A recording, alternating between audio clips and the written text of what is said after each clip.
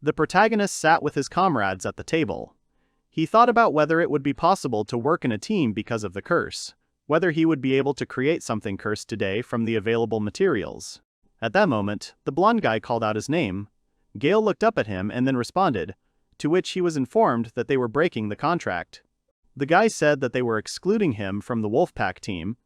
The main character was shocked by his words. He did not understand what was happening. Gail scratched his head and wanted to know the reason why this was happening. To which Cash, the boss, said that he was fired, and said it several times. The rest of the team started making fun of him. Melissa asked if she should console him one last time. Luke told her to stop. Nora said that it seemed like someone didn't think they could get fired. The protagonist immediately jumped to his feet and told them to wait, then asked why they had made such a sudden decision. Cash asked him again why it was sudden, then asked if he really didn't understand the reason. Gail thought about how they had formed a team 3 years ago.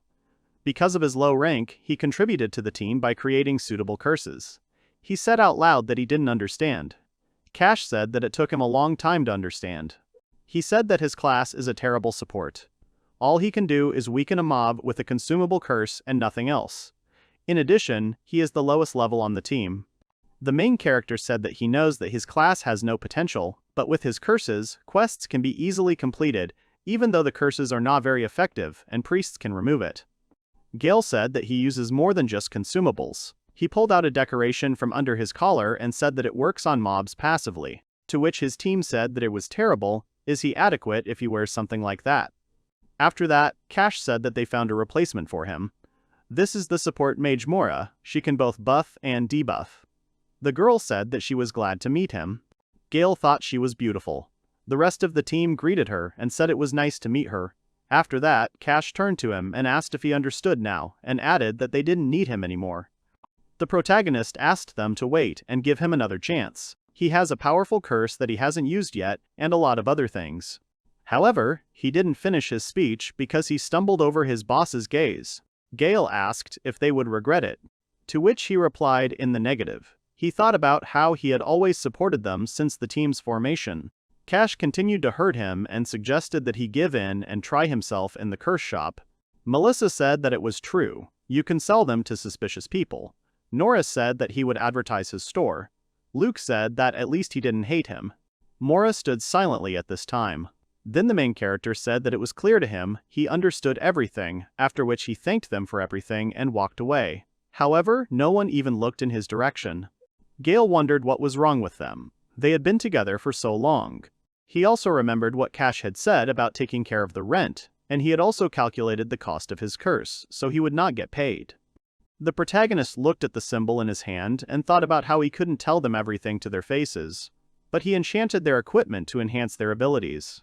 Gail thought that it was not his concern now, so he decided to cancel the spell. A magical seal appeared above him, which slightly hurt him. After a moment, it disappeared. The protagonist tried to catch his breath. He thought that cursed things are not only curses, there are also those that improve characteristics by a certain amount. After that, Gail felt that everything was fine now. His body felt better. The team was no longer cursed, but he didn't care anymore. He would join another team. Then he opened the stats window. He saw that Cash's level was around 50, now his personal level had been raised to 48, and he was now in the Curse Master class. The other stats and personal points had also been raised. The protagonist said that Cash had about 5,000 attack and 3,000 defense, so he had leveled up quite well. The innkeeper asked how long he was going to stay there. Since he had checked out, he had to leave. He apologized to her. After some time he left the hotel premises.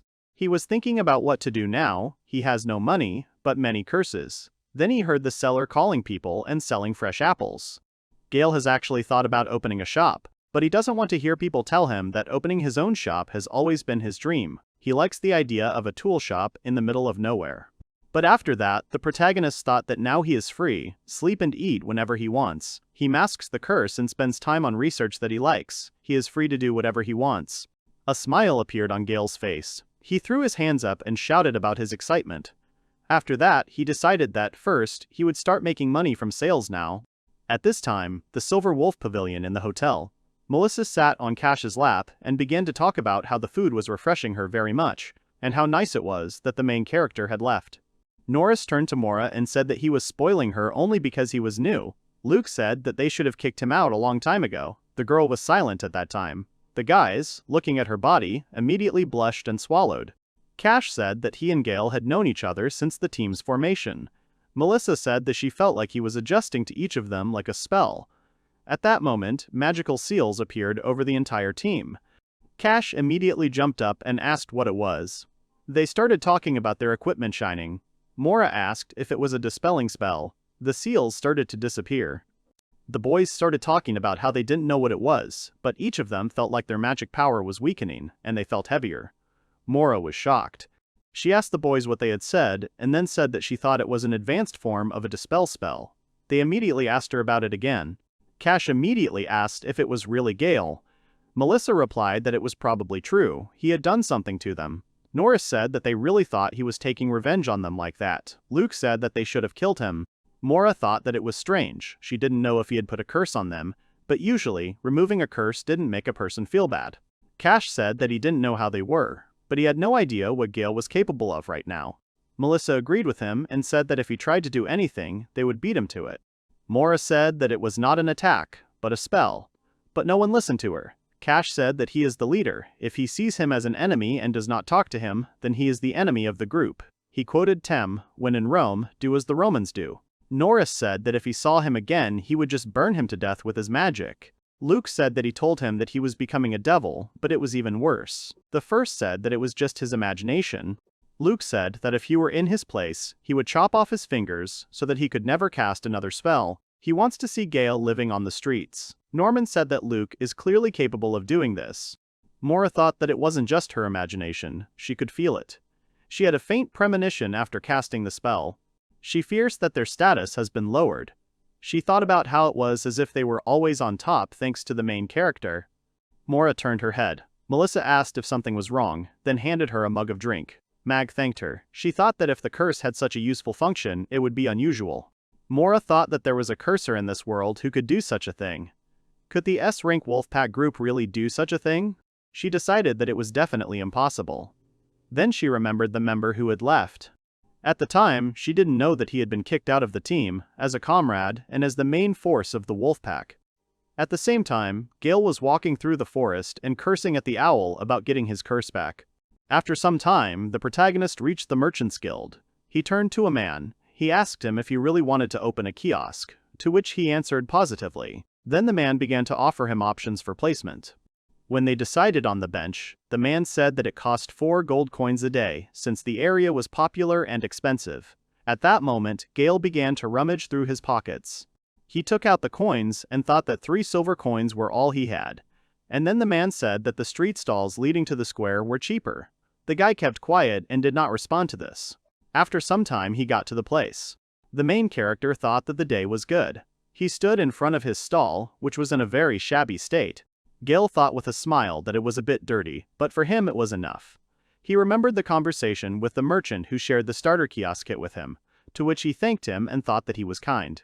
The protagonist thought that at this point he thought he could sell some magic tools and some interior equipment. He finished sorting his goods. Then Gail wondered what price he should sell it for. But anyway, if he could make more than the cost of the materials, it would be profitable. The main character, looking at his goods, thought that it really doesn't look attractive. At that moment, the merchant ran up to him and said that he forgot to explain to him. After that, he said that the appearance of his counter is bad. The man immediately rushed to help him. He said that he would fix it all. After a few moments, everything began to look much more attractive. The protagonist thanked him for this.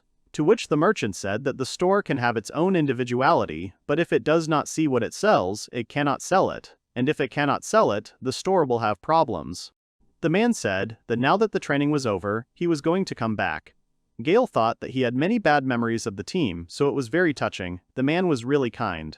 After that, the main character took his curse out of the gate. He thought that he really liked this talisman, but he could not wear it on his neck, and then hung it on the counter like a product. Then Gail smiled and decided it was time to sell. He had never been in business before, so he was nervous. He wondered how the townspeople would react to the curses, whether they would accept it, whether they would be happy. The main character began to shout loudly that the adventurer was at their service. He had curses, all of them at a cheap price. One guy came up to him and asked if it was a curse, adding that it was unusual. Another girl asked if magic that could be weakened wasn't more effective than a curse. Gail said that the curse is a consumable item, it can be used by anyone, no magical power is required for this. Therefore, there is a demand for them among some seekers. One of the men said that 5 coins for the poison general was a good deal, to which the protagonist said that he would recommend buying it. He thought to himself that it was mainly because it was free. Gail said that there are also curses for various conditions, curses with debuffs to reduce status, and more. In addition to good performance, it is cheap and he can buy it. Then the man's gaze fell on the weapon. He asked what it was. Gail said that it was a cursed dagger. When used, a debuff of decreased defense is imposed on the monster. As a side effect, the status will increase by 1.1 times. The man then took the dagger in his hands, after which he saw that there was a curse on its blade, after which he screamed. Gail was surprised by his actions. The man asked what it meant, to which the protagonist explained that it was a decrease in protection. Then the potential buyer said that he was finished, since the dagger was cursed. Then the man turned to Gail and said that this was all well and good to be honest, but who would buy the damned goods? Then the main character decided to approach him from another angle. He demonstrated to him that this dagger could be used as an interior decoration. He asked the man if he thought the handle was very cool. The buyer said that it is not bad to use it in the interior. He is not against the design. He also chose other products and said that he would also buy this, as it is good as decoration to protect the house from evil. Then the main character gave him a bonus spell of Dispel, 3 pieces on the house. The man said that it was very thoughtful of him. He thanked him. That's exactly how Gail sold it, explaining the consequences. So for example, if you use this cursed item, all the indicators will be multiplied by 1.5, but people will be cursed. He understands that the design is fancy and beautiful, of course. He will give them a spell to remove the curse. He also has cursed shoes. In exchange for increasing agility by 2.5 times, she will curse them, make the servant wear them, or remove the curse. Of course, yes. He also has a cursed crossbow. It has 1.3x all other stats and a must-hit effect, but it's cursed. It was sold for use at the annual hunting party. The protagonist exhaled from his thoughts. At that moment, another man asked about this curse. Then the guy smiled and said that he had heard it before. He remembered the story. The legendary hero was said to have a berserker in his team. He usually used cursed armor, which led to rumors that cursed equipment was very powerful. The word curse may sound disgusting, but that's why the spell set includes a curse remover, and he also added an explanation of the effects of the curse, since it can be removed. And also the side effects, mood improvements. After his story, a large number of people gathered in front of the stall. They all started talking about how unusual it was, and whether he really offered dispelling spells for his goods. After some time, the main character stood in front of an empty stall. He said that everything was sold. Today there were different people there. One of them said that his curse metal death is great. He thought he was quite energetic. Then Gail saw several people running towards him. They started asking if this was the only place that sold cursed items. They also asked if there were more, to which he replied that they were all sold out. The men fell to their knees before him. They asked him to do this curse here and now, to which the guy replied that the store would open tomorrow, after which he said goodbye to them and asked for forgiveness for today, and then quickly ran away. One of today's shoppers told his friend that he would put on the cursed ring they had bought at the kiosk and see, to which his interlocutor told him not to faint because of the curse. He replied that he had no intention of doing so. Then they saw together that his status had actually increased by 1.5 times. It was amazing that just one ring had affected this. They began to ask how it could be so good. After that, the buyer asked if he knew how much the Bogolyubov Dispel spell cost. He said that you can make a fortune reselling this spell, to which he replied that he should not dare to say that. The blonde said that there was a spellmaster there. The brunette said that no guild would miss this, to which the blonde said that he meant who this guy was. He was the most unusual spellcaster they had seen. The whispering and gossiping adventurers did not know that there was still a cursor who carried the curse of 4 people and who, despite his poor health, continued to contribute to the team. And even more so, a cursor who can create a curse that will have such a huge effect that it will reach the rank of S. They will never guess that he was expelled from the team and sold cursed items on the streets as a cursor. At the same time, Cash and his team were fighting the monster. The leader was thrown into a tree, where he hit his back hard. The rest of the team was in shock. They did not understand why all this was happening, Org started shouting loudly at these words. Cash, holding a sword in his hands, asked why this monster does not lose. Some time ago, the team asked if it was really okay to go on this quest with a newbie, since it was an S-rank quest, to which the leader said that everything was fine, he had found out everything, and he had also heard that they were one of the best in the guild. Then the guy turned to Mora and said that it was good, just what they needed. Then they saw the huge org and decided to do it and deal with him. After some time, Melissa yelled at Luke about what he was doing, calling him a stupid person, to which the latter said that he was not succeeding. Then the girl said that he was a bad person, but at that moment she was blown away by a blow.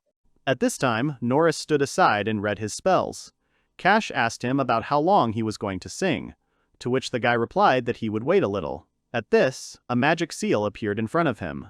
However, when the seal disappeared, there was literally a small flame left in its place. Cash asked him what kind of magic it was, and then said that he couldn't defeat the org with it. At that moment, the monster swung at him, but he used dodge. Mora said that she would do it, she would avenge everyone and use buffs one after another. The girl thought to herself that she was running out of mana. She picked up her staff and slammed it on the ground, causing a magical seal to appear under each member. She said that their stats were now twice as high as usual and told them to kill the monster. Cash was delighted by her words, after which he ran at the monster, swung his sword. But Org stopped him with literally one hand and asked in his own language if he really wanted to fight. At the same time, he was picking his nose. The team leader was shocked that his strike was stopped like that. At that moment, Org lifted the guy off the ground with his sword and then sent him flying. Cash was badly battered. When the monster wanted to strike, he ran away, and Mora put up a small barrier. He told her that she was a bad support mage, then asked her to double her stats, saying that she was useless. Mora sighed, then said that she would use this cursed item left by the previous owner. The girl said that it would weaken the organ, to which Cash jumped up to her, grabbed her clothes, and asked if she was really going to use Gail's curse. He also said that the curse would not work. She remembered the letter in which Gail had said that as part of the experience he was passing on to her, he was going to list some of the ways and methods of support he had used in the past, as well as share some curses. Mora said that she had learned that, before she came, they were cursed before they fought anyone. Cash immediately let go of her, causing her to fall to the ground. The guy said that he knew it wasn't a spell, but a curse. The rest of the team agreed with him and said that he was right, they knew they were cursed. The boys continued to insult Gail with their words. Then they decided that they should continue their journey, they are still far from the mountains where the hippos live. At the same time, they forgot about Mora. Org asked if the game was really over. Cash thought about how this was a dangerous road full of A-class monsters. His comrades started saying that they didn't understand his disappointment. The curse meant that they couldn't even use their full power, they had to be in better shape. They started talking about how they weren't running away, they were just strategically retreating. Also, their opponent was now off guard. Kosh said that was good, if it was the curse that worked, it didn't matter to him. Mora asked if they were giving up already, if it was too early. With a smile on his face, Cash said that they were shocked, because she hadn't even given it her all. The girl was shocked by these words. The other team members agreed with him and said that she was new here and had hardly fought. After that, they decided to leave. Mora was angry at them for their words, since she is a support mage and has no means of attack.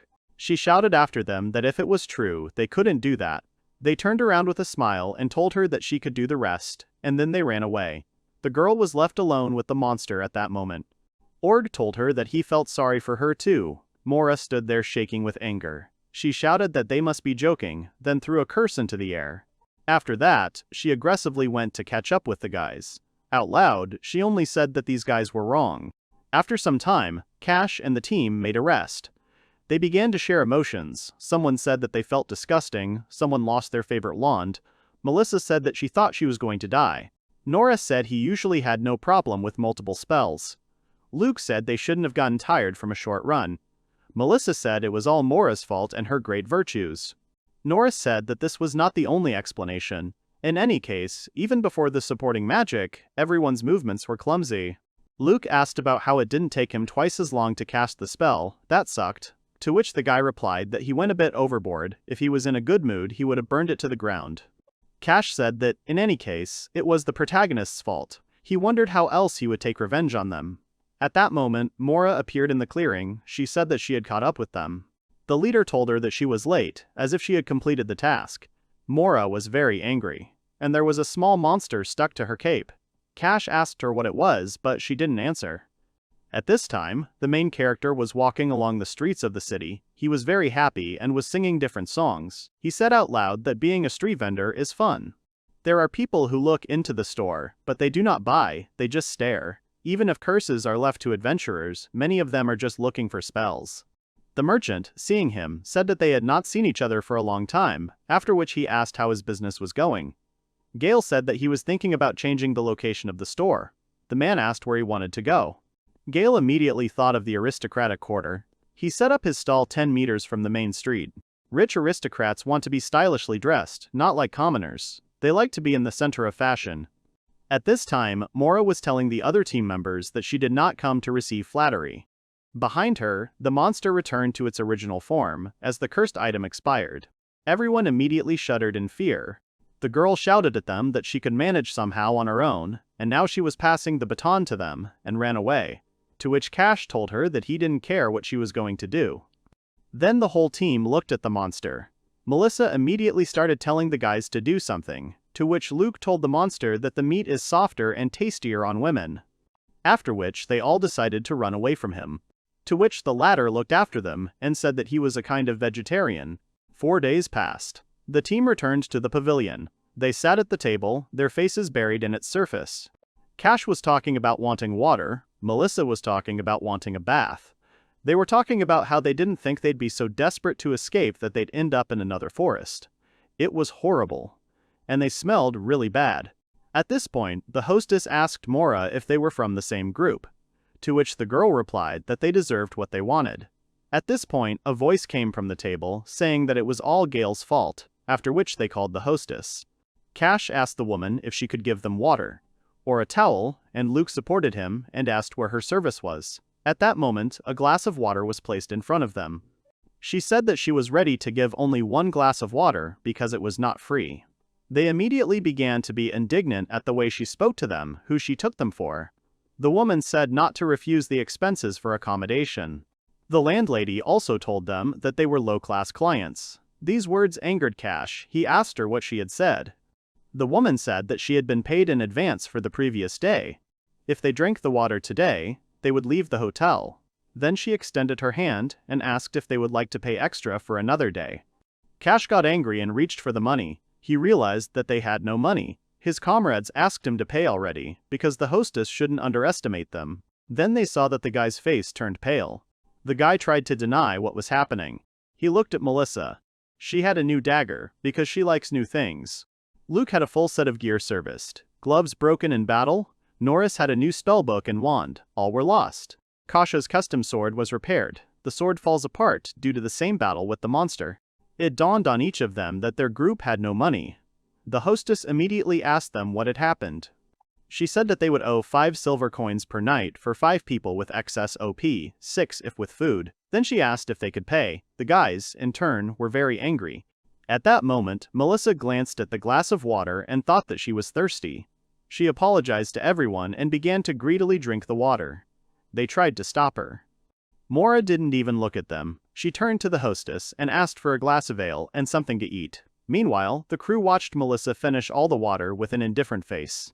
Then Mora saw that the whole team was looking at her. They said that they had problems. She had not paid a penny to the common treasury, to which the girl began to get nervous, as it looked scary. She firmly told them that this was her personal money, and the group's treasury was collected from quest rewards. Mora remembered an old conversation when Cash said that she didn't need to worry about money, since they would be paid well, and then they would figure it out themselves, since they were S. Ranka. The leader told her not to talk nonsense. It was connected with the quest. Melissa confirmed his words, after which she grabbed the girl and said that everything was now hers, and what was common belonged to everyone. Mora tried to stop them, but their faces were already bloodthirsty. Norris said that if she had a grudge, then she should be offended by Gail. After that, they took the bag of money and said that she would serve for everyone, her money too. They opened the money bag and said that there was enough money in it, and also told her that she was rich for a support mage, to which Mora said that she would beat them all. Cash laughed at her and said that he would not believe that a support mage would attack. It would clearly be like a mosquito bite. At that moment, he received a blow. The guy flew to the side and snowed with him a chair and a barrel. Melissa immediately called out to him and then swung the chair to hit Mora. She said that you shouldn't let your great virtues get the better of you. Melissa struck, but in place of the girl there was only a robe. At that moment, Mora appeared behind her and struck her. Luke and Norris immediately called her name and asked her to calm down because such behavior is not appropriate for a girl. To which an angry Mora told them to shut up because they were small fry. Luke and Norris told her to stop joking because it was going to hurt. There was a clash between them, during which the girl sorted things out with everyone. There was a satisfied smile on her face. She apologized to the owner for the pogrom and said that she would pay, to which the owner said that she shouldn't even pay. Mora was happy with these words. Then she went to the guys lying on the floor and said that she was leaving the group today. At this time, the main character was selling his goods. A blonde woman with a fan approached him and said that he had some strange antiques here. She especially emphasized the lizards, whose live performance was unusual but interesting. Gail thought they were basilisks. He told her out loud that she had a keen eye. It was his damned Cantera. She was surprised. The woman immediately began to panic and asked again about the cursed one, after which she added that it scared her a lot. Then a man with a mustache jumped up to the stall and asked to leave the matter to him. The main character was taken aback. The stranger told him that he dared to sell the cursed thing to a nobleman, to which Gail said that it was not so, it was just an interior decoration, to which the man immediately asked to tell more details. After he told everything, they left. The protagonist sat on the box and thought that she really was a noblewoman. Even if he had set a high price, they would have bought her for more than she actually cost. But even if they sell, it's his own creation. There's no interest in expendable spells for combat. Gail thought that everything was selling well, so he thought he could close. He remembered the situation today and thought that whoever it was, at the first sight of his damned items, people were shaking. Although every nobleman says that it is unusual and interesting, a bizarre design. But no one said that they liked it. He knew that his feeling, but he did not have time to think it out. The protagonist saw a young girl approach his stall. He thought that she was also a noblewoman, but looked too simple. He assumed that she was hiding, but he saw someone spying on them from around the corner. The stranger asked him if he was working, after which she took a look at one item. She said that it was a strange design, but she liked it, after which she smiled dazzlingly. To which Gail said that he was surprised that she liked it. She was holding a ring in her hands. He thought that he didn't know who she was, but she was there on business. The protagonist said that he was closing so he could give it away for less. She was happy about this, but said that all the money was in the castle. Gail asked her again about the castle. She explained that she had forgotten her wallet at home, so she didn't have much money. He laughed. The main character said that the price was so high that she could afford it. The girl tried to argue, but he said that she was the first to praise his design, and besides, he had a discount for regular customers, and winked at her. Then the girl gave him a big gold coin. Gail looked at her in shock and wondered if this coin was really too little for her. He just wanted to call out to her, but the girl had already run away. She waved at him with a smile on her face. It then dawned on him that he had forgotten to explain the curse's effect and its dissipation. He looked around, but the stranger had already vanished without a trace. He immediately grabbed his head and began to think about what to do. The effect is of course small, and the defense power is tripled. Even if she only has instant death resistance, once she puts it on, she can't just take it off because it's cursed. Gail thought that because she looked rich, he was sure that she could break the spell in the temple. Next time he would apologize to her and give her the cursed spell. Then he remembered the castle and wondered what she meant. At that moment, the stranger was grabbed and pulled into the gateway. She screamed in surprise. She asked to let her go, and then screamed about where she was being touched. The night girl said that she had finally been taken. After some time, they moved to the castle. The 4 guards were sitting on the floor. The knight told the stranger that she was not even worried about them, calling her Princess Kara. At this time, the main character was walking down the street. He was grabbed by the shoulder and told that a man was looking for a young guy with black hair and a blue jacket who was selling at a stall here. He looked very similar to him, so he asked to show his face. To which Gail turned around with a fresh face and said that he still looked young. The man said that it seemed he had made a mistake, so he asked for his forgiveness. It turned out that the protagonist used a cursed thing to change his appearance. He thought about why the royal guard was looking for him. He needed to prepare faster and leave the city. At this time in the castle, the princess was told that the item she had bought was blasphemous against the church, to which she replied that there was nothing wrong with that. The night girl looked around the room and said that she still couldn't figure out its design, to which the princess said that she was still far away, calling her Vivian. The latter said that they had a meeting with the ambassadors of the neighboring country in the morning, so it was better to get ready. At that moment, Kara put the ring on her finger. Vivian angrily asked if she was really going to go to a meeting wearing this ring, to which the girl replied that she was just trying it on. At this time, Gail was in the Adventurers Guild. He was eating delicious food and thinking about what he used to think about when he was alone. Now he can do anything, and he is talented.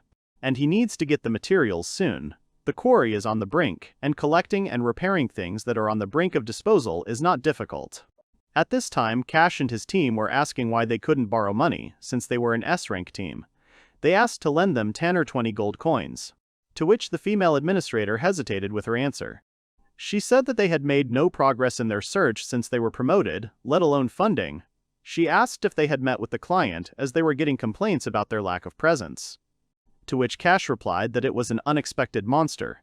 Then the administrator said that he was an A rank and they were S rank. The guy said that he was some kind of mutant, clearly unusual. The girl smiled at them and said that she knew that they and the others were training an org near the city, and they did something else. Did they really underestimate the guild? Cash got angry at her. She said that Mora had left the group a few days ago. They had a complaint and a bill from the innkeeper at the pavilion, and they had to pay her out of guilt.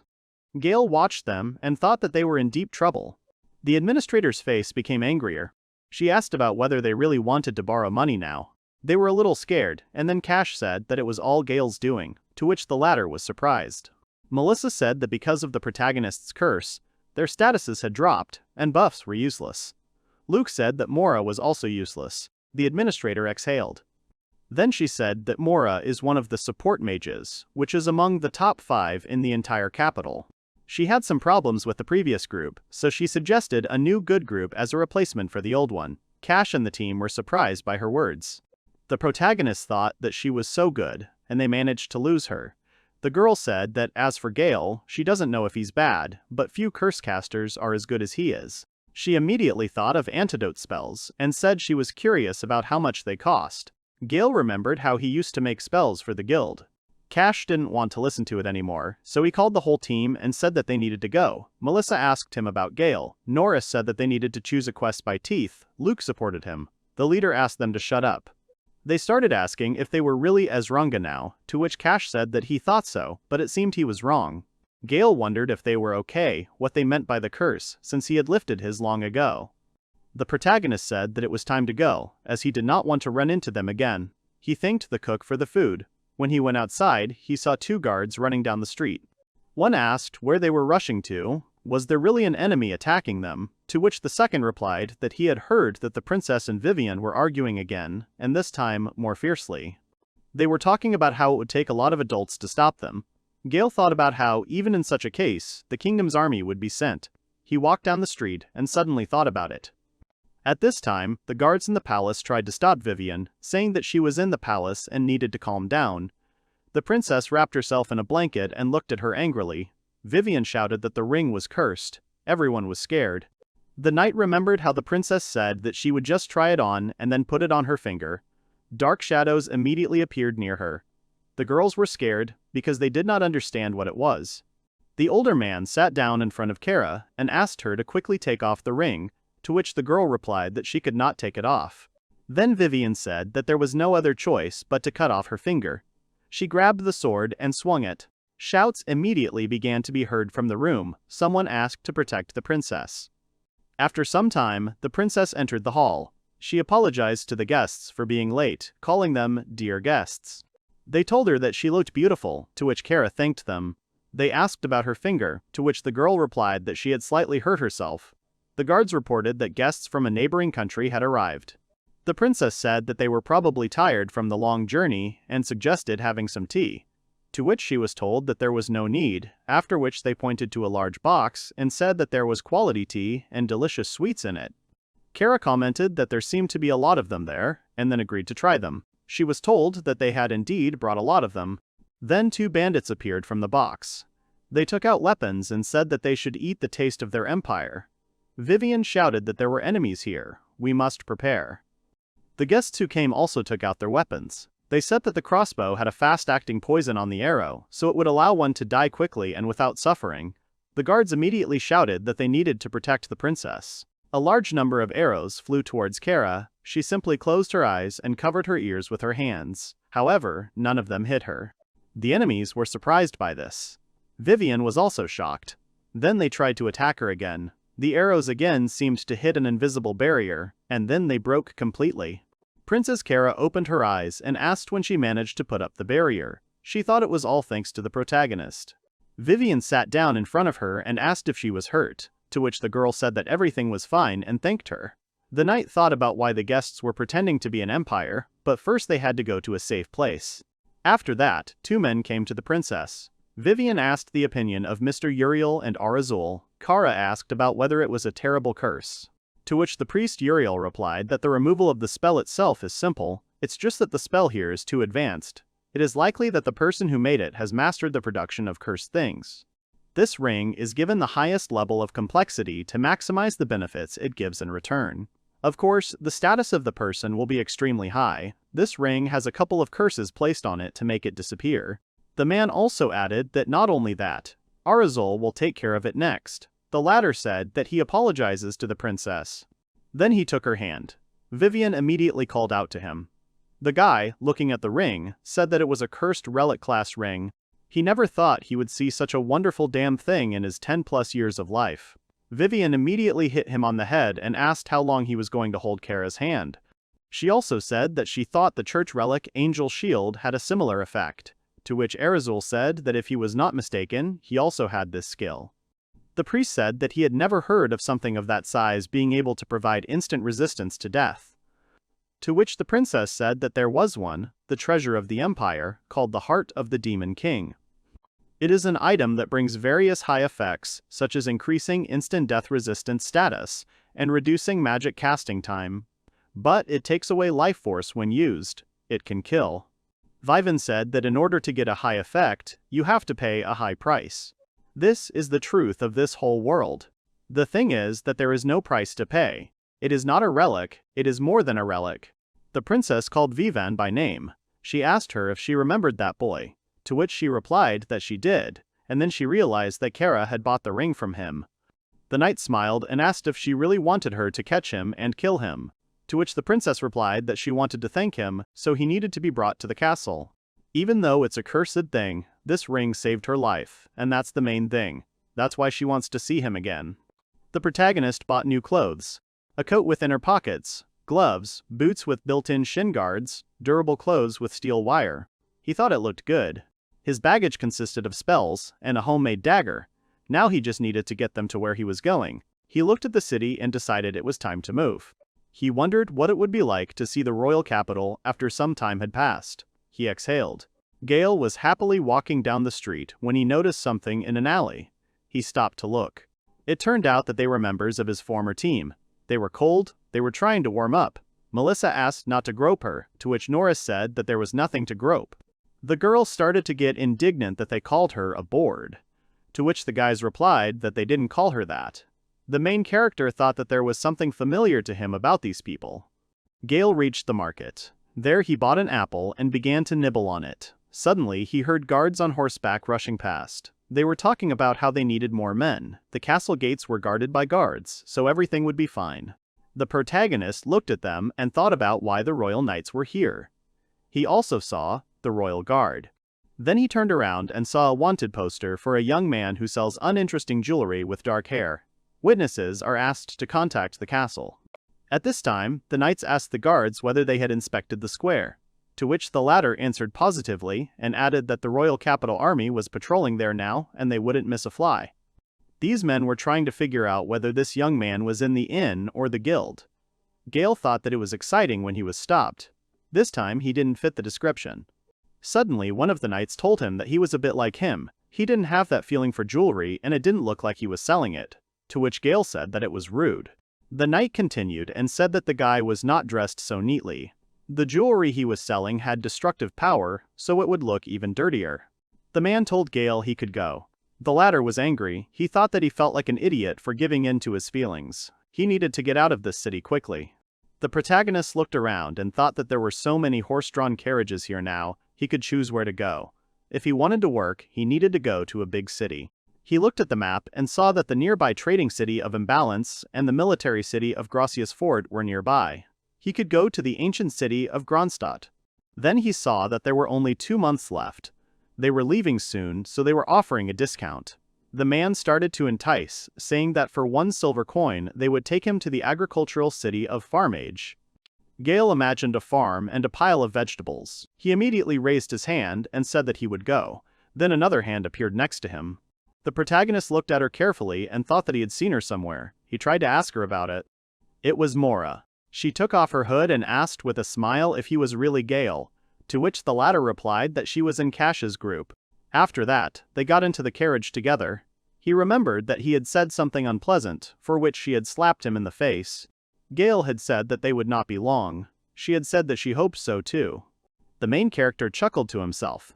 At that moment, the girl said that he was too close. They tried to move away from each other. He told her that there was nothing to be done, it was cramped. She turned away.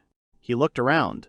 Imported goods from neighboring countries and iron products for sale, and an escort of mercenaries, plus a few ordinary civilians, and a strong girl who was not afraid of anything. He thought about her early departure from the team.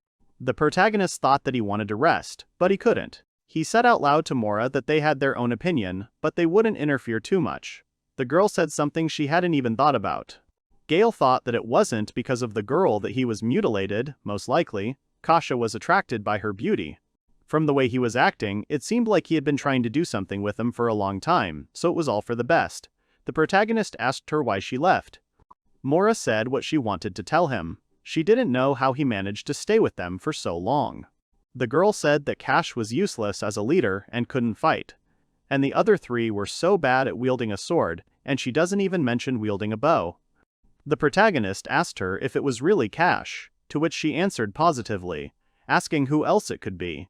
Therefore, she was taken by the guild, and she cannot stay in the capital for some time. Mora said that whenever they have problems, they blame the other one and then forget about it. She is sure that he knows. She apologized to him for her words. To which he replied that everything was fine, he was sorry that they had caused her so much trouble. The girl said that he should not apologize. The protagonist looked at her and thought that she must have left the group and left the city lightly.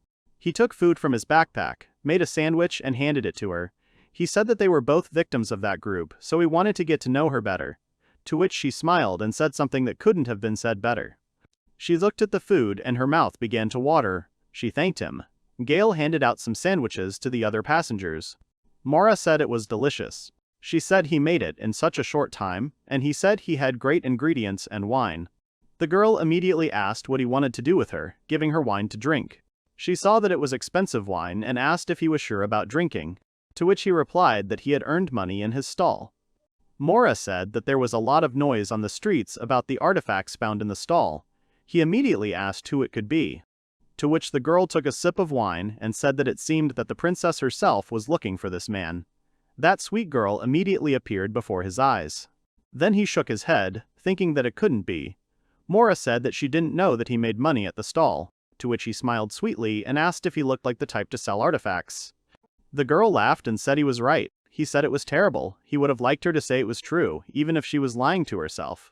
Mora said that if you were going to do something great, you would have to go to a place more sacred than this city. Gail agreed, or said that you could be a hermit. Laughing, she agreed. They continued on their way. The girl said that he made her laugh, and that she liked him, to which the main character said that he didn't find her disgusting either. They hit their palms. If one of them was a vanguard, they could unite. Mora would be in support, and he with his damn spells. At that moment, the carriage stopped abruptly. The orcs stood in their way. It looks like they attacked the column. From the sounds outside, it seems that the combat situation is not very good. One of the men said that the mercenaries were killed, and then asked for help. Looking outside, they saw several orcs there. Mora said that things were bad. It seemed that they had seen their carriage. The girl thought that even though she and Gail could be in the rear guard, it would be difficult. But there was no one else to fight here. She asked the protagonist if he had a weapon, after which she added that they had no other choice. She only had a magic staff and a small knife with her. To which Gail said that he had one-time debuff curses and a small dagger. Then she suggested going and dealing with the enemies. Mora said that dying without doing anything was much worse than falling in battle, She was confident in her support magic, so he should trust her. Gail said that he understood that he would be on the front lines, so she should take care of him so that they wouldn't come from behind. She agreed and apologized to him. He said that everything was fine. The protagonist smiled and offered to show the enemies the former power of the S rank. They immediately jumped out. Gail thought that they were still underestimating them. They needed to attack immediately to kill at least one. Then he noticed something. The protagonist said that the protective wall could withstand several attacks. Mora told him to go and not worry, she would strengthen him. He agreed. Suddenly, she saw something dark and incomprehensible reaching from his side. She asked what it was. Gail had a dagger in his hands. Mora said that the buffs don't work that fast, so timing is important. If they get the timing right, they can kill the org with one hit and then stop the enemy with a curse. In that time, they'll kill another one. Gail said what he understood. If they dragged it out, a patrol would come to see what had happened, so they couldn't lose. The girl was angry and thought about what she had just said. Mora asked him what the thing was in his hand. He said it was a regular dagger with a curse. She asked again, but he simply asked her to stay behind him. The girl tried to stop him. She dropped to one knee and began to draw a magic seal. It would not be as stable, but they would have to be stronger than them anyway. She used the skill, Increase Maximum Power. At this time, the main character was strengthened. He swung the object towards the org and said that this is a good position, good flight range. Now is the time to act. The object had writing on it that began to spread its effect on the monsters. Mora was shocked. She wondered if these were Gail's curses. They seemed to only work on monsters. The latter's condition was only getting worse. The protagonist started shouting that he would chop them into small pieces. Mora tried to stop him, as it was too early. She saw that Gail was not completely suspended in the air. He swung at the org and took his head off with one blow. The girl was shocked. Mora couldn't even say anything. Meanwhile, the main character eliminated another enemy by cutting off his head. He ran on, dealing with every monster that stood in his way. They were scared. The protagonist looked at his dagger and laughed. He then turned to Mora and said that her buffs were great, to which she said that it wasn't because of the buffs. The girl thought that this debuff was an area curse. It was not easy to survive in such a place. Ignoring the defense, stopping recognition. Even if this is true, it is not far from constant affect. And after that, he still calls the legendary item ordinary. She doesn't understand. She puts her hand to her forehead and says that he is a stupid person. At that moment, Gail's body was enveloped in magic. He saw the seal beneath him. The effects of Mora's buff increased his status. He said that it was all thanks to her support. She said that he was wrong, it was not so. The protagonist said that he could continue to fight, to which the girl thought that he seemed to be doing so without buffs. Here she saw that his status had been lowered, but the guy didn't even notice. She apologized to him and said that she would fix everything now because the effect of the buff had worn off. The protagonist said that as long as their combination works, he is invincible. Mora asked if he has really gone crazy. Gail went to attack the orgs again. He dealt with another one, then turned around and saw several more. They made a nasty sound. He saw that there were more of them. After that, he threw an artifact in their direction, which, having hit their bodies, inflicted small wounds on them, and then their bodies began to dissolve. The protagonist immediately attacked them with a dagger. He said that thanks to Mora's buff, the orgs fell under his slowdown curse and froze. The girl, looking at this, thought that he seriously called it slowing down, although it was not. Then she saw how he ran to attack one of the largest monsters. He dealt with him rather quickly and cut off his head. At that moment, several skeleton spirits seemed to appear behind him. Mora thought that these were moments of death. It's a huge rarity, and it's not something you can make by hand. She seriously doesn't get it. At this point, the protagonist said that they had won, to which she said that he had defeated them. Gail said that it was cool, especially Mora's support. The other passengers in the carriage peered out from behind it. Gail and Mora waved at them. They immediately ran towards them happily. After some time, they made a halt. The main character said that it was his first time fighting monsters. He was a little scared. Mora immediately remembered his actions and asked again. He nodded. The girl asked about the fact that he had been on the team with Cash for a long time, to which he replied that he was simply one of the first participants, nothing more. He was just a master of cursed objects. Mora said that Cash was wrong to kick him out. Gail said that he said the same thing, but he felt it was the only right thing to do. She said that he had too little self-esteem. The girl said that this dandelion coffee was delicious.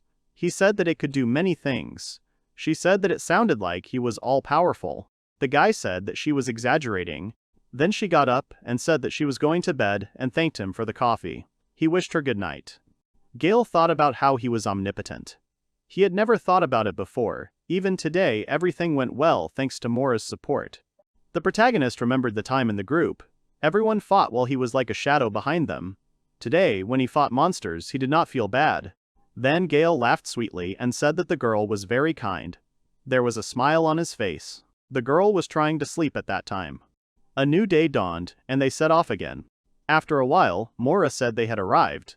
Gail was surprised by her words. Then they ran toward a rural town, a land where farms reign. They had to walk. When they got to the houses, they were very tired. The main character said that they had about an hour to the border. It would be better if he did not get off the cart. She said that, as expected, it was a continuous step. Mora asked him what he was planning to do. He replied that he would go to the guild, hand over materials from the orgs, and then look for quests. She said that they needed to check if anyone was looking for people to join their squad. Until then, they would be together. He agreed with her and said that he wanted to be in the company of ordinary people. Besides, their mission would not be that simple. After a while, they came to the Adventurers Guild at the edge of the farm. There, they began to study various quests. Mora asked if one person could handle it. He replied that it would be fine. Gail then asked if she could go with him to get rid of the undead. It's an A-class mission. To which she replied that they were both rearguards, so it was unlikely that they would succeed. He thought that she was ready to help him. He said out loud that this type of mission was his only salvation. Then a girl appeared next to them. She said that she didn't remember them, then asked if they were new. Gail said that they were from the royal capital. The stranger said that it was great. She held the protagonist's hand and looked at him sweetly. Mora was angry behind them. Then the girl asked the mage if they were friends. The latter answered that they were companions. Then the stranger smiled and said that they were a support link. This position is very popular. She asked Gail what his position was. To which he replied that he was also a rearguard, a master of curses. She perked up. Then he said that his main task was support, but he could also fight. To this, the girl apologized and said that it was just not often that one saw a master of curses. She must have chosen a suitable job for herself, and then winked at him. She said that she would like to offer them a couple of missions so that they would get used to it. Then she studied the quest and said that they had chosen a good one. There are several more like it. Well, there were few priests here, not to mention any evil spirits who could destroy them. Especially now, few are ready to take on this mission. Then she said that maybe they would get lucky. The stranger asked if they wanted to take it on. It was like fighting death. He agreed.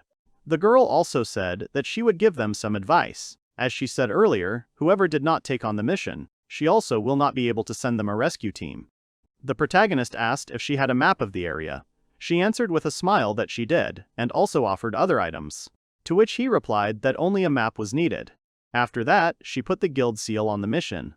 The stranger also added that there was something else. It was the skull of a man who had been found recently. It turned out that it belonged to one of the adventurers who wanted to go through this mission alone. She approached Gail and asked him to be careful as they already had few avant-brists and the situation in the city was not very good. Then she looked at Mora and said with a laugh that they were really friends. Then the girl seemed to remember something. She greeted them in the town of Farm Edge and said that her name was Gimbly. After that, Gail said that everything was fine now. They would start the mission tomorrow. Then Mora asked why they were in such a hurry. It would be better to rest after the journey. When they left the guild building, the girl was indignant that Gimbly was so persistent that it was just awful. The protagonist asked what she was saying, but she said that she was doing nothing like that. Mora lowered her head and said that she was now obliged to go with him on the mission. To which Gail said that he was not against it, but asked why she changed her mind. The girl immediately started screaming that she didn't care. She was just worried about him, that's all. Her face turned red. Then the main character said with a smile that it would be better for her to stay. There was no need to get her hopes up. It would be easier for him if he went alone. Mora said that people who challenge the undead are in great danger, so she is worried. To which the main character said that it was not a problem for him, because the curses would help him. He was looking forward to tomorrow. At this time, Gimbly sat and thought about Gail and his words. She was amazed that he was a master of curses, but at the same time he had no ordinary curse. A new day has come. The protagonist and Mora were having breakfast. She told him that he sleeps a lot and it's already lunchtime, to which he replied that he can't help himself. They noticed that others were watching them. There are practically no armed people or adventurers in the city. They are very rare people, that's why they are watched so closely. After some time, they came to the place where the mission was taking place. The main character said that they had to complete this mission to earn money. Gail asked her what she had brought with her. The bag contained a silver knife, an amulet of incense, and holy water. He said it was meager. Then the main character said that everything was fine, the undead were his specialty. The girl said that she was more worried about this area. They went down. Mora said that if something scary happened, she would run away. Gail agreed and said that it would be better if she was nearby, since the dungeon was not simple. She said that he should run away with her. They walked towards the light at the end of the hallway. When they came out, they saw skeletons lying on the ground. Mora said it was horrible. Gail asked if it was the work of the undead. Then he started digging through the skeletons. There they saw tracks. The girl said that this place was once a dungeon, and now it is turned into a cemetery. Quite a sad place. So many bones and no punishment for it. To which Gail asked if they went deeper, could she say the same thing? Mora at that moment wished the bones to rest in peace. The guy said that she was so religious. At that moment, the main character picked up the skull and brought it to the girl. She did not react. Then he began to move his jaw, after which she sharply hit the skull, screaming for him to die. Gail apologized to her for not wanting to scare her. She responded that they were monsters and asked him not to do it again. He thought that if she was so scared, she could have waited for him outside. The protagonist said that he wants to get more rewards, so he will go deeper. If she is scared, she can wait outside. Gail commented that it was a waste to use holy water, then handed her the lantern and apologized, saying that he was leaving. Mora was shocked that he just up and left, leaving her alone. She turned around and saw a dark corridor. After which, she shook her head and immediately ran after the main character, telling him to wait for her. They found themselves among a pile of coffins. The girl pressed herself against him and said that she heard something, to which he replied that maybe she imagined it. She apologized to him and said that she was very scared. Then Gail said that it was just a bat, to which Mora said that she knew, she was just a little surprised, and besides, there were a lot of undead here. At that moment, the girl turned her head and saw a skeleton behind her. It made sounds, which scared her, and she jumped into the arms of the main character. She closed her eyes and said that they were moving. The guy asked her to calm down. She jumped to the ground, tears streaming from her eyes.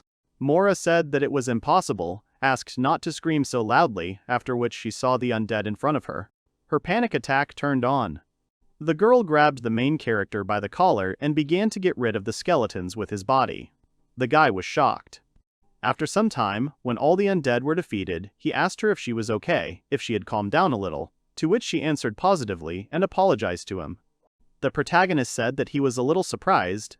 If she was so afraid, then why did she follow him? To which Mora replied that she couldn't do otherwise, because going on missions alone is dangerous. She said that she was worried. Then Gail smiled and said that everything was fine, and besides, he liked fighting the undead. He thanked her with a smile for caring about him. The guy said that he was going to get to the very depths, so he asked her if she was ready to go with him. He suggested that she close her eyes. If she was scared, she could just take his hand and follow him. Mora actually listened to him. She closed her eyes and grabbed his hand. They both blushed. Gail thought that he was joking, but she really did it. At this time in the capital, shortly before the protagonist left the city, the action took place in a forge. Cash and his team asked if it was really a forge, and then offered to buy the equipment from the man. He replied that they were too dirty, so they should leave. After a while, they were sitting near the wall, wrapped in rags. Cash was talking about being hungry, Melissa was talking about being cold, the others were talking about needing to get money, they would have to spend the night in the field again. Luke had brought several missions. Cash, looking at them, said that they were S rank, and all the missions were too easy for them. To which Norris asked them to calm down. The man said that they were all exhausted today, so they would not be able to complete the difficult task. This was necessary to get back on their feet. Cash looked at the tasks again and said that they were only low-paying ones. The most expensive one was to kill an org, 60 coins. They remembered an old enemy. Then Melissa suggested taking the C-rank task, since D and E were too cheap. Others suggested doing the org. Cash said that they would take level C at most. The girl said that skeletons were easy. Luke thought that he hadn't thought that he would have to spend the night in the field on an empty stomach. Norris turned to him and said that they would do it, since they were going to do it. He said that the skeletons were just small fish. Norris asked if Melissa and Cash would be okay, to which Cash replied that they would quickly kill them and eat steaks on the bone. The man said that these two are the ones who get seriously injured, to which Luke said that the most important thing is your health. After some time, they reached an abandoned church in the suburbs. Luke looked at the situation and reported that there were many of them. He drew a diagram and explained that there were 20 hiding in the darkness in the cemetery, to which Cash said that it was easy. Melissa supported him. She asked the others what they thought about her and the leader storming in. The leader responded that he would show what a knight could do. After some time, they carried out their plan. Cash used the holy light. Melissa began to cut the enemies with a dagger. She told Norris to start acting. He took out his book and began to read the spell. At that moment, Luke also got rid of a couple of enemies. They were happy with their victory. Cash was very pleased. It turned out that this was his plan. He said that these are the knight's abilities and Melissa's attack. Norris will burn them and Luke will finish them off. This is perfect. Norris clarified that it should work. Luke said that they would wait behind the wall. They would provide backup when their turn came. The leader agreed. Then he and Melissa approached the gate. Cash asked her if she was ready. She answered positively. At that moment, the cleric barrier was temporarily unlocked. The two of them ran straight towards the skeletons. Cash said that he would pack them all up, and Melissa said that they had been out in the sun for nothing. At the same time, they jumped into the air and decided to attack. But they failed, as the skeletons immediately struck their blow. Cash and Melissa flew back. Luke and Norris looked at it indifferently, as if they were already prepared for this. The skeletons surrounded the couple and started hitting them. They screamed that they were in pain. Luke called out to Norris and said that things were bad, they could die. The latter opened his book. He immediately created a flame for himself, but it was very small. Luke said what good it was, to which the man replied that he concentrated the heat in it. It was small, but very strong. However, when it reached the skeleton, it did no damage, only angered the undead. Then they grabbed their comrades and ran away. The mission was a failure. The next day they decided to take a mission with the org. Melissa said that she would take care of him, then jumped on his back and knocked him to the ground. But he stood up abruptly, then grabbed her by the hands and lifted her into the air. She asked for help. After looking her over, the org let her go and walked away. The guy said that she was not his type. The girl was upset to tears and asked what was funny about it. At that moment, Cash said that the org had turned away in vain, after which he struck with his sword. But the weapon simply flew off his back to the side. Org got angry at this and turned around. The leader said that things were bad, after which the monster threw them all aside with a club. This mission was also a failure. A few days later, the entire team came to the Capital Guild. They looked very downtrodden and sad. They sat down at the table and started talking about how their failures were because of the main character. They had empty pockets and they sold cool equipment. Norris said that they needed to earn money and catch up with Gail. Luke suggested that they open a shop, to which Cash said that was an option, and then said that today they had a quest with goblins.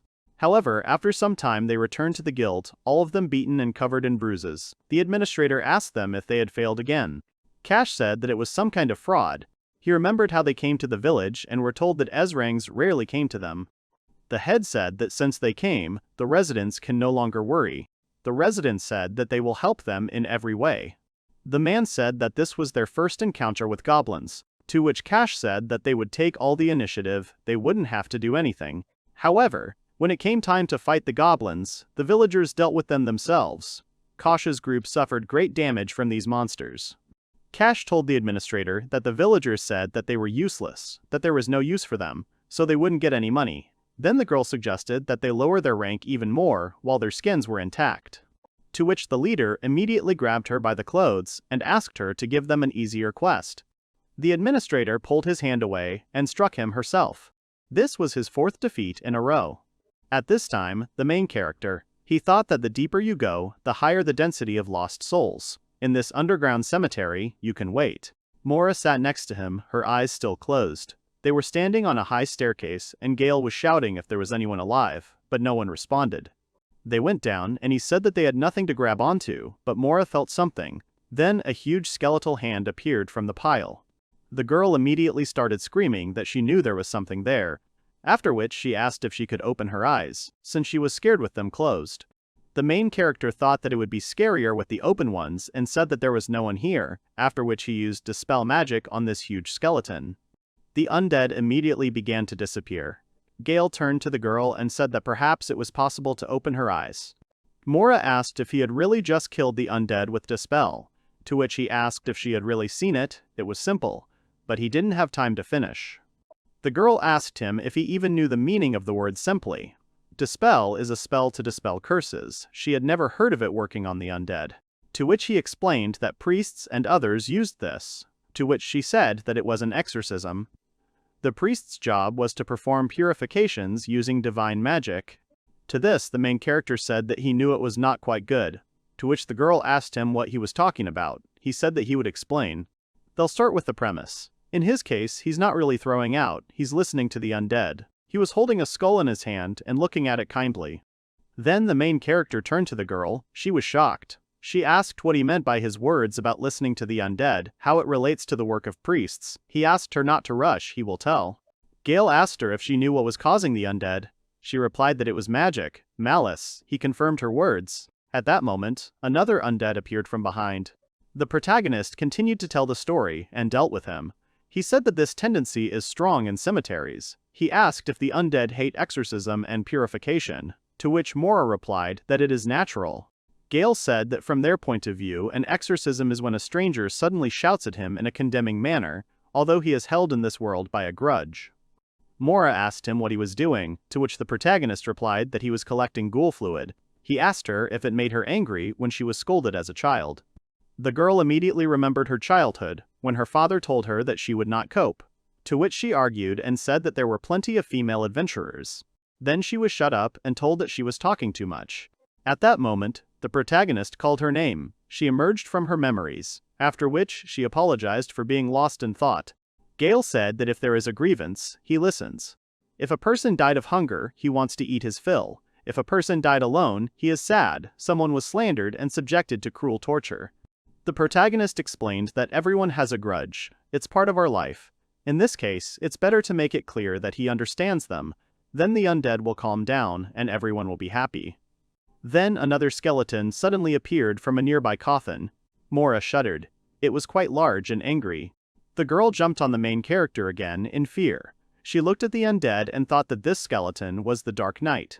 She clung to Gail and thought that the support would not cope with such a monster. If he came closer, he would become much more dangerous than the liches. The guy asked to let him go, because he had nothing to breathe. The protagonist stood up, still holding Mora. She asked him why he was trying to hug her, to which he replied that she was the one not letting him go. The girl saw that the skeleton was about to strike, so she screamed. However, at that moment, Gail approached the skeleton, poked his finger into its skull, and a magic seal appeared there. He used Dispel again. The skeleton stopped immediately. The protagonist told Mora to go down since it was all over. She turned to the undead.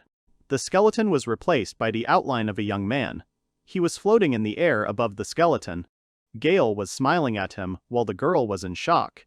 With words of gratitude, the spirit of this guy dissolved, leaving only a skeleton lying on the ground. Mora watched it with her mouth open. Gail said that this is how it happens. She said that she didn't understand anything. It was a B-level monster, and then a young man came out of it and disappeared. To which the main character said that the guy was never able to say goodbye to his bride. He regretted it very much. Mora asked him how he knew, to which Gail replied that for some reason, by creating cursed objects, he would learn to read the souls of the dead. Then, when he listened to his story and understood him, he calmed down. Mora asked him if he really wanted to say that the undead only wanted sympathy. He said that they had been people before. The protagonist said that this is his unique exorcism. Compared to the crude purification of priests, this is the best method for obtaining quality materials for creating cursed items. The young man explained that after dispelling with magic, there are no components left with the remains of the curse, that the undead are an immortal enemy. The girl, listening with a dissatisfied face, angrily replied that he had broken all her ideas about the undead. A guy and a girl walked along the pavement. Both were dressed in short cloaks. The girl had a staff as a weapon. The guy only had a bag. The girl looked at the guy openly, so he couldn't resist asking why she was looking at him like that. The girl reasoned that he probably thought that the undead were easy and that he could deal with them easily. He tried not to scare her, calmed her down, saying to himself that the undead were just a simple working material for him. Here the girl got very angry, turned sharply to him and angrily repeated his words, asked him to apologize to all the priests about the working material. For some reason it seemed to her that this was right. But the guy did not understand and asked why she had such a reaction. The girl and the boy stopped near a large staircase leading down. Still hesitant to go down, the boy told her that using Dispel on the undead was a win-win for everyone.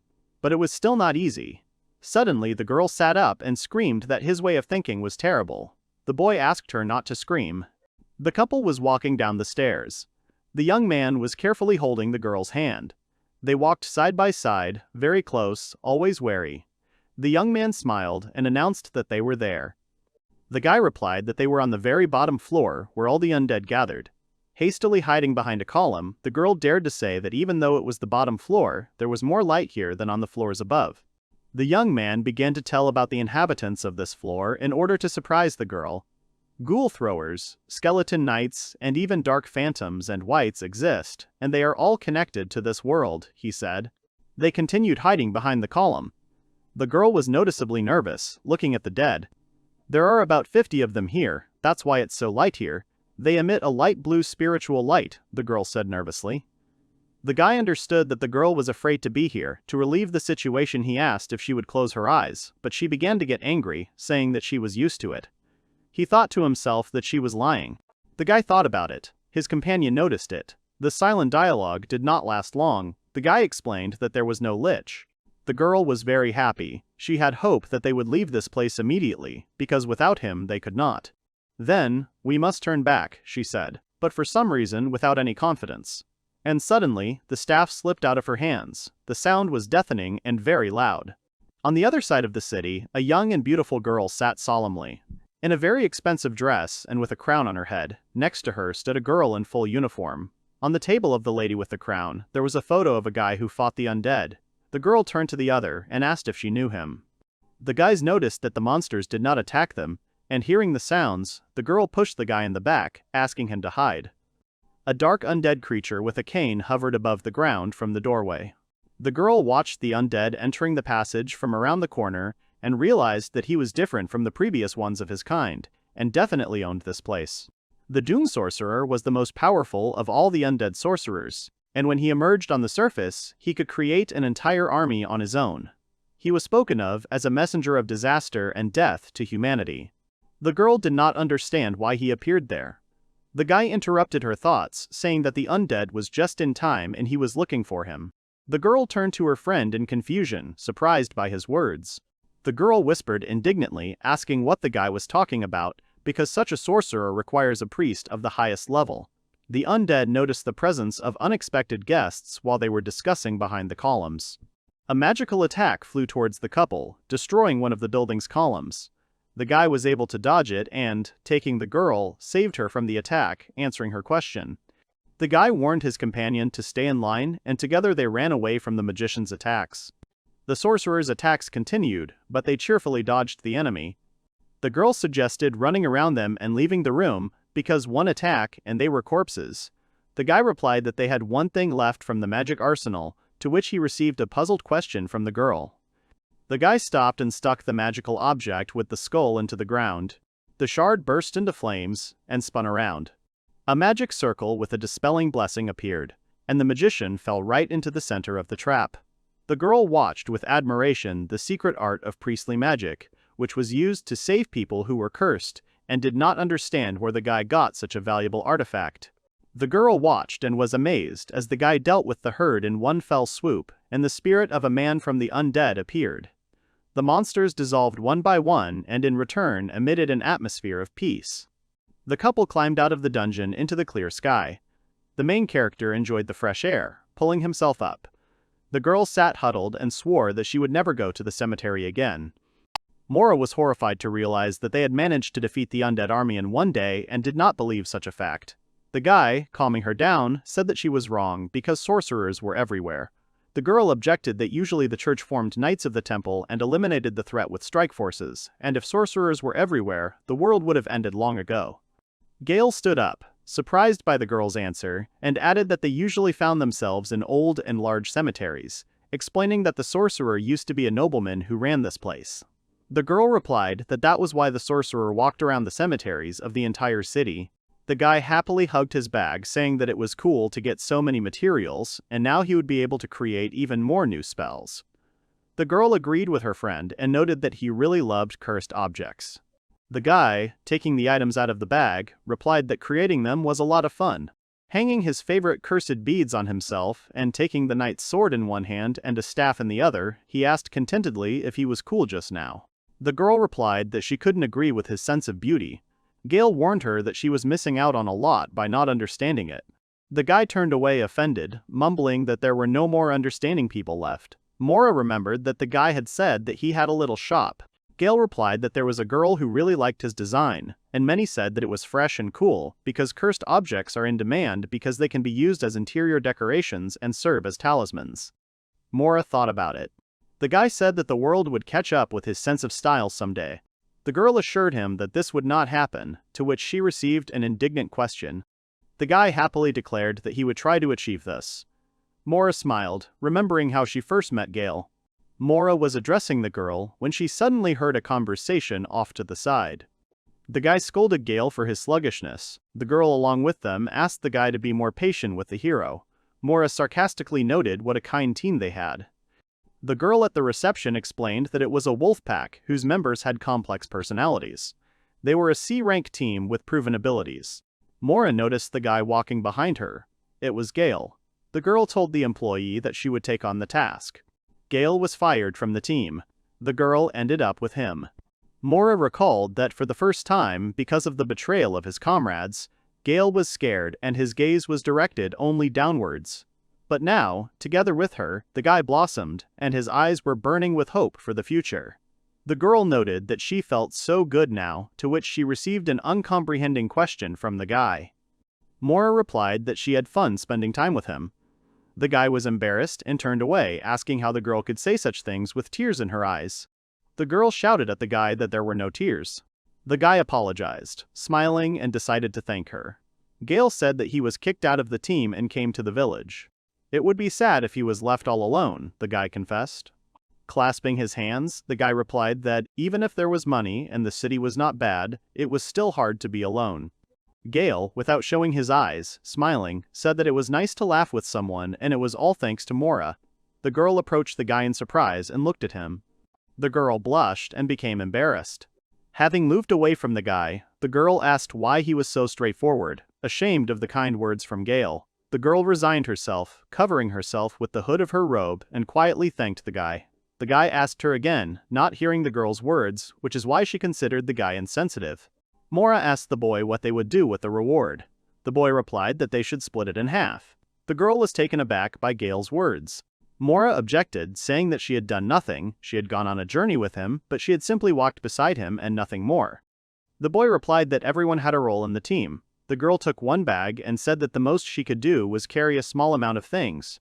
Gail took all the other bags with the reward. And Mora asked with a cry of surprise how strong her companion was, because even a high-level porter would not be able to pull so much stuff at once. The guy pointed to the bracelet with skulls, saying that all thanks to the artifact giving the ability to increase carrying capacity, physical strength, and endurance. The girl opened her mouth in surprise from such an ornament, realizing that with such a thing you can change the course of the war. The guy replied that he made it himself. The girl covered her eyes with her palm and sighed, to which the guy questioningly looked at the behavior of his companion. Mora asked the guy if he had seen cursed items in stores before, to which the tat said that the girl was impolite. The guy replied that he was a master of cursed items and researched what was popular, and all of them were not very good. The girl objected to him, saying that she did not have the appearance of the items, but the abilities. Usually, each item has one effect from the cursed item, otherwise the vessel may not withstand it, and it would be nice if it were possible to increase its effect by at least 10%, the girl exclaimed. Mora said that things that have 2 or more effects and significantly increase power are called artifacts. Gail laughed, saying that back then it was something like a national treasure and considered his inventions nothing more than trinkets. The girl thought that the effectiveness of the magic items made increased as the master who made them increased his ability to understand and think, but she was angry that the guy never listened to people. The guy replied that it didn't matter what effect the thing would give. Everything depended on ingenuity and they could be combined as much as you like, just like sorcerers did with magic. The girl thought about her companion's words. Mora replied that if you follow the guy's logic, then cursed objects are comparable to simple toys. The guy objected, answering that everything depended on how good the object was. The girl, like everyone else, knew that cursed objects had terrifying effects and refrained from answering the guy's words. The risk of being cursed was great, because if a person equips a cursed item even once, he will not be able to remove it on his own, because this requires a special skill. The price for using the item was high. In exchange for increased striking power, the user could become weakened by the sun on the battlefield and fall to the ground unable to do anything about it. It was also possible to fall into an inadequate state and attack their allies without distinguishing them from their enemies. Perhaps it was possible to control objects with the hands of a master of cursed objects. And if the curse is then removed, the effect of the imposition will disappear along with it. But was it possible that the creator could fully control the created object and not remove the curse, leaving only the positive effect from use? Having come to these thoughts, the girl stopped. Mora asked the boy if he wanted to shake the very essence of their world by calling him a terrifying master. The boy happily agreed, saying that was why he needed perfect item design. The girl smiled wryly at this statement. The girl replied that Gail's era would not be able to come, to which the guy replied that he shouldn't let go of his hands. Mora agreed with him, because as long as there was a limit to the power of cursed objects, the world would not notice Gail. Mora stopped on the road, and the boy, walking forward, said that he saw turf and offered to take the cart. Gail ran up to the villager with the cart. The girl thought about the master of cursed objects. Laughing, Mora thought the guy was funny and asked herself in her thoughts whether she could be with him at least sometimes on that team. A dark-skinned elf named Gimbly greeted the guests, saying that the Adventurers Guild welcomed them. The girl recognized the guy as Gail, saying that he came too early, asking if he could resign. The guy objected to her words, answering that everything was quite the opposite and showed the contents of the bags. Gail said that it was not a fake, asking the girl to check it herself. The elf began to examine the skeletons. The guy threw the skull of a sorcerer who brought misfortune at the girl's feet. The elf was surprised. The girl's eyes sparkled and she said she would buy everything for 10% more than usual. Mora interrupted her, saying she wanted 30% more. Mora explained that the task in the letter was to clear the area, but in reality they had advanced further into the dungeon and suddenly the Lich appeared and they were lucky not to die there. The hero's companion sternly declared that the information in the letter was unreliable and for that she wanted only 10%, which was unacceptable for the guild. Gimbly looked at the girl in confusion. Gimbly apologized to the heroes, justifying that they were still a small guild and the information could be unreliable and tried to bargain for 20%. Mora agreed discontentedly. The guy did not understand why his companion was angry. Mora replied that she had to say everything to her face, because in completing the quest, you also need to take countermeasures, citing as an example that she could take a task to destroy fire monsters, but in fact there will be ice monsters there. The guy, smiling, replied that Mora was kind anyway, to which the girl replied sheepishly that she was not. Gimbly burst into the couple's dialogue, asking for forgiveness in advance for ruining the sweet atmosphere, and she apologized to the guy, talking about her inexperience. The guy reassured her that everything was fine. The girl bowed her head guiltily, saying that she had naively believed the gravedigger's words, and that she had been wrong. Gail felt embarrassed, thinking how cute the elf was. The boy desperately tried to hide his excitement and admiration, assuring that the graveyard was his path, and that he would come there on his own from time to time. Gimbly happily threw herself into the boy's arms, saying how much of a relief his words were. The guy thought that the girl looked like a real guildmaster, and for the first time he was so highly appreciated. The hug was interrupted by Mora saying to stop it. The elf ran to the second floor saying that it was time for her to start evaluating the goods, and warned that she would be back soon. Mora asked Gail if he liked that girl. The guy asked confusedly what she was talking about. The guy asked why she was so suddenly interested in this and he categorically refused, saying that he didn't feel anything like that. The girl said that she was so nice to him and posed for him. Gail was embarrassed, saying that nothing like that happened. Mora resigned herself and left. Gail did not understand the behavior of his companion. The girl, flushed, frowned. Mora answered with a shout that she was not angry, but simply trying to convey to the guy that the elf was over 100 years old. A spear flew past the couple and pierced the floor. Gimbly apologized, explaining that her hand had twitched on its own. The boys knew she had aimed accurately. The girl replied that it was time for them to receive their reward. Coins were placed in front of the couple. Gail replied that they would split them in half. Mora wanted to object, but the guy calmed her down. Gimbly saw the guys off, telling them to come for the remaining reward later. Gimbly studied the new product and was angry at the girl's words about returning it. Gimbly was addressed from the shadows. She asked what had happened, since her guest rarely came here. The voice only said that it would take a minute, since it was going to tell the elf what she wanted to hear. Gimbly ordered the information to be released. The girl began her story. The elf thought about the commotion in the capital, which was called an assassination attempt. Gimbly asked if Princess Carla was alive, to which she received a positive answer, because she used a cursed item with the effect of resisting instant death. The girl asked, saying that only the shield has such a property. The voice from the shadows answered that she does not have information about the church relics. The elf smiled at the unknown artifact that had terrifying power. She asked who the killer was. The girl replied that she did not have such information and only knew that someone from the military was involved. Gimbly smiled at the complicated case and assumed that the criminal was from the special forces of the Imperial Division. The girl assured that the details would come later. The elf asked the informant to try and asked if there was anything else interesting, to which she received a refusal. Gimbly ordered one last thing to be done to find out more about the assassination attempt, to which she received consent, and the girl disappeared. Gimbly knew that the Empire had made a decisive move to secretly assassinate the heir to the throne, assuming that they were having internal strife. The girl remembered the cursed object, and Gail and their acquaintance appeared in her mind.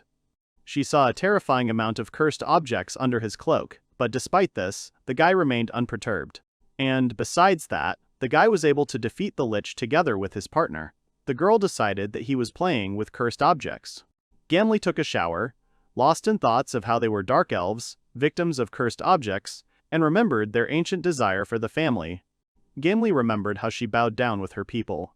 The girl wanted to get the heart of the Demon King, because without it, the curse on her family would not be lifted and her former rights would not be restored. Working part-time as a guildmaster, the girl simultaneously collected information with the desire to get into the Imperial Guard. The girl thought if there were disputes between the capital and the Empire, would a new opportunity appear for her. Moreover, she had recently met an unusual master of cursed objects. The girl, having put together the puzzle, considered that the very artifact was made by Gail. After changing her clothes, the girl said that Gail really was an interesting young man to her.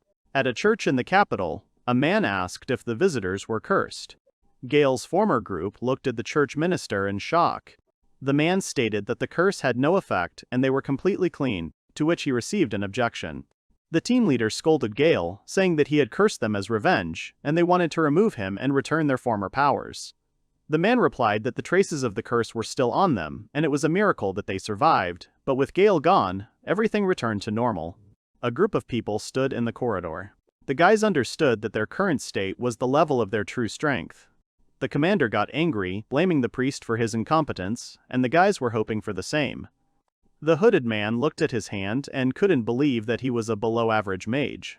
The commander ordered to listen to him and suggested to find Gail. The guy suggested that their former comrade was begging in the alleys. The man called out to Cash. The man asked the guy to stop this because they too would soon be on the brink of poverty.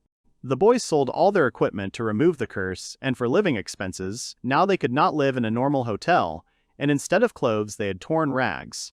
The concept of being homeless was just about them. The guy grabbed his comrade and asked him what kind of despondency he was disbanding.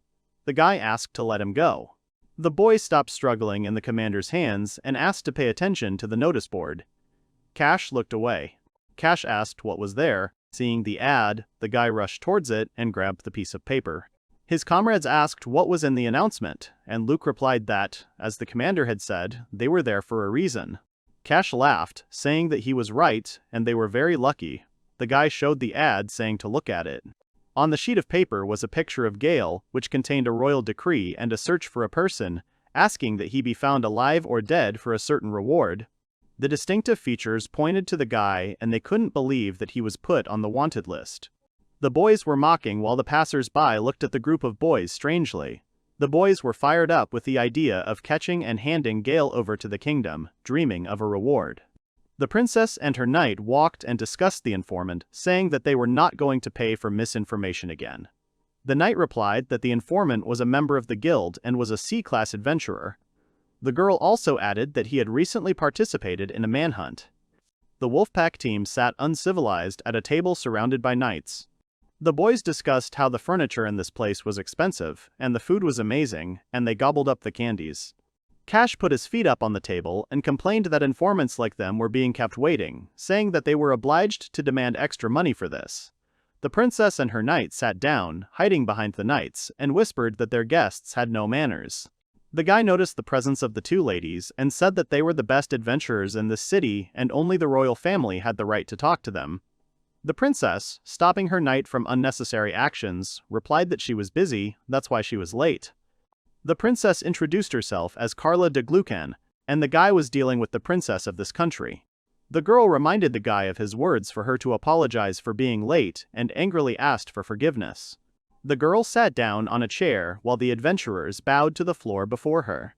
Cash begged forgiveness for his impudence. The girl asked to get down to business. She asked directly if they knew the guy from the ad. The boys looked around and, smiling menacingly, replied that they knew. The knight suggested starting with the characteristics of the wanted person. Cash replied that the guy had an average build and dark eyes. The girl replied that such information did not give them anything. The girl from Kash's team said that he was wearing a primitive blue cape. The princess asked to continue. The guy remembered that he made uninteresting trinkets and he had disgusting taste. The princess said he was wrong. The team was stunned. The princess did not understand how such things could be called trinkets. The guy mumbled and asked to wait. The hooded guy said that his name was Gail. He was a master of cursed items and a former comrade of theirs. He held out 3 amulets and offered to look at them. The girl replied that there could be no mistake. The princess asked what she was talking about, and she explained that she had been convinced of this when she was looking for the boy. The man spoke about it to the princess's knight, and if he is to be believed, they are looking for the owner of the store who sells cursed items and the amulet he gave out as a bonus. The princess said, offended, that she had never had such a thing. The girl replied that perhaps it was because they had not made it before closing time, or she had been in too much of a hurry. The girl turned to Luke asking if he had anything else from the stall, specifically from Gail. The guy replied that he had gotten that thing from another man, but he had another thing as well. He had with him a ring made from an animal's fang, a palette knife covered in slime, and a chain with witch's powder. The boys, dumbfounded, asked the guy why he carried it with him all the time and thought that it was because of this that they were so unlucky. The princess, covering her mouth with her hands, almost burst into tears, was surprised by the objects. She happily took all these items and was happy. The adventurers stood in shock from the girl's behavior. Having calmed down from the surging emotions, the princess sat down and believed the informants. The princess ordered to reward them. The adventurers' eyes lit up. The girl asked her princess if those trinkets attracted her, to which the princess lied and refused. The princess turned to Cash, handing over the money, saying that it would be an advance payment for the work. Carla came close to the guy, saying that she needed to thank Gail, and asked if he understood her. The guy got down on one knee, asking to trust him. The boys were delighted with the reward and were getting ready to go in search of Gail. The commander assigned duties to the boys, instructing Melissa to check the street stall and the merchant guild, Morris to check the adventurers guild and the inn, and Luke to search the carts. Cash didn't understand why the princess needed to thank Gail. The guys said that they needed to thank him well for such a reward from the princess. Team Wolf Fang completely misunderstood Princess Carla's request. The princess and her knight were watching the adventurers from the window. The girl asked Her Majesty if she really believed that they inspired her trust. Clara replied that she had no other options. The knight looked at the advertisement where the princess described and drew the guy. The princess wanted to test them to see what C-rank adventurers were capable of. The princess turned to the table and grabbed the paper, speaking about Gail.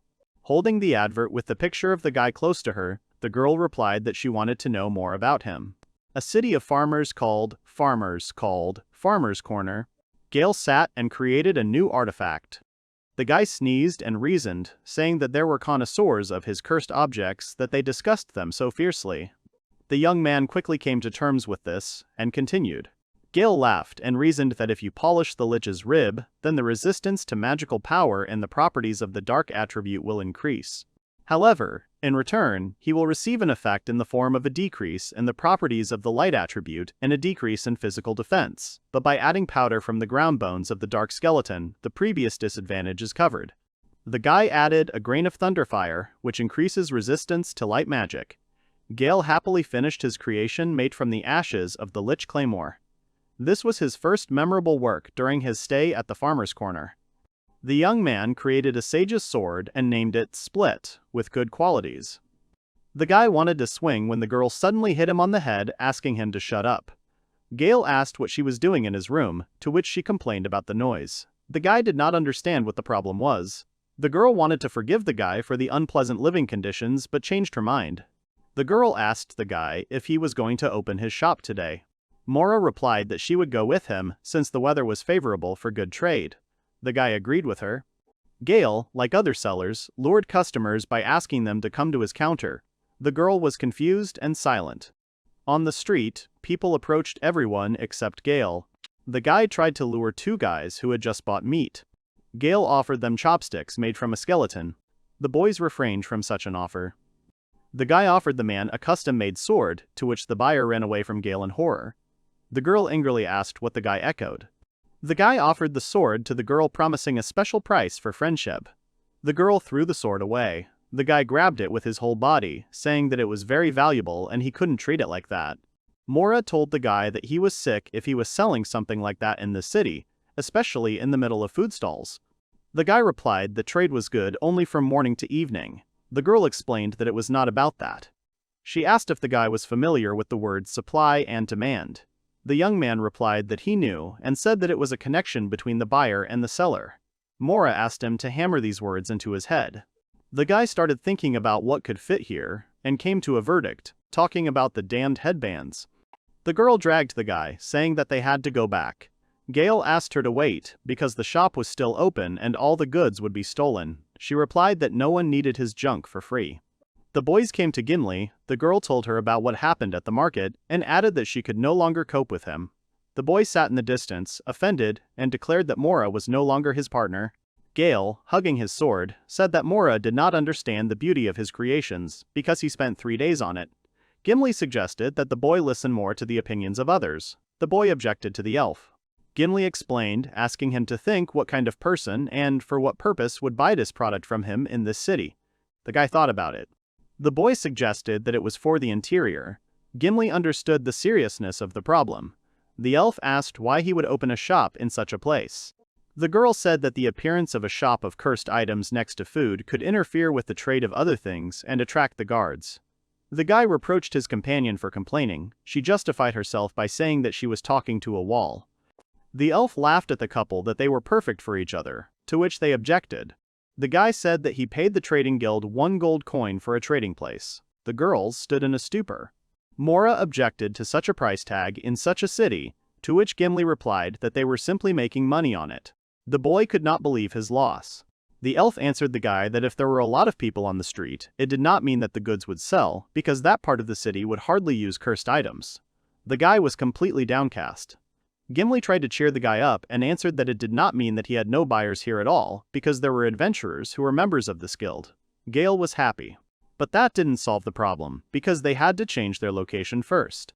Gimbly asked if they had consulted about the profitable trading place. The youth replied that it was already occupied. The girl asked if he had seen that place for sure, and if there were places filled with traders.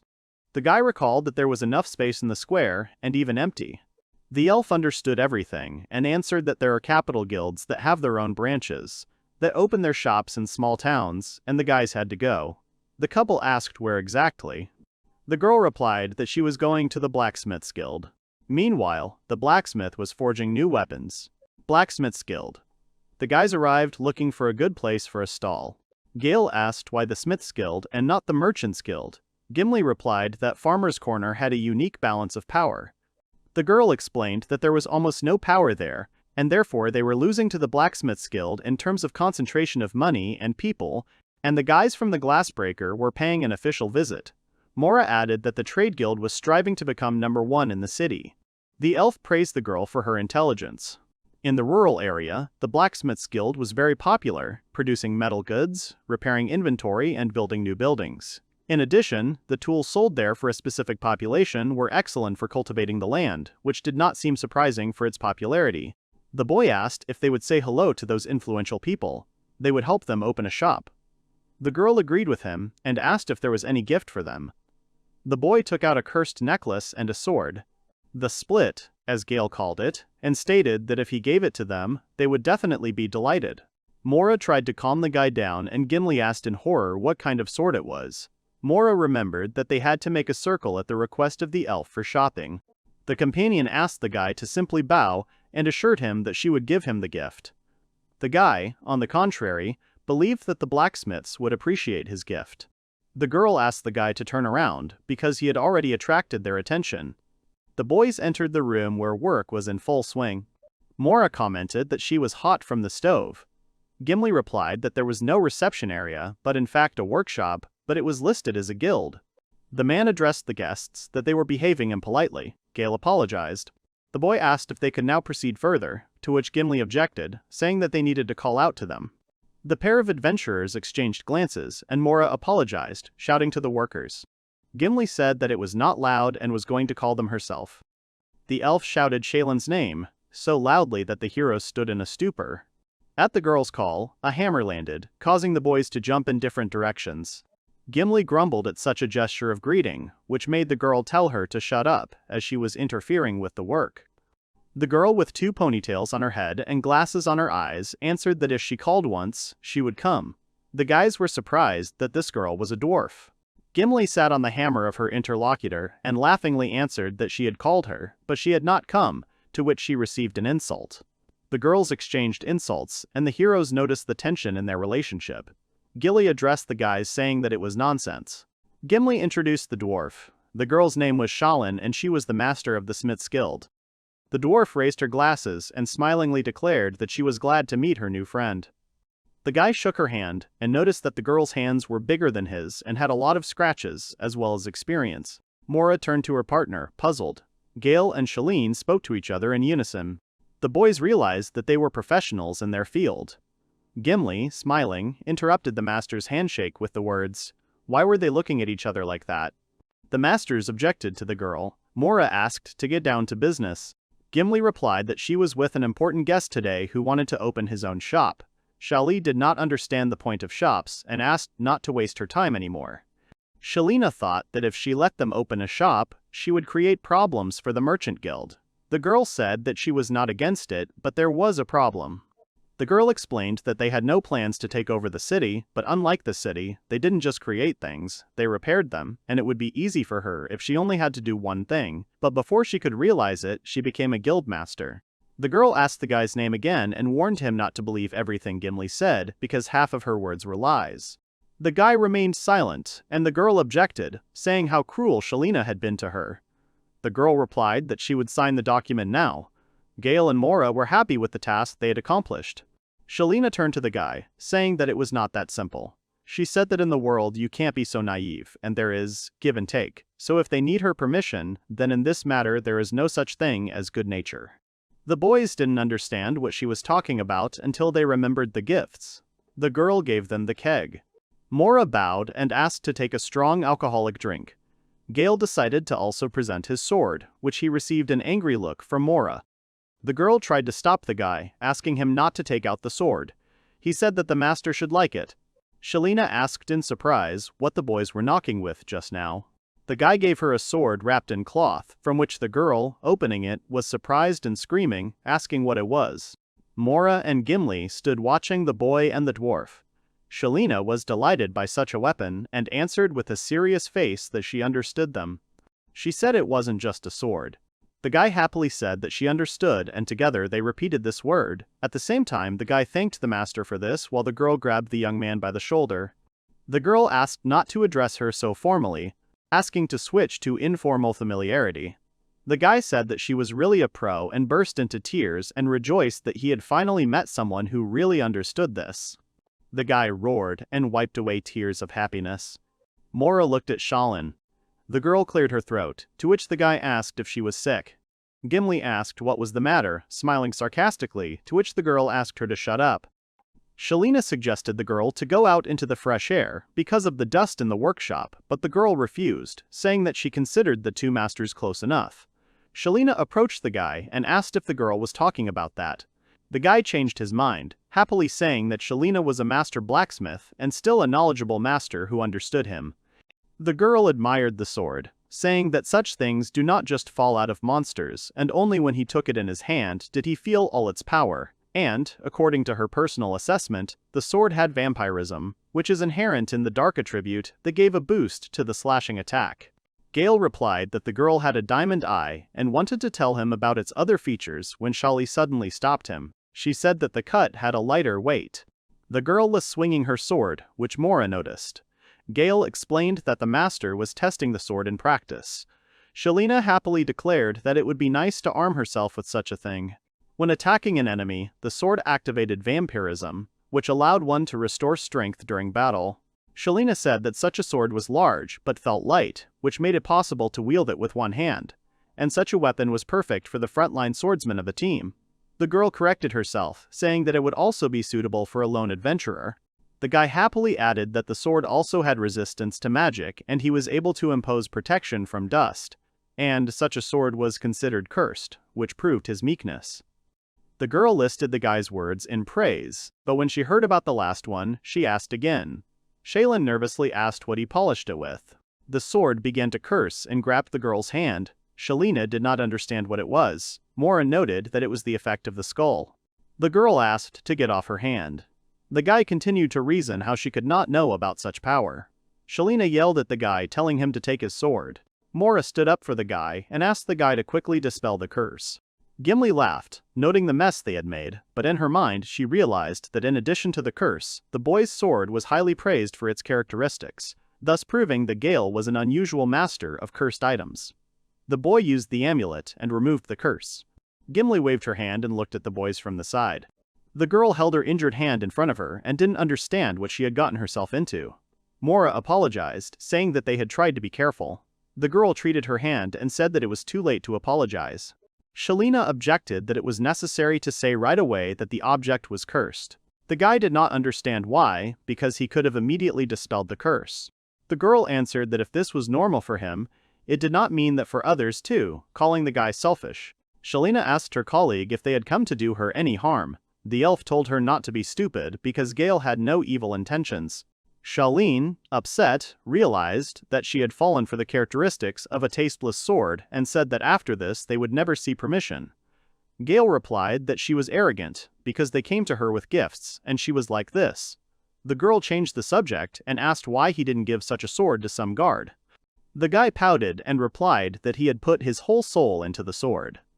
The girl cursed the guy and asked if he knew about the needs of the customers. The girl considered the guy hopeless and could not allow him to open a shop because if his items started selling well, the world would end. Shaylin had the idea that such a person could be useful in safe hands. The girl replied that she was not that heartless. The girl asked how much he wanted to open a shop.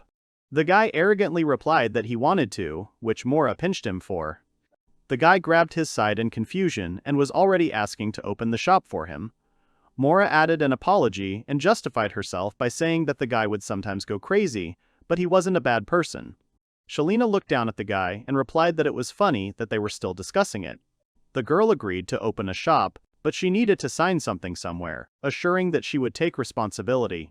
The girl leaned over, saying that the guy had not yet paid her, and asked to show his real identity, looking straight at him. Mora asked if she needed the money. She replied that the girl had a bad opinion of her to suggest such a thing, since she had no intention of taking money from the newcomer, but only wanted to ask for a favor. The guy asked what the request was. The girl replied that if you ask the adventurers, they will point out one place. This place was the only mine in Farmer's Corner. The girl wanted to give a task to exterminate the monsters inside it, but all those who stepped on this land disappeared. She did not know what kind of monsters lived there. The quest was difficulty. AA called Inunaki Mine Safety. The girl asked if the guys were ready to take it on. Meanwhile, in the palace, the princess's knight asked what this meant, because she was sure that it was the work of those who acted under the name of the emperor. The princess did not want to accept the fact of her mistake. The girl answered that they had been set upon by assassins, without doubting it. The princess assumed that the attempt on the servant was not a coincidence, but had a meaning. The girl stated that they were dealing with an assassination attempt on Princess Carla, and an imperial struggle for the throne had broken out. Continuing the theory, the girl knight said that the first prince of the empire hired an assassin to kill the princess. The servant replied that he had heard that the emperor had fallen ill and that a struggle for the throne had broken out between the first prince, who was the concubine's son, and the second legitimate child. The princess asked what this matter had to do with her. The girl knight replied that there was none at the moment, but in the future the princess might have a marriage of convenience with the second prince, asking if the princess had forgotten about it, to which she replied that she had forgotten and was confused. The princess said that this did not mean that she agreed with her fate. The butler replied that such a decision was beyond the persuasion of Princess Carla and that this agreement was of international level. The girl replied that the princess's marriage would both enhance the empire's reputation and strengthen the kingdom, thereby gaining the support of the second prince, and from his behavior it could be understood that his attitude towards the princess had no more than political significance. Even if the plan fails, the first prince will not lose anything, perhaps he even aimed for this. The girl said that now the fragile empire has two paths, where it is necessary to take this idea with all seriousness and pay a friendly visit to improve relations.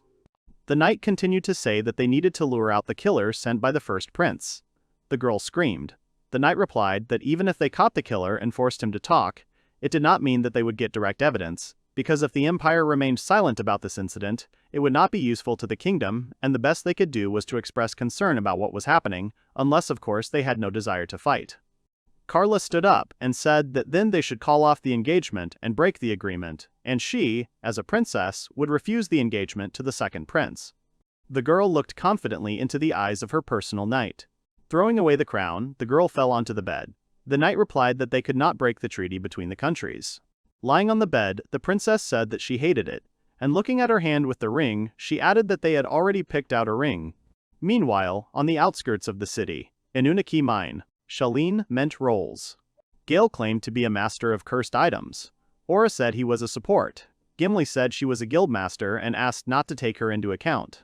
The guy asked if they needed more participants, because he and Mora were standing in the rear, and the elf did not participate at all. Shalina sadly lowered her head and answered in the affirmative, and so they decided not to change anything.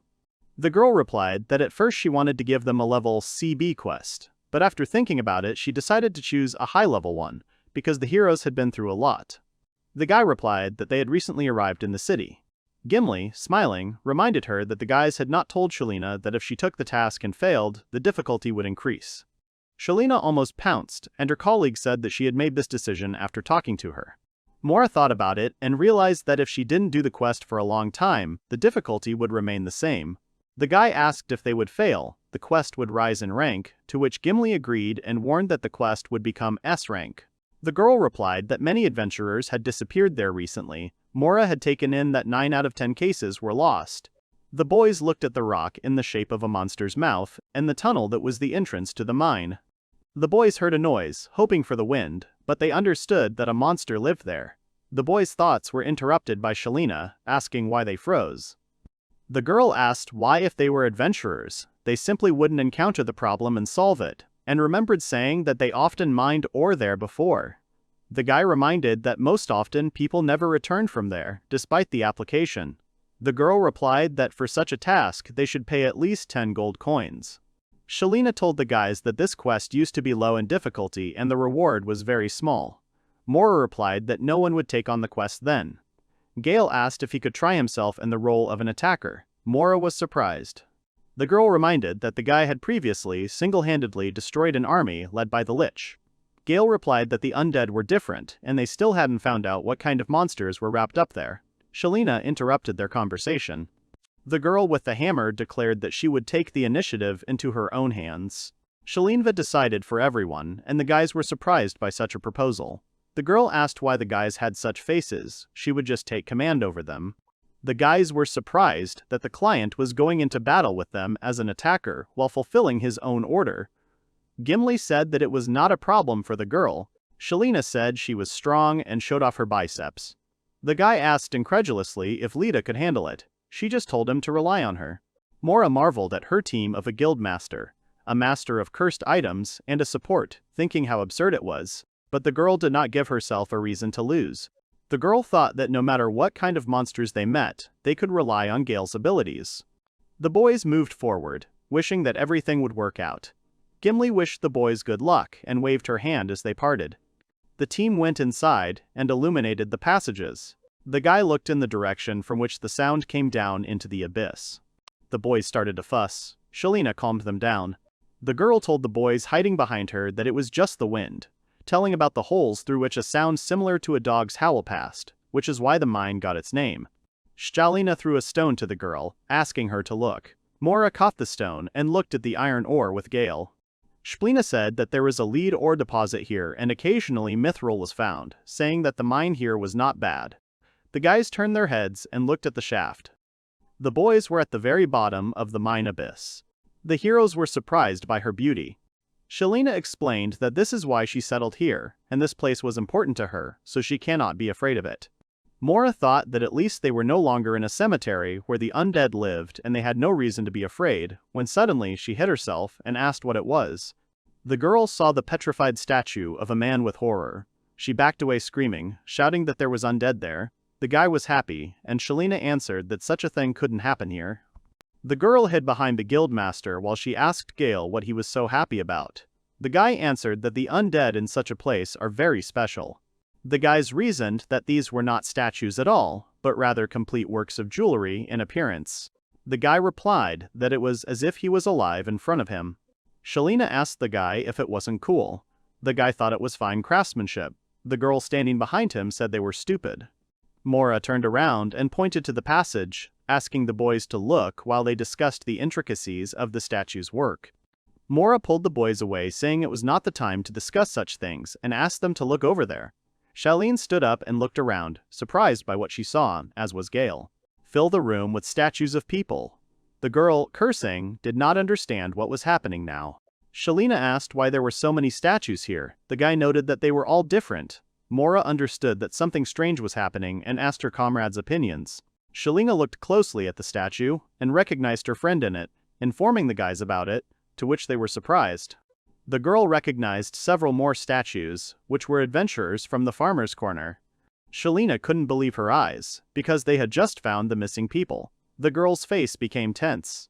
The boys realized that there were petrified people standing in front of them.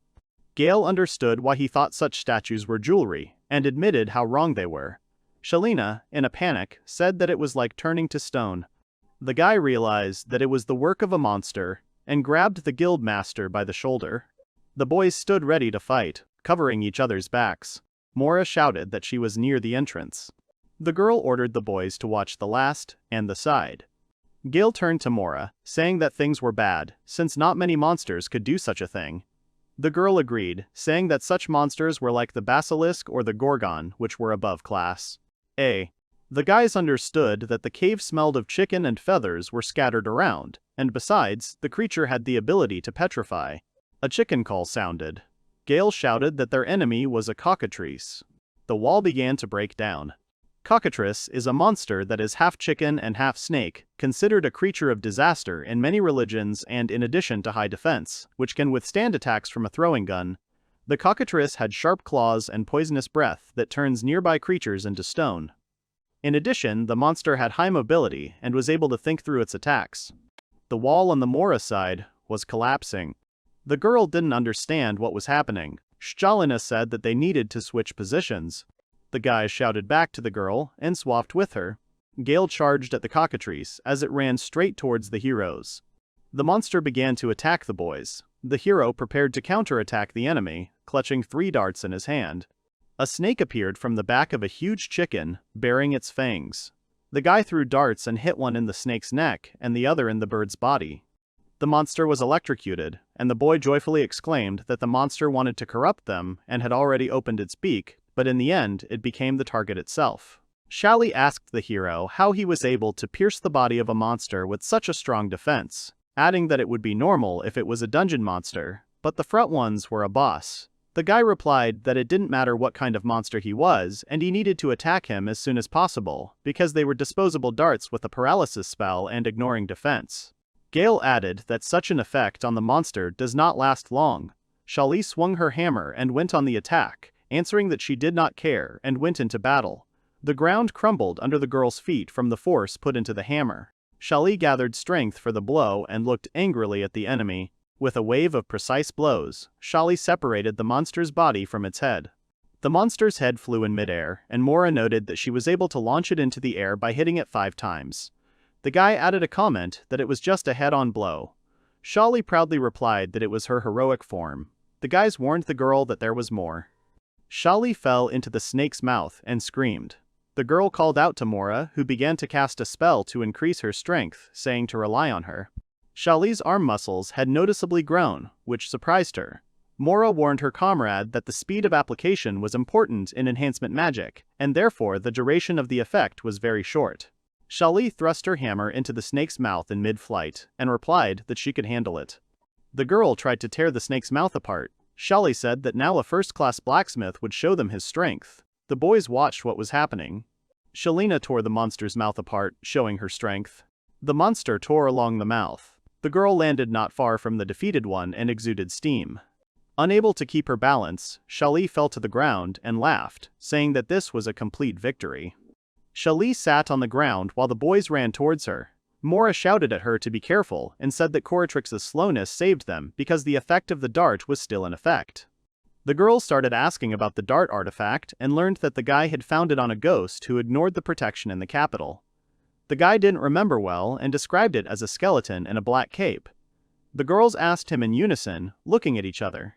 The girls asked if the skeleton had a sickle and a creepy tin lamp in his hands. The guy remembered and snapped his fingers and replied that he did. Gail, who looks like a small skeleton, passes through the walls.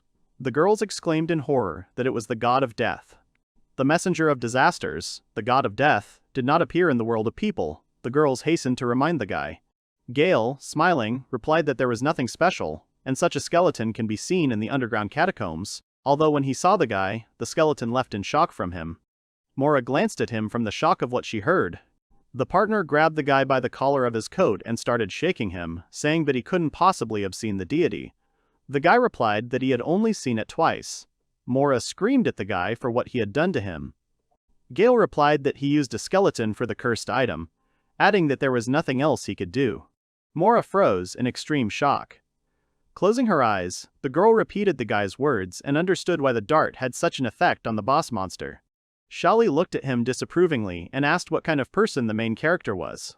Mora, remembering her comrade, answered Shali that she should have been more careful, explaining that her life could have been destroyed in an instant. Shali justified her actions by saying that she couldn't just sit in a corner cowering in fear of death, and that any person in a dangerous situation would lose their vigilance. Mora glared at the girl until she added that she would be more careful next time. Mora remembered and wanted to say something until the guy interrupted her.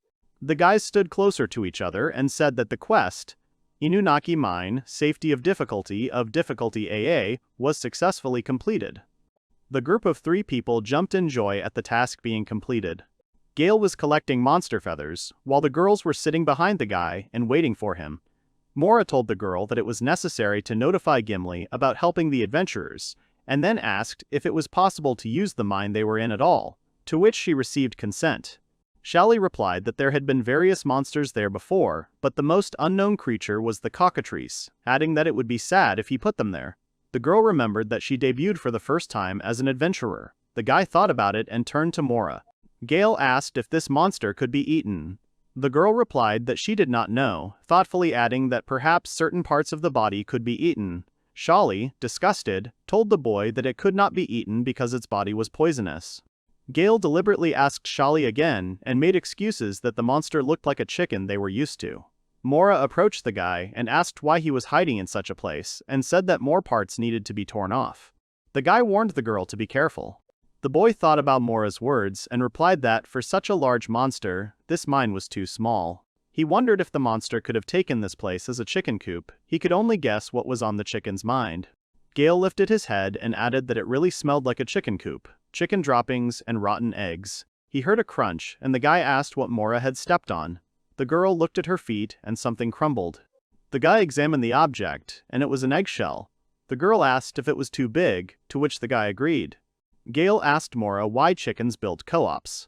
Shali looked around and understood. Mora replied so that the chickens could lay eggs there. Shali cursed, which earned her questioning looks. The girl added that there were chicks there. The sound of the boss monster's chicks could be heard behind the miner statues. The monster's children were gnawing at the hardened remains of the miners. The chicks turned their attention to the children. A group of people watched the monsters in horror. The boys were confused and realized that they were in a nest while the chicks were attacking them. The girls were shouting that it was time for them to run, but the guy didn't understand why, because the monsters had just hatched and they must mistakenly consider them their parents. The chicks with snake-like tails were running towards the heroes in order to have a snack. The boy was quickly grabbed, and the three of them were running away from the crowd of monster cubs. Mora replied that they wanted to eat them. Shalina agreed with her and added that they had to run because if they were eaten, the responsibility would fall on her. The boys ran along the mine corridor until they realized that they had reached a dead end. Shali replied that the entrance was blocked, to which Gail asked what they should do. Shali replied that the best defense is a good offense and attacked first, asking the guys to cover her. The girl hit one of the chicks in the face. The monster flew apart. Shali happily declared that this hammer could even break a rock. Looking at the horde of monsters, she replied that it had no effect on them. Mora asked the girl to hold out a little longer, to which she agreed. Mora understood that this battle would be many times more difficult than the fight with cockatrice. The baby cockatrices have a body slightly smaller in size than the cockatrice itself, meaning that their number could easily exceed 100. Chickens were prolific birds, and these monsters were able to inherit the snake's trait. These monsters also had an innate ferocity, reinforced by hunger, but if you kill several adults, the children will start running away in terror. But the children of cockatrice are reckless and see nothing but prey before them. At this time, Shali kept count of the monsters she had killed. The girl enjoyed her battle, but there were still too many monsters. Mora finished writing the rune and apologized for the wait. A magic circle formed under Shali's feet, and the girl's abilities were strengthened and her speed increased with the help of Mora's magic. Magic hieroglyphs appeared on Shali's body. Shalina happily exclaimed that she was overflowing with energy. Mora thought that this was different from the previous enhancement, and if she could concert her magic on that deposit, then the ability would only grow, although it did not happen quickly enough. Mora reasoned that in order to destroy the baby cockatrice, Shaline only needs one blow, so she increased her agility and then increased her other abilities. Shali jumped on the monster with cries of joy. The girl's blows were like a tornado destroying the little cockatrices, and, in addition, the magic that strengthened her significantly increased her combat effectiveness. In this situation, Shali became virtually invincible, but there was one drawback. Shali carried away the monsters and screamed about how many cubs there were. The tired girl said that her strength was running out, to which Mora replied that her limit was near. She asked Gail if he had some cursed tool that could defeat these creatures, like the one he used against the orcs. The guy sadly replied that he hadn't had one for a long time, and besides, the situation with the orcs was different, because the power of enhancing evil spirits and cursed instruments doesn't work well on monsters with a weak ego, like the little cockatrices. Shali asked Gail what he was talking about. The guy replied that the spell could be compared to a conditioned reflex, like when an adult showed a lemon and he began to salivate. The guy added that the chicks did not know what lemon tasted like. This meant that spells that caused fear and confusion that affected the enemy's psyche would have no effect on monsters with a certain level of intelligence. Curses wouldn't help them this time. The little cockatrice continued to attack the boys. Shali was exhausted, but was ready to repel a new wave of attacks. Mora couldn't believe it and decided to ask again about Gail's personal things that could help. The guy answered that his things were useless against such things. The guy decided to check the bag and answered that there were personal items for sale. He found the cursed bandage. The bag also contained a dark mask and a decoration made of weeping horns. Gail replied that the design of such cursed things is something to be proud of, and they are intended for interior decoration. Shali noted that the guy's bag was simply completely full, to which she received the answer that the effects they give are weak. Gail sadly replied that the defense was 3 times better, agility was twice as good, fatigue was ignored, and poison resistance was increased. The girls were shocked by such weak effects of his cursed items. Shali replied that this was what they needed.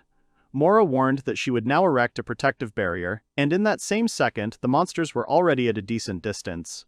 With the enthusiast, Shalina accelerated and wanted to try out new items for strength faster. The guy agreed, although he warned that the items were not created for combat. The girl took the bandage. Suddenly, she saw pores on it and quickly threw the object into the air. The guy was horrified by Shali's behavior. The girl stood up straight and tried to convince herself that she should perceive it as an increase in her powers. The guy agreed and said the qualities of the item that gave the girl 3 times more protection and ignoring fatigue. Gail tied the item on the girl's forehead while she stood tensely. Suddenly, the girl's aura lit up, and Shali replied that the fatigue had truly evaporated from her body. The monsters waited outside the barrier while Gail placed item after item on the girl, explaining their properties. The girl changed visibly and answered that she could see in the dark, although nothing was visible under the mask.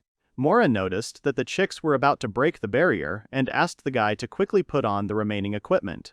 The guy replied that the last one was the crying horns, which had the effect of increasing agility and strength. The girls were surprised by such a statement.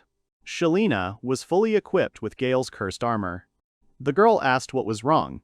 At 100, the guy remarked on how cool she looked. Mora just put her hand to her forehead. Shali thought that the 5-fold increase in strength was simply fantastic, and looking at her hand, she felt the overwhelming power with every fingertip. The shield broke, and Mora drew attention to it, warning the guys. The monsters began to attack Shali. Mora warned the girl of the danger. Shalina turned around sharply and swung her hammer. With one blow, she tore the monster to shreds. Mora and Gail stood and marveled at their comrades' new abilities.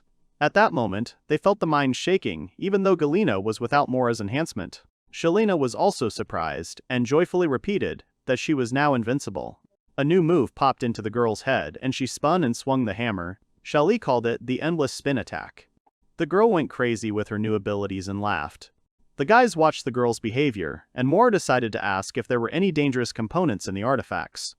The guy hesitantly answered no, but they can give an effect in combination with each other. The compound effect of cursed items can be compared to an increased reaction, how cursed items with different effects are added together, and the combination of the mask and horns give a greater effect than separately. The girl noticed that Shaylin was not afraid of fatigue and was like a runner. Shaylee herself was preparing to kill the last monster and hit him straight. The girl stopped at the body of the last monster. Shali took off the leaf from her mask and the curse dissipated.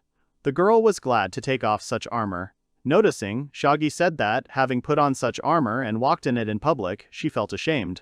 The guy objected to her, because only recently she praised them. The girl began to explain that they deserved their praise only for the increase in strength. Gail sighed with annoyance and replied that these things were now worn. Shalina objected that the things she had worn could be sold for more, to which the boys asked her questioningly what she was talking about. At that moment, Galena fell to the ground, shaking, and saying how her whole body was aching with pain, and asking why. The guy asked her if she really thought that all the fatigue she had would disappear, because the effect of the curse only creates the illusion that she was not tired. The guy continued his explanation that the girl used a 5-fold increase in strength and a double increase in agility in order to go wild and destroy a crowd of monsters. And her body is endowed with resistance to poison as soon as the effect of the cursed thing spreads. But as soon as it is removed, then the entire curse dissipates, and if there is poison in the body, then it continues its function. There are not many madmen in this world who love to experiment with cursed things, and usually treated the peddling of a person who made cursed objects as lousy and unnecessary. However, if this cursed object allows one to completely defeat a pack of cockatrice cubs, then the price of the objects was indescribable. Gail replied that a little time would pass and the pain would subside, asking the girl to rest for a while. Shalina was lying on the ground in a star pose and sighing tiredly after the fight. Mora, smiling, leaned towards the girl and hinted that she had behaved indecently, which was followed by a sharp statement about the lack of strength to get up. Mora squatted down and bowed her head and said that she had used up all her mana, but it was restored after a while. The guy sat, sorting through his bag, and said that he had also used a lot of cursed items. The guys said that nevertheless, the AA difficulty quest, Inunaki Mine's Safety, was completed. The boys were happy and smiling at their victory. Mora said that if she had known in advance that it was a cockatrice's nest, she would not have undertaken such a quest. Gail agreed with her, saying that he would rather have stayed behind the counter in the shopping district than there. Shali agreed, saying that she would not have undertaken the quest. The guy thought about it and asked. Gail had a feeling that something was wrong. The anxiety he felt came when he saw the egg. Behind the boys walked a huge cockatrice. The monster swung its paw, wanting to crush the boys. The guy confusedly stated that the first bird that appeared in front of them was a chicken, and then the creature in front of them now was a rooster. The guys rushed to the side, trying to dodge the attack. Gail said that there were 2 cockatrices in the nest, and that was why most adventurers failed there. Shali, cursing, did not understand why the male was so huge. The snake on the rooster's tail took the petrified cow in its mouth and swung it. The rooster monster threw a boulder from a cow at the heroes. The guys ran away and screamed, asking if it was a waste of a round. Shalina took her hammer and lured the monster to herself. The girl cursed and threatened the rooster that she would make him crispy because she was tired and that he had disturbed her rest. The girl understood that they had invaded his nest and made a mess, which was why the monster was furious. The monster screamed. Shali continued to address him, saying that he had taken over this mine and did not understand why he was indignant. The girl shouted to the monster that this territory belonged to her blacksmith guild, but not to the rooster. Shalina screaming. The girl prepared to attack, still angry at the monster. Gail tried to stop her, warning her to be careful. Gail grabbed the girl and jumped with her to the edge where the fog had not yet reached. The carcass of the dead chick turned to stone before the couple's eyes. Shali asked the boy in surprise what it was. The boy replied that he had never cared about it before and had only heard about it. The monster's chick turned completely to stone. The guy finished by saying that cockatrice had stone breath. The monster rooster continued to emit mist. The boy explained that if it weren't for him, the girl would have quickly turned to stone. The hero continued to say that those adventurers had been attacked a long time ago.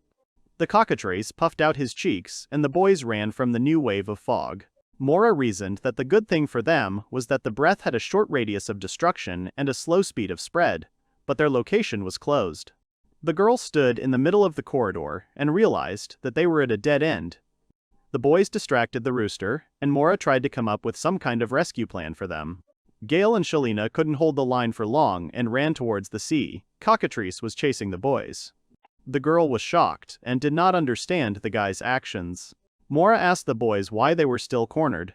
Gail answered the girl positively, and together with Shali they ran towards the girl from the monster rushing towards them. Cockatrice began the attack from the tail, and the snake with its mouth open approached the adventurers. The boys froze in fear. The snake broke through the collapsed tunnel, and the boys fell forward. The boys were lying on the ground. Gail and Mora were looking straight at the monster and waiting. Mora said that they had nothing to defend themselves with now and needed to find something to use as a shield. The guy rhetorically asked the girl what, and immediately answered that Shalina's hammer had been thrown back and the minecart had been smashed. Shalina stood in front of the guys and answered that their shield was right in front of them. Gail and Mora wondered what she was talking about. Monstro was watching the boy's actions, and in the reflection of his eyes, you could see how the girl spread her arms out to the sides. Shali stood in front of the heroes and covered them with her body, answering that they would cope, and ordered them to take cover behind her. Gail objected to the girl, not understanding what she was saying. The girl replied that she had said earlier that she would be in the vanguard of their team. Shalina plunged into a cloud of fog and said with a smile that she was doing her duty. The guy tried to pull the petrified girl away in panic, while Mora covered her mouth from the horror of what was happening. Shalina replied that Gail was a very strange and deep-voiced person to her, but for some unknown reason she could not hate him. She said that by using her body as a shield they could survive. Mora, in tears, replied that they should stick together. Almost petrified, Shalina wanted to ask the guys for a favor. The girl remembered her guys from the guild and said that it was for them. Shalina also remembered Gimbly, saying that she was indeed a good elf. The girl was not going to keep the boys in suspense for long, realizing that she would not have another chance. Gail pointed his hand at the girl and used magic to break the spell. Shalina opened her eyes again. The girl lowered her hand. Shalina silently looked at him, then at her hand, and did not understand what was happening. Unable to bear the tension, the girls asked what it was. The guy answered that, having touched the petrified Shalina, he realized that he could possibly cope with the spell. Scratching the back of his head and smiling, Gail answered that he decided to try dispersion. The girls were simply speechless. The boy began to answer that he thought that the cockatrice's magic was a poison similar to the principle of the Gorgon's poison. It was a revelation to the boy that some monsters could use such types of curses, and he thought that it would be strange to call petrification a poison, and a new discovery followed. Shalina interrupted the guy, pointing at the monster and saying that his comb was swinging. The girl explained that such attacks were too exhausting for the monster, And if Gail could understand the principle of the spell, then the monster was no longer scary to the guys. Mora replied that this then changes everything. They should have pounced on the monster until it regained its strength, and said that she could use one boost. Making a fist, the girl said that she would increase Shali's physical strength, to which she responded by relying on her.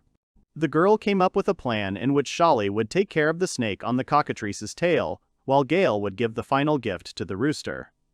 Gail and Shaylin quickly moved forward towards the monster as it attacked with a snake. The girl jumped straight towards the snake's mouth, attacking with her hands. Lowering her hands, she made a sharp movement and struck the monster in the head in midair, then landed on the ground.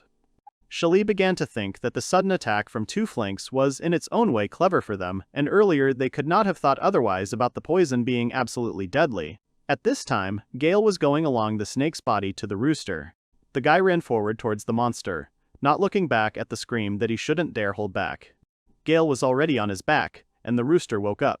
The guy showered the monster with his cursed artifacts with various weakening spells. He didn't know which curse would be effective against the boss monster, maybe one would be enough. But the young man, smiling, warned that today the monster curses were on special offer.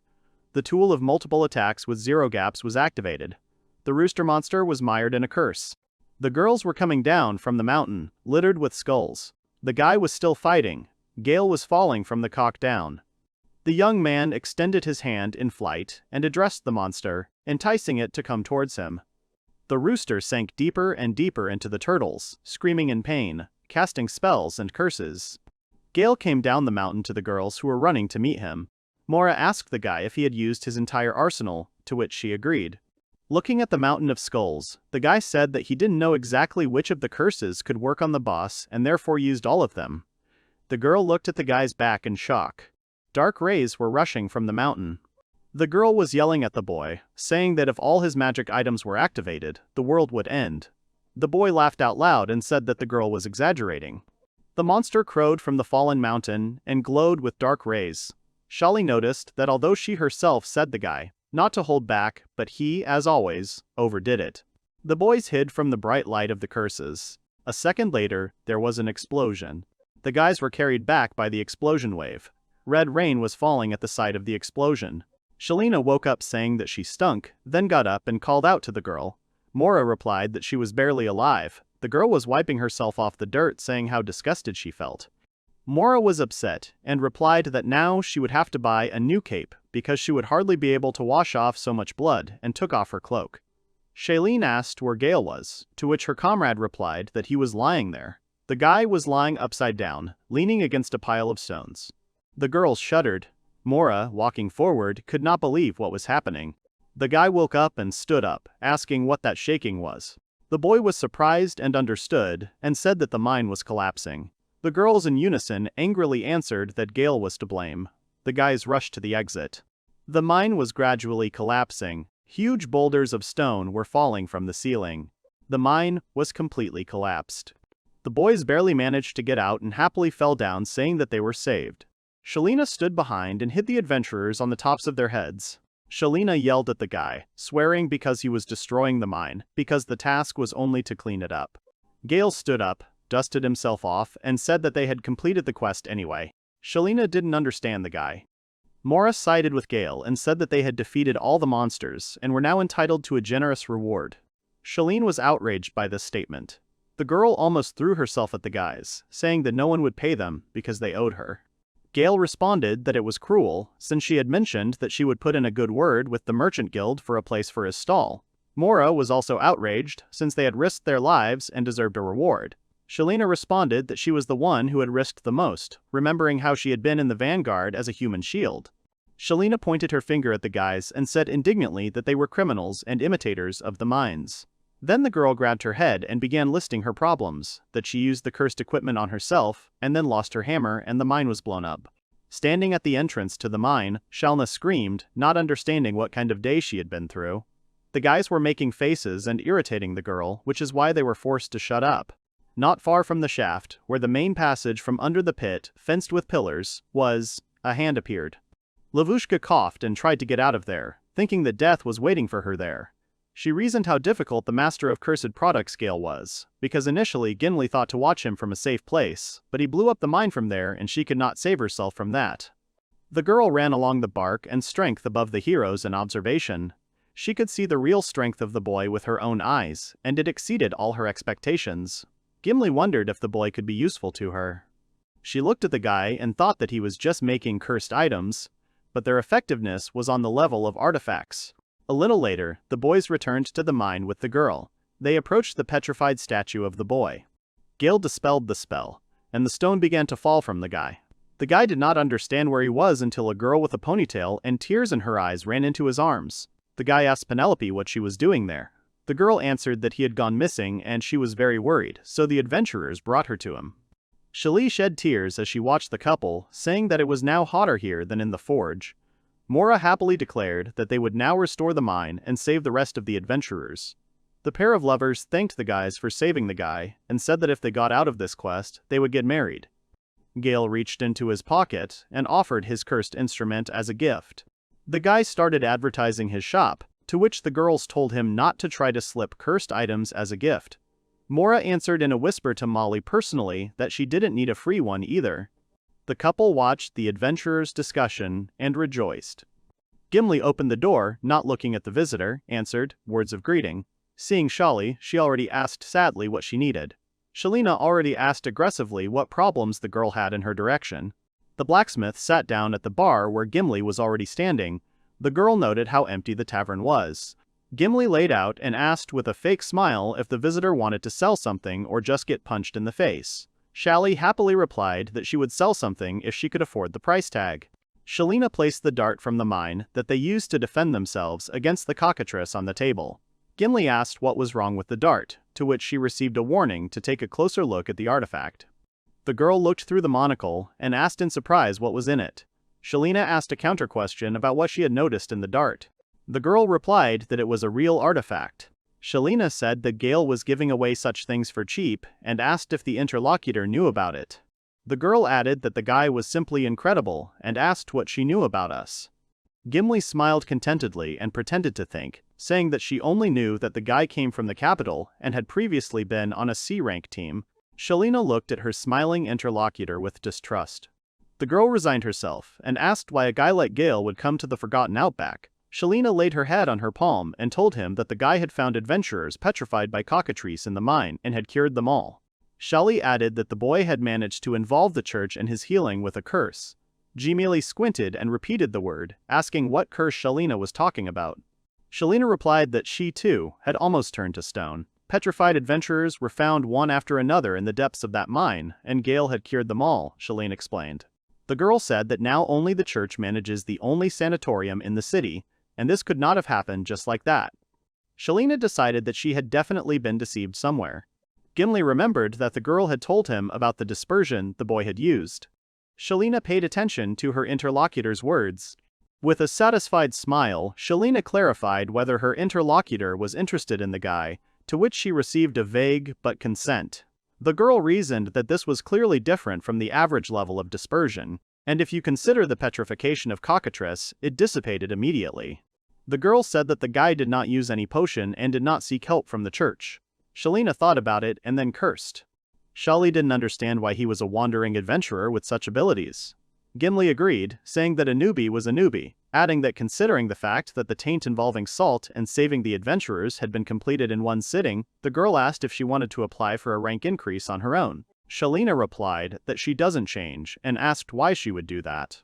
Gimbly asked Shalina what she was going to do, to which she received a thoughtful look. The girl turned around. Shalina replied that she had made the boy a member of her blacksmith guild to find out whether he really had high abilities and whether he had taste in this business. Gimbly replied that she was 100% sure of the boy and added that there was no rule that would force a person to be in two guilds at once. The girls smiled at each other, then fell silent and turned away in different directions. At this time, the couple of Gail and Mora were discussing in the mine. The guy suddenly sneezed. The girl walked away from the guy and responded as untidy, warning him to turn away when he sneezes. The guy apologized, justifying himself with dust underground. The guy noticed that Shalina was rather rude to her people. The girl replied that if she forgave them for what they had done, then perhaps they could benefit from it. The guy thought that his interlocutor was thinking too positively. The girl showered accusations on the guy, that he was to blame for everything, because he activated all the curses at once, and it turned out that he was now a hero who was able to save the adventurers and a villain because he destroyed the mine. Gail remained silent. Mora asked the boy if he had joined the Blacksmith's Guild, to which she hesitantly agreed. The boy held out a bandage around his neck, which had plaques stating that he had been a member of both the Adventurers Guild and the Blacksmith's Guild. Gail replied that he and Shally had agreed that she would help him with the shop. The girl, remembering the blacksmiths, said that it was so unusual because the guild only took real professionals in their field and did not take ordinary adventurers even for ore mining. Mora asked the boy what he was supposed to do there. The boy answered hesitantly that it was nothing special, since he was simply lending the guild some of the cursed items he had made. The girl asked again if his work was approved. The boy hesitantly agreed, remembering how his work had been sent straight away for rework. The girl reminded that when the guy gave Shalina the cursed sword, she got angry. The guy replied that he thought her request was an interior element, and he did something similar in this vein. The guy handed Mora a vase in the shape of an upside-down skull with flowers inside. The girl asked in horror and confusion that the guy had turned the skull upside down and made an ikebana out of it. Mora asked the guy not to carry something like that around with him. The guy was upset by the girl's cruelty, because he had spent the whole day on the vase. The girl asked how he had spent the whole day turning the vase upside down. The guy objected that he had tried to achieve a sparkling shade on it, saying that he had polished it for several hours. The girl responded aggressively that he should not polish other people's skulls and added that the guy had made a ridiculous craft. Gail pressed the vase to his face, asking if it was beautiful, since he focused on the design. The guy added that if you decorate a room with the vase, it will give the effect of constant mana recovery, and if you drink from it, it will give the effect of fast healing. The girl said that such a thing is the dream of any magician, since for them, the speed of recovery is a matter of life and death, and the guy just made a decoration out of the artifact. The guy did not understand the unusualness of his creation. The girl, throwing her head back, exclaimed that everything was not as simple as the guy thought. Restoring mana is similar to restoring strength. It depends on the quality of food eaten and sleep. The speed of restoration also changes depending on the consumption of alcohol, sweets, and other products of the taste industry. Sometimes, due to a physical condition, such as illness, it is difficult to restore mana, and therefore, mages pay special attention to their health. The girl, clenching her fists, recalled that despite this, in order to restore mana, she drank potions that were tasteless to her, meditated in a gloomy room for her, although she could have simply put it in a vase. The girl covered her face with her hands and knelt down, thinking that this was simply impossible. Mora replied that Shalina would definitely not like such a vase. Shalina came up behind her, carrying a bag, and asked what the boys were doing. Shalina noticed that the shaft's fastenings were collapsing due to the boys' screams. The guy replied that he had shown Mora his new experimental product, and the girl had felt sick from it. Mora, leaning against the wall, decided to go and rest. Shalina looked at the vase in the boy's hands. The girl replied that if he tried to sell it in the city, he would be thrown out. The boy replied that he had made something as she had asked, handing his creation to the girl. Shali yelled at the boy, replying that she had asked him to make an object that would be useful to her, and threw the bag at the boy. Gail sat on the ground with the bag between his legs and asked what it was. The girl replied that it contained the head of the cockatrice he had killed. Shali replied that he could have sold Gimli's head and warned that the monster's body was not buried. Gail asked the girl again because she had killed him alone. Shalina replied that she had killed the monster's small cubs and a chicken, asking him not to admire her. The guy reminded the girl that he had not yet received the award from her. The girl was stunned. Shalina grabbed the guy by the collar and menacingly asked him that a simple thank you was no longer enough. The guy replied that he took on the quest because she promised to help with the shop. The girl screamed at the guy, asking that they had messed up and now had to restore the mine. The girl made the guy happy that after the mine was restored, she would help him with the shop. The guy started talking about the future shop when suddenly he was interrupted and asked to look ahead. Shalina turned to the trailer with the covered canvas on the monster. The girl asked intriguingly if the guy guessed what was there and took hold of the edge of the canvas. The guy understood what was there and was surprised. The girl answered that inside was an organ with the help of which cockatrice was able to use the breath of petrification. Shalina explained that it was stone breath, or rather the organ that produced it, reminding the boy that he himself had said that it was a kind of curse. Gail thought about it. The stone breath that the guy felt was identical to the Gorgon's petrification beam. and the guy managed to dispel the curse and save Shaylin and the adventurers, and with this, they had strong evidence to consider it a curse. The girl made a verdict that then this material can be used, asking the guy if it will suit him and if he can make a magic tool out of it. The guy asked if his interlocutor was sure about using such a tool. Shalina responded that a huge sum could be received for selling such a tool, and that suited her. The guy reached for the object until the girl interrupted his action with words. Shalina had an idea of how to thank the guy for the work he had done. The guy didn't like the idea. The girl promised to teach the guy to understand what supply and demand are. The guy made a displeased face. Surprised by the cursed items made by Gail, people wandered away from Farmer's Corner to various places in the Empire. The center of the Imperial Palace is the underground treasure. The first prince had no doubt that the artifact had thwarted his assassination attempt. The boy grabbed the girl lying on the ground by the chin. The prince told her that excuses were not enough, and he asked the girl why false rumors about him began to spread. He said that he was the first prince of the Empire, and asked who she thought he was, cursing at the girl who was the leader of the Assassin's Guild. The girl asked for forgiveness. The guy grabbed her by the hair and dragged her across the tiles. He said that she boasted so much, but managed to fail, adding what worthless killers they were, creating problems for him. The guy brought the girl to the chest. The girl froze in fear. The prince declared that it was the most cursed instrument in the Empire, the heart of the devil. The world was once plunged into fear at the mere fact that someone possessed such a thing. The artifact created an ominous miasma. The prince warned that the heart was sucking out human life, asking him if he was happy with the new food. The boy told the girl that his favorite food was people like her. The girl was silent in fear. The guy grabbed the girl by the head and brought it to the devil's heart, asking if she knew why he brought her here. The girl didn't know and asked for forgiveness. The girl begged for it to stop. The miasma was taking away her life force. One touch to the heart could kill any warrior, the prince said. The girl tearfully begged for it to stop and cried. The prince let go, saying that he would stop there. The chest closed. The guy asked for information on how this happened. The girl began reporting that the operation was successful until the moment when she sent spies to the elites. The princess's goal, the girl said, was to obtain the above-mentioned artifact, and she had heard that it gave good protection against any techniques. The prince ordered to repeat. The guy asked if she said that the princess was able to personally repel a series of his attacks, and he himself answered that this could not have happened. The girl answered that the artifact had resistance to instant death and had several other effects. The guy was surprised by such an artifact. The girl agreed that it was hard to believe. The prince couldn't get it into his head, but even if the princess had been killed by assassins, it would have had no effect. The problem was that they didn't know what artifacts were in the Empire. The prince understood that things were bad and asked about the effects of the artifact. The guy was furious that the kingdom managed to get hold of such a valuable artifact. The prince didn't care about Carla. It would be bad for him if his brother married her. The girl wanted to tell more information and asked permission to do so. The girl replied that the artifact was actually purchased from a young merchant.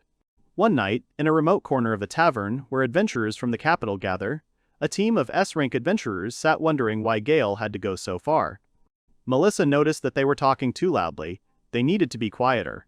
However, the black magician raised his mug and asked what if someone heard them, they would take away the reward for his capture.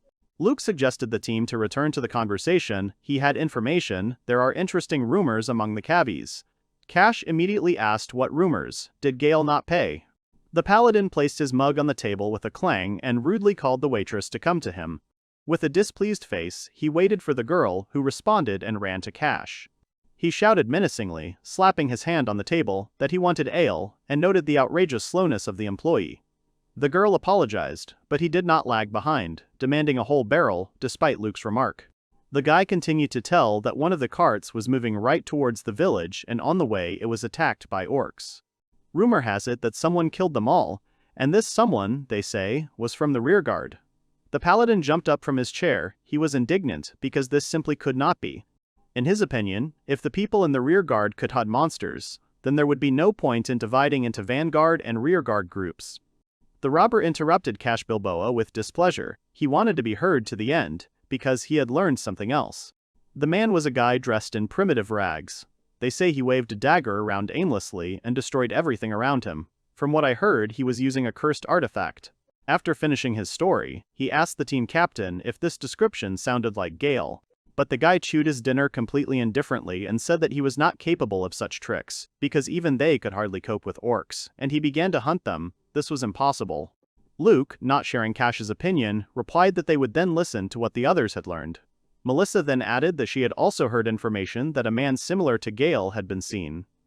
Cash jumped up on the spot, slapping his hands on the table, asking for more details about this. The warrior answered that at first, as expected, the guy started selling goods in the shop. He probably sold his cursed items cheaply, and then, in the shopping district, he sold his tasteless trinkets as interior decoration. And then Melissa let out a resigned sigh, explaining that, after that, the guards quickly closed his shop.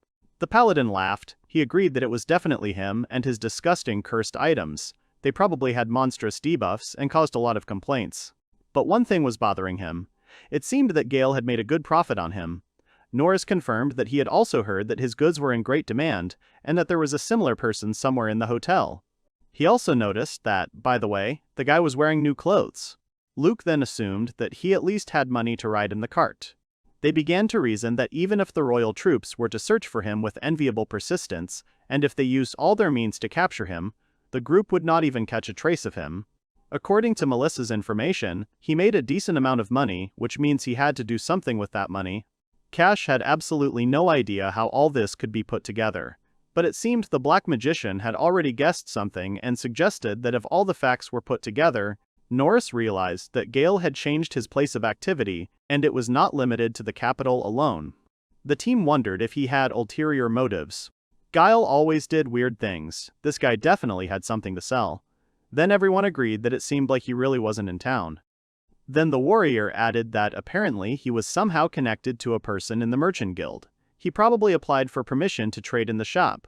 When the girl showed him the document, an order from Princess Carla, the man from the trade guild reluctantly gave a grain of information, citing the fact that it was confidential. He even asked if she was his friend, how he was doing, how he was feeling. Then Luke summed it up. It turns out that he has experience in the field of trade. Perhaps he even trades in different cities at the same time. Cash looked into his empty mug. He said that it didn't matter what he was selling. Anyway, if he had money, he would open a store of his damn trinkets. The guy grabbed his mug with both hands and declared that they should all drink. The paladin shouted loudly that he was tired of waiting for his ale. Then the waitress's footsteps were heard, and all eyes were fixed on her.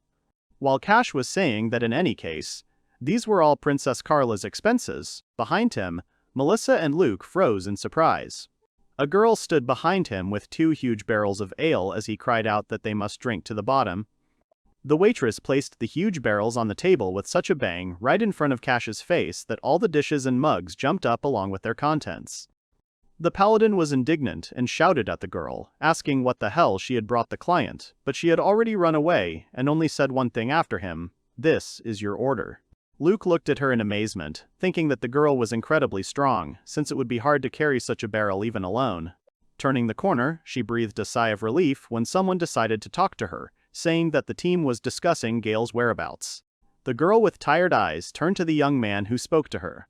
In front of her stood 3 waiters who thanked her for her work. The girl's name was Liznette. She took off her wig and asked why she had to work part-time in the suburbs of the capital to collect information and conduct surveillance. One of the guys asked if these were really the guys they needed, to which Liznette confidently stated that they were. She sat down on one of the barrels and continued that their behavior was consistent with the information she had received. One of the boys asked if they were hired by Princess Carla. They said something about a farming town and a man called Gail. The Wolf's Fangs are stalking a man named Gail Hamilton, the man Princess Carla is trying so hard to contact. Summing up, the girl said that he is the creator of that artifact. It turns out that he is the creator of the artifact that the S-rank team is hunting for. It is not at all clear who he is. But Liznette noted that he was monstrously cunning. Even though he was in such a team, he left no traces behind him. She was sure that this was all a hoax to hide the true identity of the creator of the artifact. This guy was like a ghost. They didn't even know what he had been doing before. At least they could keep an eye on the Wolf Fangs for as long as they wanted. But they could at least figure out Gail's approximate location, so it wasn't all in vain. The girl ordered the guys who bowed their heads that they needed to make sure that the adventurers left quickly. and they themselves would continue to watch and then simply take Gail by force. However, the manager immediately appeared and shouted that the guys should not shirk, orders were idle, and the dishes were not washed. Liznet grumbled and put the wig back on her head. At the same time, Gail was in the Blacksmith's Guild. A girl entered one of the heavy doors of this building. The guy was working on some new device, and Mora Glaris was standing at the entrance. She was closely watching Gail's work, without making a sound. However, this silence was interrupted by the guy himself. He said that he wanted to say something to Mora. Then the girl became interested. She was curious about what Gail wanted. He turned to the girl and thanked her for helping him with the quest to secure the mine. He knew he had gotten her into this whole thing. Gail extended his hand to the girl and said that he was very grateful to her, because he felt much calmer in that mine with her. From this confession, the girl blushed and stared at the master of cursed objects in bewilderment. Mora shook his hand and said that this time she helped him so that he could open a shop in a profitable place. She is one of the best support mages. There is no situation where she could not help. The boy beamed happily. Thanks to Mora's help, his dream was about to come true. The girl, still embarrassed by everything that had been said to her, added that if the guy insisted so much, she was ready to continue helping him. But the guy sneezed sharply right at the girl. Mora asked the young man to sneeze while turning away from her, to which he apologized and wondered in surprise why he sneezed so much, and whether he was really remembered so often. Shalina appeared next to Mora and explained that the whole problem was the dust from the mine. Gail noted that he was doing well thanks to the rented workplace. Then Shalina noticed that the guy had managed to do something and began to examine it. The guy noted that he did as he was told, but in his opinion it turned out tasteless. Then the blacksmith answered him that if he thought so, then society would definitely have a different opinion on this matter. Shalina happily grabbed the device and asked how to use it. Then Gail stretched out his hands and asked to give him his device. When he picked up his device, he quickly activated it, turned the handle, and the device began to make noise, emitting a bright light. It was a device for shooting a provocation of petrification, made from the organs of a cockatrice. Shalina. She immediately ducked down, hiding from the beam of this device, asking not to use it on people. The blacksmith jumped back and asked if Gail really wanted to turn into stone a second time, to which the guy replied that in any case, he would be able to remove the curse. However, he was not sure if there would be a demand. Then Shalina said that it was a functional design, and she had already talked about supply and demand. There were only meadows, mountains, and forests all around, and there were very few stones for building. The girl put on her glasses and began to explain in detail that by stones she meant building materials. Depending on the area, they could have significant value. For example, what would the kids do if they wanted to build a building in the desert? Compact the sand and make bricks out of it, or dig it straight out of the ground, or maybe bring the materials. Most people use these methods, but digging the ground is too labor-intensive. Water is needed for compaction, and the option of bringing it in is not even worth considering, and the bricks may not be strong enough. Then it turns out that if you use this invention, you can form sand and process it with a stone beam and you don't need to do anything else. Then the inspired guy realized how they would get building materials. Shalina noted that Gail had golden hands, which he just didn't know how to use. The boy chuckled contentedly as Shalina continued her instructive tale.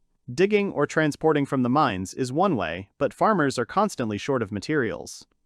The girl hugged the guy and said that with the help of this invention, they will quickly get building materials. This thing solves the problem, so she is ready to generously reward for it. The guy couldn't stop wondering if she really liked his invention, but the girl calmed the guy down a little by saying that he was completely lacking sense of style. Shalina wanted to convey to him that she had no interest in cursed objects before, but Gail opened her eyes. The guy smiled contentedly and giggled again, to which the girl exhaled heavily and noted how simple-minded he was, because she didn't even praise him, but the damned objects. Shalina digressed and asked if he could make another one of these with the remaining materials, but the craftsman replied that it would probably be impossible. The organ that produces stone breath was not developed enough in the small ones. The snake's tail is also poisonous, but this does not apply to the curse. The girl thought that it would be nice to have a machine that produces poison. Gail didn't expect that. Could a poison-producing machine really be useful? Then Shalina explained that they suffer greatly from pests and insects here. The blacksmith slyly asked if he really didn't know the active components of the poison. The guy took the bait and asked if she wanted him to do it. It seemed easy to the young man if he had the materials, because he often made amulets with deadly poison. The girl enthusiastically rushed to him, asking what materials were needed. If it was about the undead, then the poison glands of ghouls or stomachs could be used. In addition, the talisman would be easy to attach to the mummy's bandages, but such materials are not sold. Shelina said that she was overwhelmed with inspiration and she would definitely tell Gimbly to collect materials. The girl is ready to buy everything at a fair price and use what he gives. Then, the guy holds out a bottle of rotten aromatic oil made from a ghoul. Mora assumed that the thing had terrifying properties, but she decided not to ask about it. Then Shelina told Gail to just do what she ordered and gave him some papers. The guy, inspired by the moment, ran, saying that he would try to do something right now. The blacksmith said that she would take the instrument to check its convenience. The guy agreed without even turning around. Mora decided to help the girl and take her to her destination. Shelina decided to ask as they walked what Mora was doing there, to which she received an awkward answer that she had dropped in to check on things. Thanks to their temporary team, the number of abandoned orders had decreased. Gimbly was glad of this, and if Mora and Gail were comfortable here, then Shelina was very happy with them. A little later, Cash's team stood near a cart that was heading towards an agricultural town. They sat in it and discussed with laughter. The bill for payment at the store from the royal family arrived on time.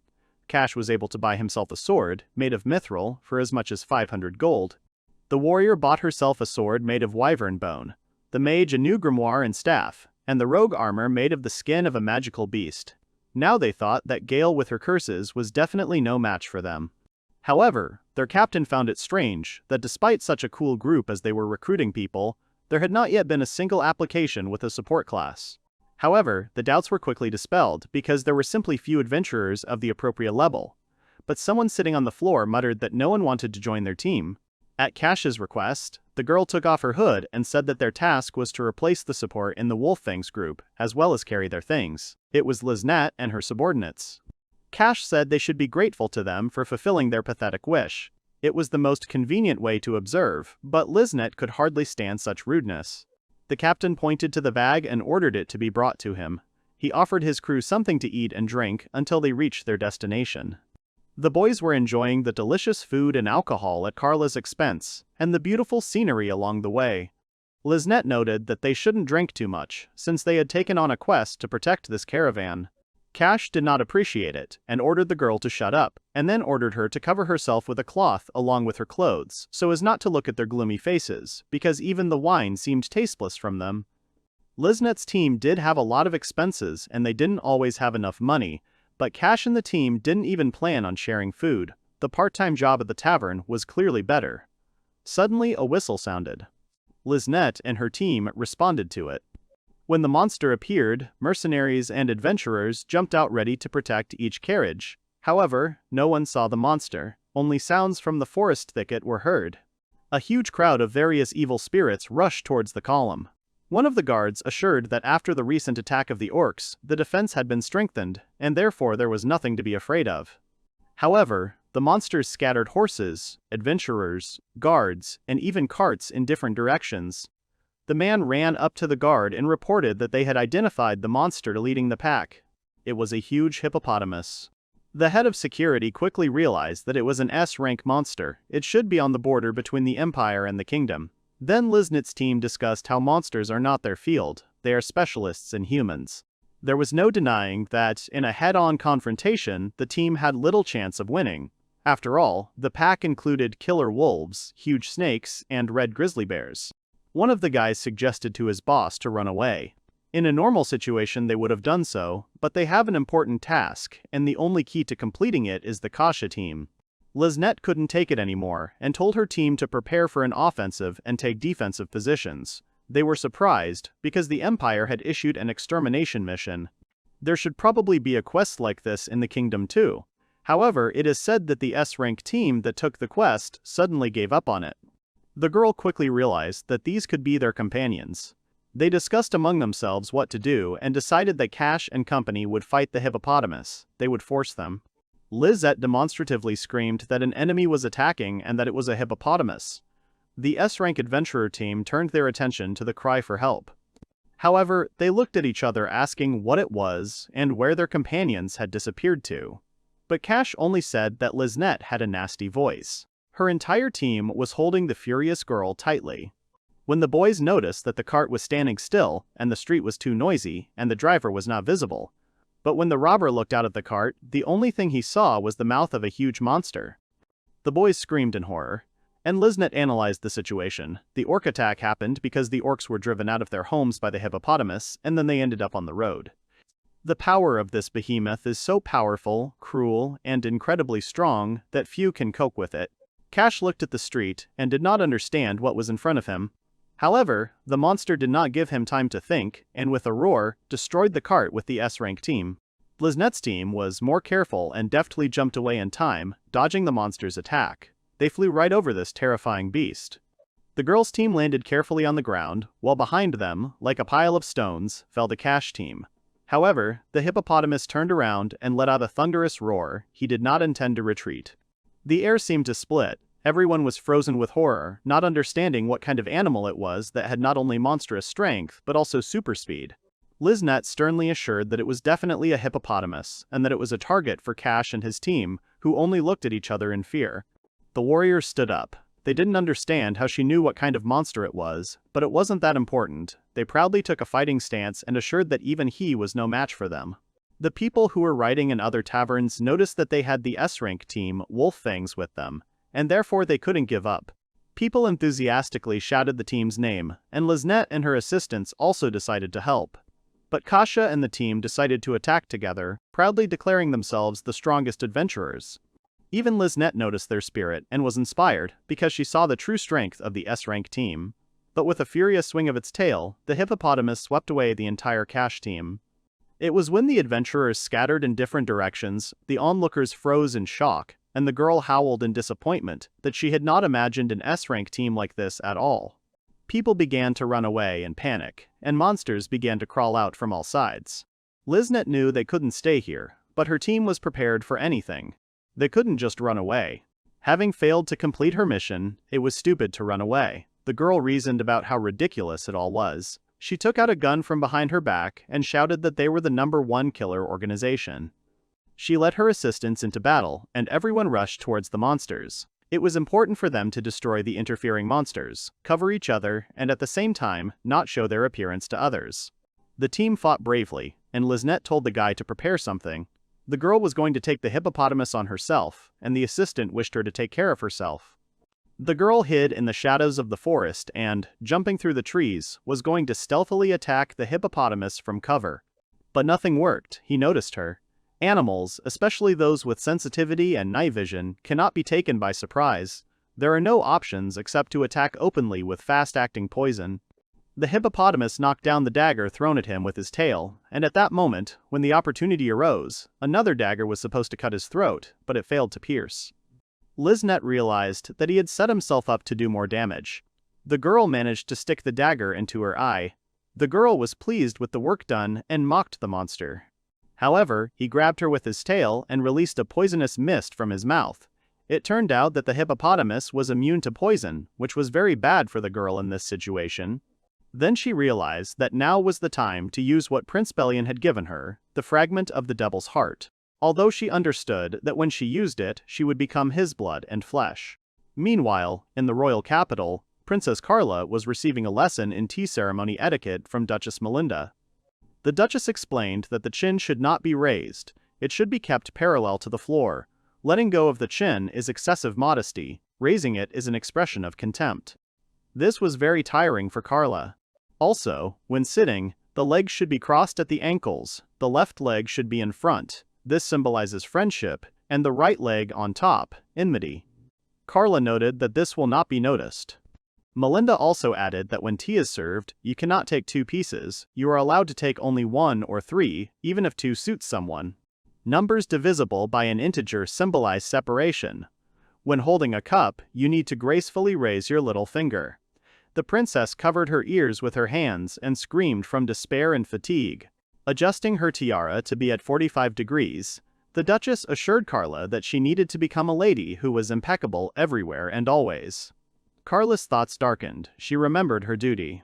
She said that she was married to a second prince unknown to her, for which the first tried to kill her. How could she even think about all this without malice? But Melina noticed that the princess's behavior directly affects the world and the development of the kingdom. As a person chosen from birth, she should think about her position and act based on it. Princess Carla de Glucan exhaled heavily and was about to say something about her life as a chosen one. She said she would rather choose how she lives her life. It may seem like she has been given more than other people, but it also burdens her, and the weight of those privileges makes her feel like she is in chains. The girl felt cursed from birth.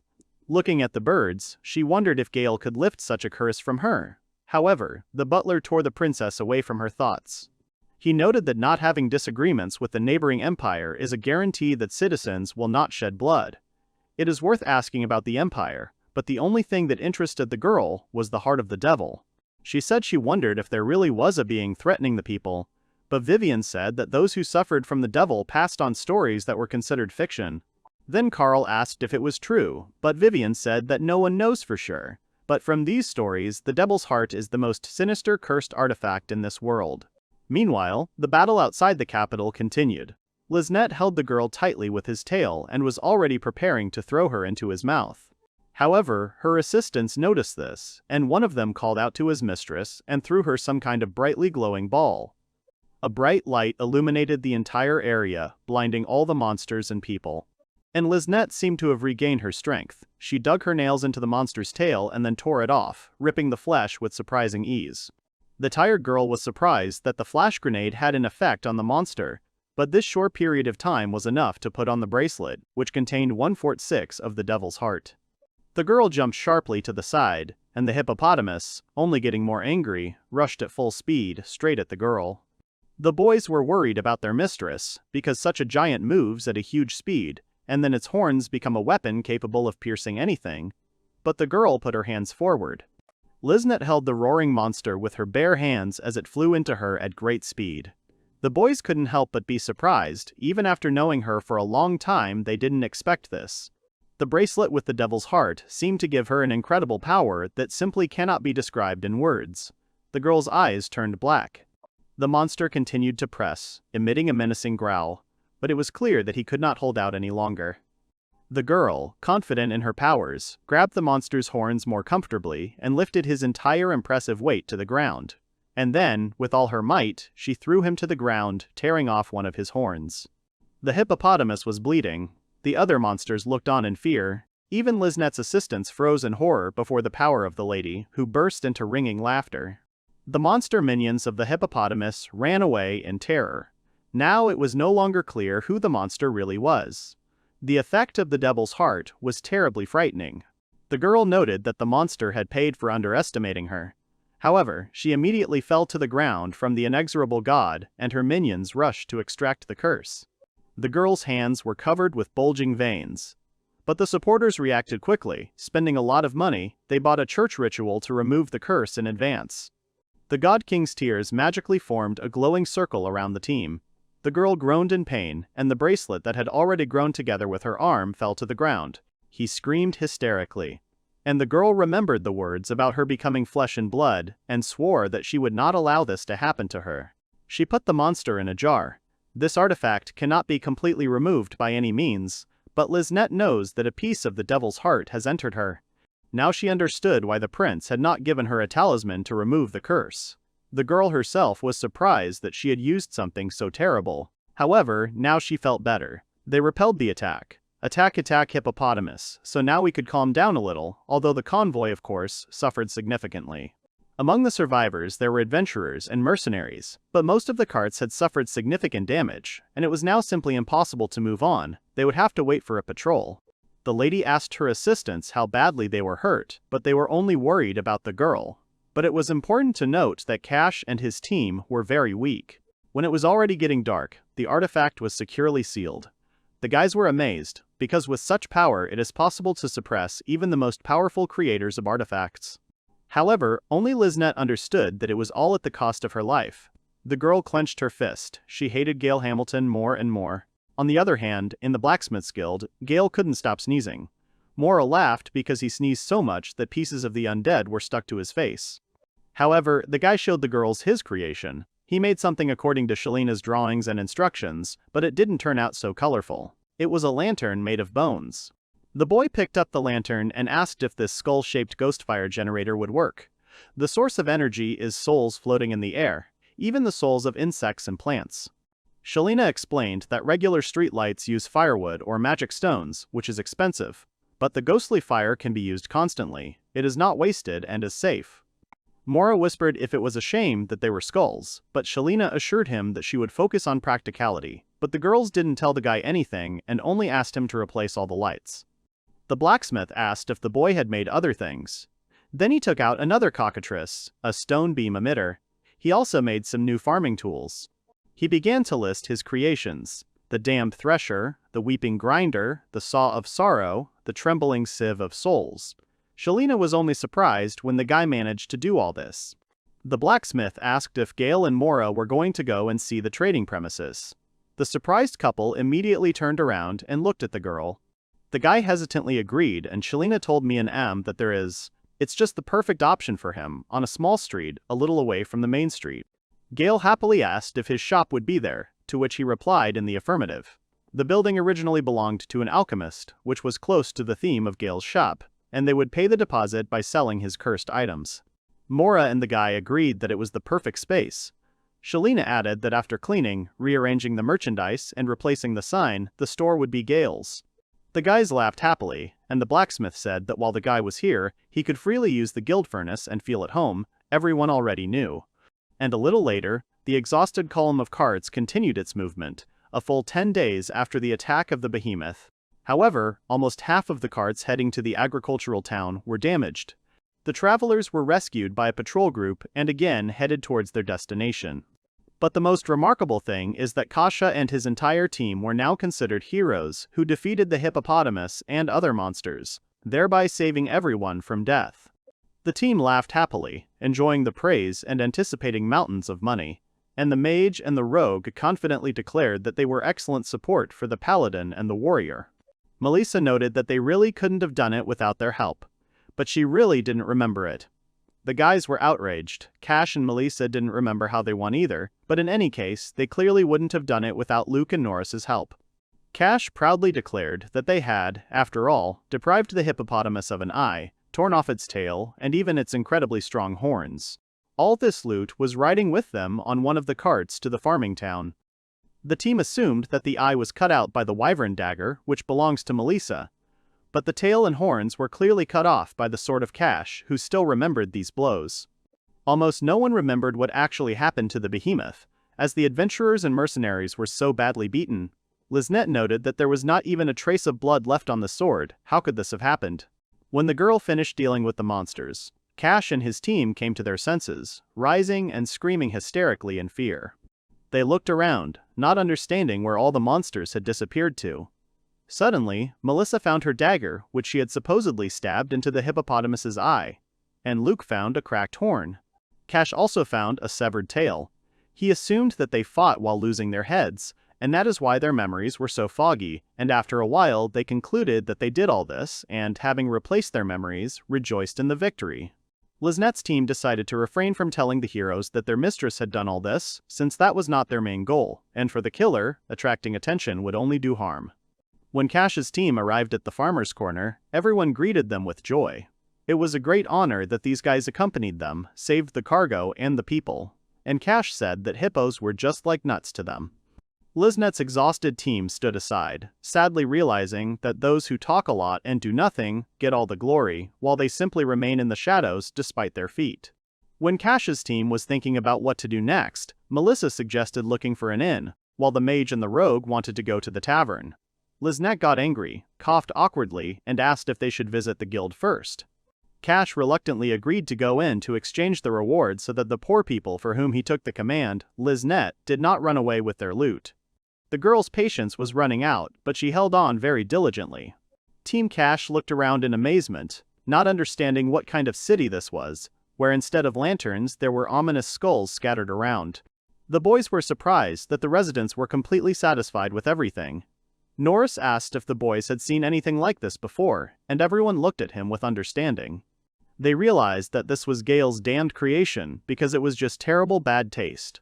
And all he can do, in their opinion, is create damned instruments that look terrible. However, the guys were more surprised by the fact that the whole street was covered in them. The dark mage asked if it wasn't just him who felt unaccustomed here, he felt the atmosphere of a small provincial town. Then Cash noted that it was only to their advantage, probably Gail's shop was somewhere around here. Cash and his team laughed evilly because they thought the guy was a fool for leaving so much evidence behind. However, it wasn't only them who laughed, but Liznette as well. Meanwhile, the guys decided to start their search from the guild, as they were advised. The hooded girl noted that they were on the right track. Then her assistant added that it seemed that Gail was indeed in this city, but Cash's assessment seemed strange to him. Then the assassins simply thought that Gail simply did not trust his team and hid his true skills. At the guild, a short girl greeted them with a wide smile, but Cash was not so polite. His team noted that this place was just a barn. They walked past tables and people, discussing that judging by everything, there were no good quests to be found here either. Cash proudly placed his elbow on the counter, where the owner of this guild stood. He looked distantly at the girl who smiled at him. The guy said that they were an S-rank team, and they needed her to call the guildmaster immediately. However, she said that she was the guildmaster herself, and then asked what they needed. Cash called Liznette, and her team rolled a huge cart. The cloth was thrown off her at the same moment onto the floor. The guy proudly asked, throwing the loot in front of Gimbly, how did she like it, but she didn't even flinch. Without changing her expression, she asked what it meant, which only angered Kasha. The girl ran her hand over the tail and asked if it was really part of a hippopotamus. Then the team said that it was an S-rank monster and that they would be paid very handsomely in the kingdom. But Gimbly said they should have brought back his whole head, or at least his heart, to count it as a kill, and they would have been told the same in the capital. The entire crew looked away when he sharply asked if they had run away without finishing the behemoth. Cash snorted that he remembered this girl, and clicking his tongue, the guys went to the exit. Gimbly smiled and asked to kill the hippopotamus for sure next time, and Liznette's team started packing all these things with them.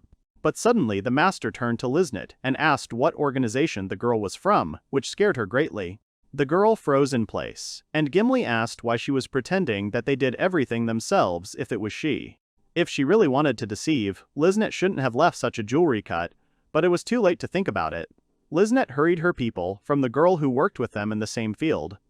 Gimbly happily reasoned that these guys probably came from the same capital as Gail, which meant that something interesting was bound to happen. And Gail and Shalina were already on their way to look at the new little shop, which was already ready.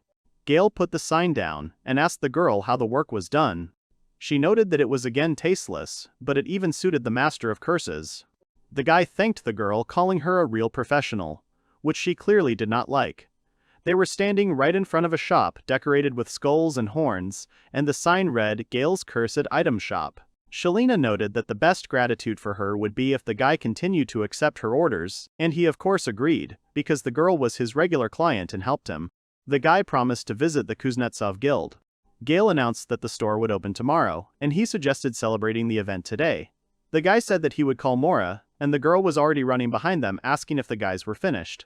Kuznets noted that Mora came just in time because the store was ready to open and you could watch the work. The girl also wanted to help with the opening but was late. The shop used to belong to an alchemist, so the renovation was easier than it seemed. The guy asked if Mora would be gathering a team to do quests again. The girl answered in the affirmative and noted that the guy was too busy with solo quests. The young man got pouty and said that he needed to get materials somewhere, but no one wanted to go with him. Well, who would want to take on a master of cursed objects? Gail was of course very happy about the opening of the store, but his plans did not include doing only that. He planned to continue being an adventurer. In the long term, he would like to hire a salesman, and he would collect materials and create new items. But for now, he hasn't had the opportunity, but Mora seemed to have an idea and wanted to tell about it. She offered to help as a salesperson and work in the team again. The girl noted that although they were both rear guards, they had done a great job with the quests. Mora blushed embarrassedly and, looking away, assured that if they were together, they could definitely do anything.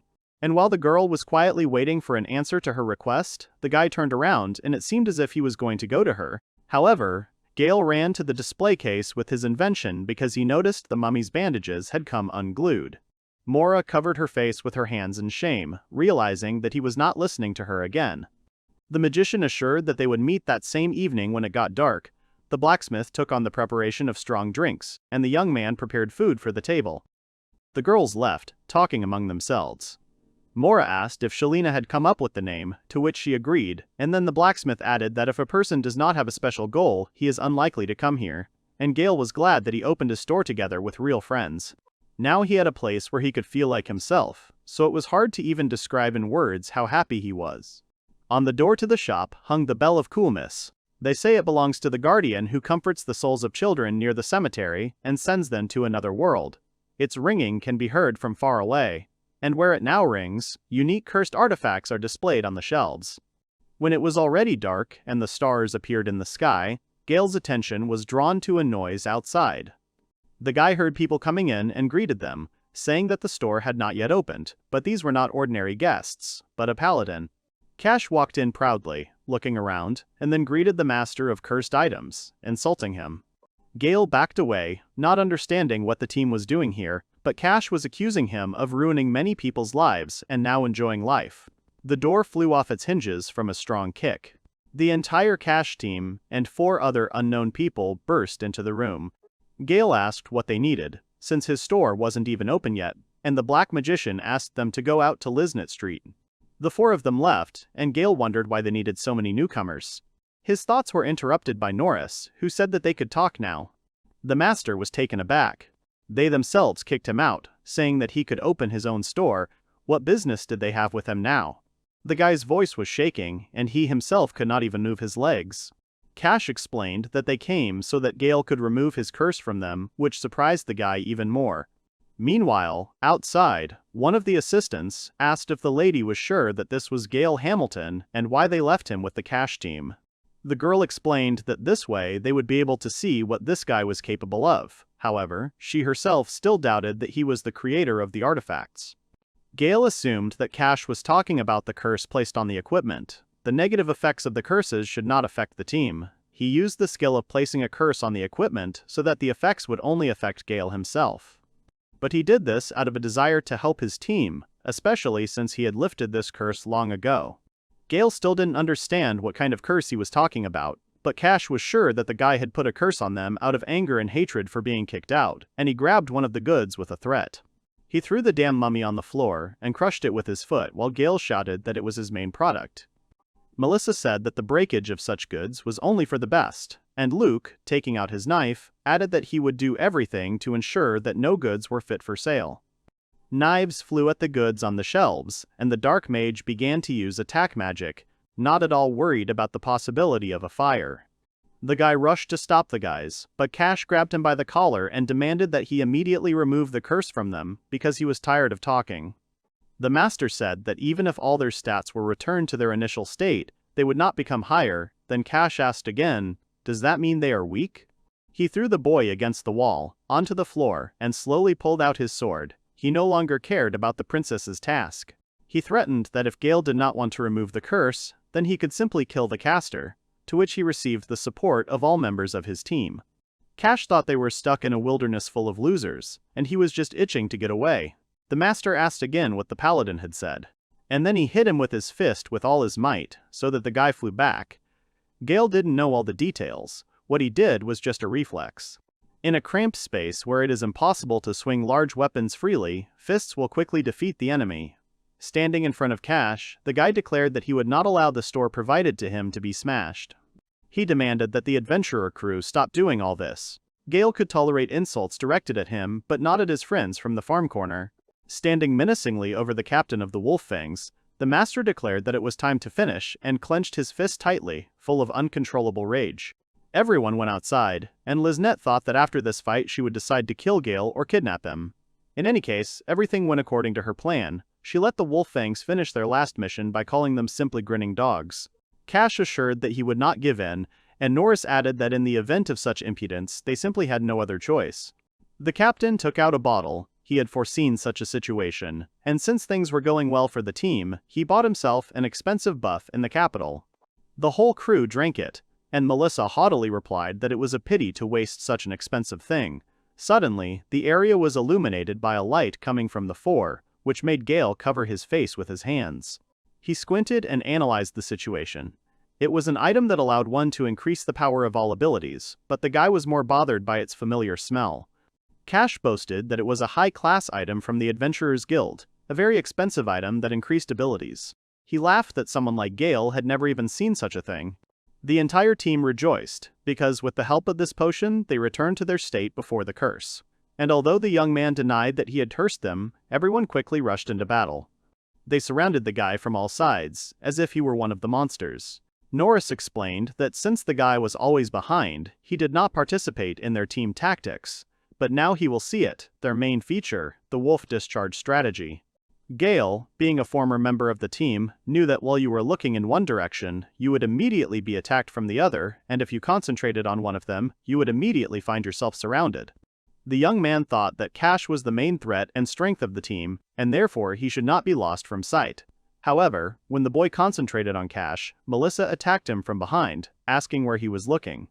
He noted that her stats had improved and her movements were faster than he thought, but he was able to dodge the first blow because he knew that style of fighting. Then came the second blow. Gail deftly dodged the sharp knives of the robber who promised to pierce him. He understood that the combination of Cash and Melissa was tolerable, but Luke's attacks were a problem for him. He threw knives, but on the tip of which there was an unknown poison. Even a small scratch can be fatal. Meanwhile, the team captain was already behind the guy. But the young man again deftly dodged, to Kasha's surprise, as if he had predicted every step and movement. But the most important thing for Gail was to watch Norris's fire while casting spells, because it was important not only to dodge it, but also to prevent it from entering the city. Cash didn't like how brazenly Gail dodged. He used the summer rain slash and ordered the others to surround him to prevent him from escaping. Melissa and Luke rushed towards the quickly running Gail. And then, he managed to do what he planned.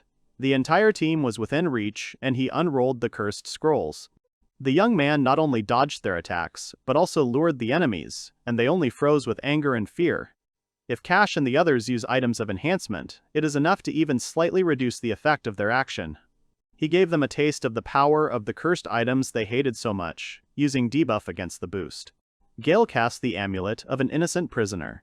A huge grate appeared over the team's heads, and they themselves were grabbed by something dark while they tried to understand something in horror. This amulet is a one-time use item, activates after selecting a target, and has a short range, but it applies a weakening effect to the target, located a few meters away from activation. This interesting artifact is made from the ashes of a prisoner who spent his entire life in prison, where he was unjustly sent long ago in his youth. Even though its area of effect is not very large, all the bitterness, sadness, suffering, and heaviness of the prisoner falls upon the one who gets into the zone. In one of the buildings abandoned due to monsters, Gail found an undead creature walled up in the wall, which interested him and he could not pass by. She was emitting a particularly strong curse, but she was clearly unable to move, and then Gail began to wonder what was causing this phenomenon. He reached out to the skull and asked if he would come over and tell the undead its sad story, and then he used his dispel, and the corpse seemed to dissolve. It was an old man who honestly admitted that this young man was the first one who came to talk to him. Tears flowed down the cheeks from the closed eyes of the elderly man, and he himself told his story. And he merged with the wall when he became undead because he always leaned against it even though it was cold. Compared to the effect of improving all abilities that both Cash and the rest of the team used, this amulet can provide, although not as strong, the effect of reducing all abilities by 3 times. While Cash and the others were shouting that all this and the curses were just nonsense, Gail was already quickly running away in the other direction. He called them to follow him to continue the fight. The plan was simple: the inhabitants could not be allowed to suffer, and therefore it was necessary to take the fight to another place. Even though he hadn't arrived here for long, he knew the area much better than Cash and his team, and so he thought about where to take them: to the catacombs, an abandoned church, or a hospital. He glanced back and saw 4 silhouettes there. The Wolf's Fangs really did pursue him. Then he told them to keep up the good work and not fall behind. However, at this time someone was talking near his shop. It was Cash's team. They couldn't even walk. Their bodies had become unbearably heavy despite the expensive boosters. They had boosted their stats, but something was wrong. The captain wondered angrily why Gail's curse was not working as expected, and turned to Liznette to ask for an antidote or something that could help. But she and the others was no longer anywhere. And while Cash was indignant about where their assistants had run off to, they had already been running after Gail through the night forest for a long time, not allowing him to hide. Shortly before Gail's escape began, Liznette, seeing the amulet of an innocent prisoner, was convinced that this was the person they needed, Gail Hamilton, who possessed a huge number of artifacts. The assistant asked what they were going to do next. Liznet replied that they couldn't allow a stir, because even though this is a village, the guards can come at any moment. It was necessary to act quickly and not allow people to gather, since it seemed they were already late, because the sounds of the guards' footsteps could already be heard in the distance. Liznet ordered her assistants to take care of the onlookers and was about to move, but she froze as if petrified. Her whole body seemed to be wrapped around a snake, not allowing the girl to take a single step forward. The girl grabbed herself by the shoulders. She felt the presence of the devil's heart, but she couldn't believe it. It seemed like it was all just nonsense. She immediately ordered her people to retreat, and it didn't matter what would happen to the people. The main thing was to save themselves. Seemed that the seal of the devil's heart had been removed, and the girl, having fallen to the ground, was coughing greedily, swallowing air. The assistants who had surrounded her were worried about what was happening to her. Even though the seal she left for her subordinates was securely hidden and sealed, and it was not so easy to remove the seal, she could not shake off the strange feeling. The girl turned to the Kasha team and realized that the devil's heart resonated with Gail's artifact, considering it equal in strength. The dark magical substance reached out to the girl again. She demanded even more strictly from her assistants that they run away, because it reached out to them too. Liznet managed to break free and rose to her feet in horror, thinking about what to do next. The guys felt something. It was a debuff, an area attack. It immediately gave the feeling of a sharp decrease in stats, despite the very light touch. This was the power of Gail Hamilton's artifacts. The girl felt that the trembling and sweating all over her body did not stop. This was not just a debuff, there were other stat anomalies. Liznet was able to identify several of them, such as slowing down, decreased defense, increased fatigue, fear, and impaired perception. Among experienced assassins like them, trained to be especially sensitive to stat changes, there are hardly any who know this better, but even Liznet has never heard of such a complex debuff. She felt exhausted just by lightly touching that black light. If she had a direct hit, it was unknown how many more of them were hiding there. The girl ordered the boys to disperse and not touch the black light. However, he kept catching up with them, but he clung especially fiercely to their mistress Liznet, who tried with all her might to break free. However, she noticed that the target was lost. Hamilton used the artifact to weaken Cash, but why was he running away? There was little time, and so the four of them rushed into the forest after the young man without any discussion. The guy didn't spare the powerful artifacts he had put aside for the escape. It was definitely that same Gail. And apparently he headed to the outskirts of the city, which means his accomplices won't be there. Liznet was happy. That meant there would be four of them against one Gail. There was no way to retreat. And when asked what they would do with Kasha's team, Liznet answered without even thinking that they didn't care about them at all. Gail was heading towards an abandoned hospital on the outskirts of the village. Once upon a time, those who died from an epidemic were buried there. The girl laughed. He, in front of them, living in darkness, rushed into the grave himself. What a fool. The guys seemed to have regained their strength and sped up, expecting an unequal fight. However, after a while, they could not catch their breath. Their pursuit speed was not comparable to usual, but in order not to lose sight of him, they have to make great efforts. The killers suggested that he was using a booster, although it could be that his base stats were simply geared towards speed. In addition, Liznet was very close to him. Although she did not receive a direct hit, the girl was still exposed to the influence of his artifact. She knew she had been careless in watching the battle between Gail and Kashem. If she had missed him because of this, it would have been a mistake for life. After all, he is a man capable of upsetting the balance in the state. They could not let him go at any cost, and they had to capture him dead or alive. They were anxiously aware that they were gradually falling behind, but they made every effort to complete their mission. However, in their desire not to lose the pursuit, they did not notice that they had neglected the usual precautions and vigilance towards their surroundings, which is not typical of them. They have yet to discover what kind of danger they have attracted to the outskirts of the city. Meanwhile, Cash and his company were slowly trying to reach Gail, when the captain declared that they now looked more like a gathering of turtles. Suddenly, a girl appeared and asked if all this noise, and what had become Gail's store, was their fault. Then Cash angrily asked if this lady had any problems. From the pose and appearance, the Wolf Fangs realized that it was Mora standing in front of them. They stared at her outfit and then asked how dare the one who abandoned them after Gail's expulsion come here. After all that had happened, they really came to the farm corner together. The dark magician, realizing what he thought had happened, hit himself on the forehead and declared that now everything was clear to him. He thought that in such a remote place it would be impossible to find Gail, but Mora was there too. Did the others really believe that this was just a coincidence? It turns out that Mora Glaris was Gail's accomplice from the very beginning. This is the accusation that the magician made against the girl. Luke, Melissa, and even Cash froze in shock and surprise, but Mora just pretended to find it funny. She asked if Norris was a bit dumb, although she had always thought he wasn't very smart, but now he was going too far, but explaining everything was a waste of time. The boys, meanwhile, nodded knowingly, pretending that they thought so. The magician raised his head and said that such deep thoughts were clearly beyond the capabilities of a young lady with a cleavage to the very bottom. He believed that he could read her thoughts like an open book. He asked Mora if he had hit the nail on the head. The furious girl said they were all terribly wrong. Cash wanted to say something, but the sorceress interrupted him. She said that it was they who kicked out Gail, and she joined their team only at their invitation. How this made her an accomplice, the girl really wanted to know about this, and what exactly she did against them.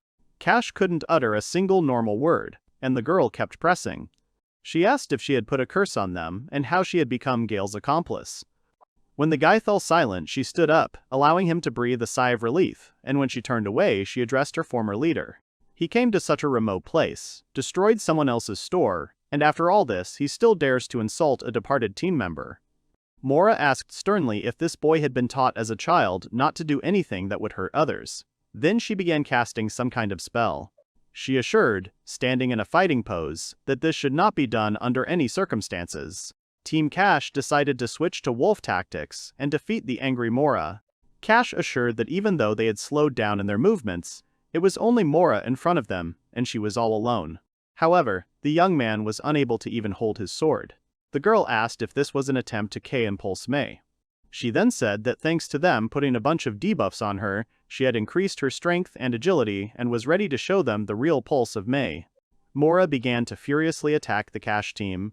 Holding their team captain by the collar, she said that she would do to him the same thing they did to Gail's new store. Maybe then they will understand what it's like to be in his place.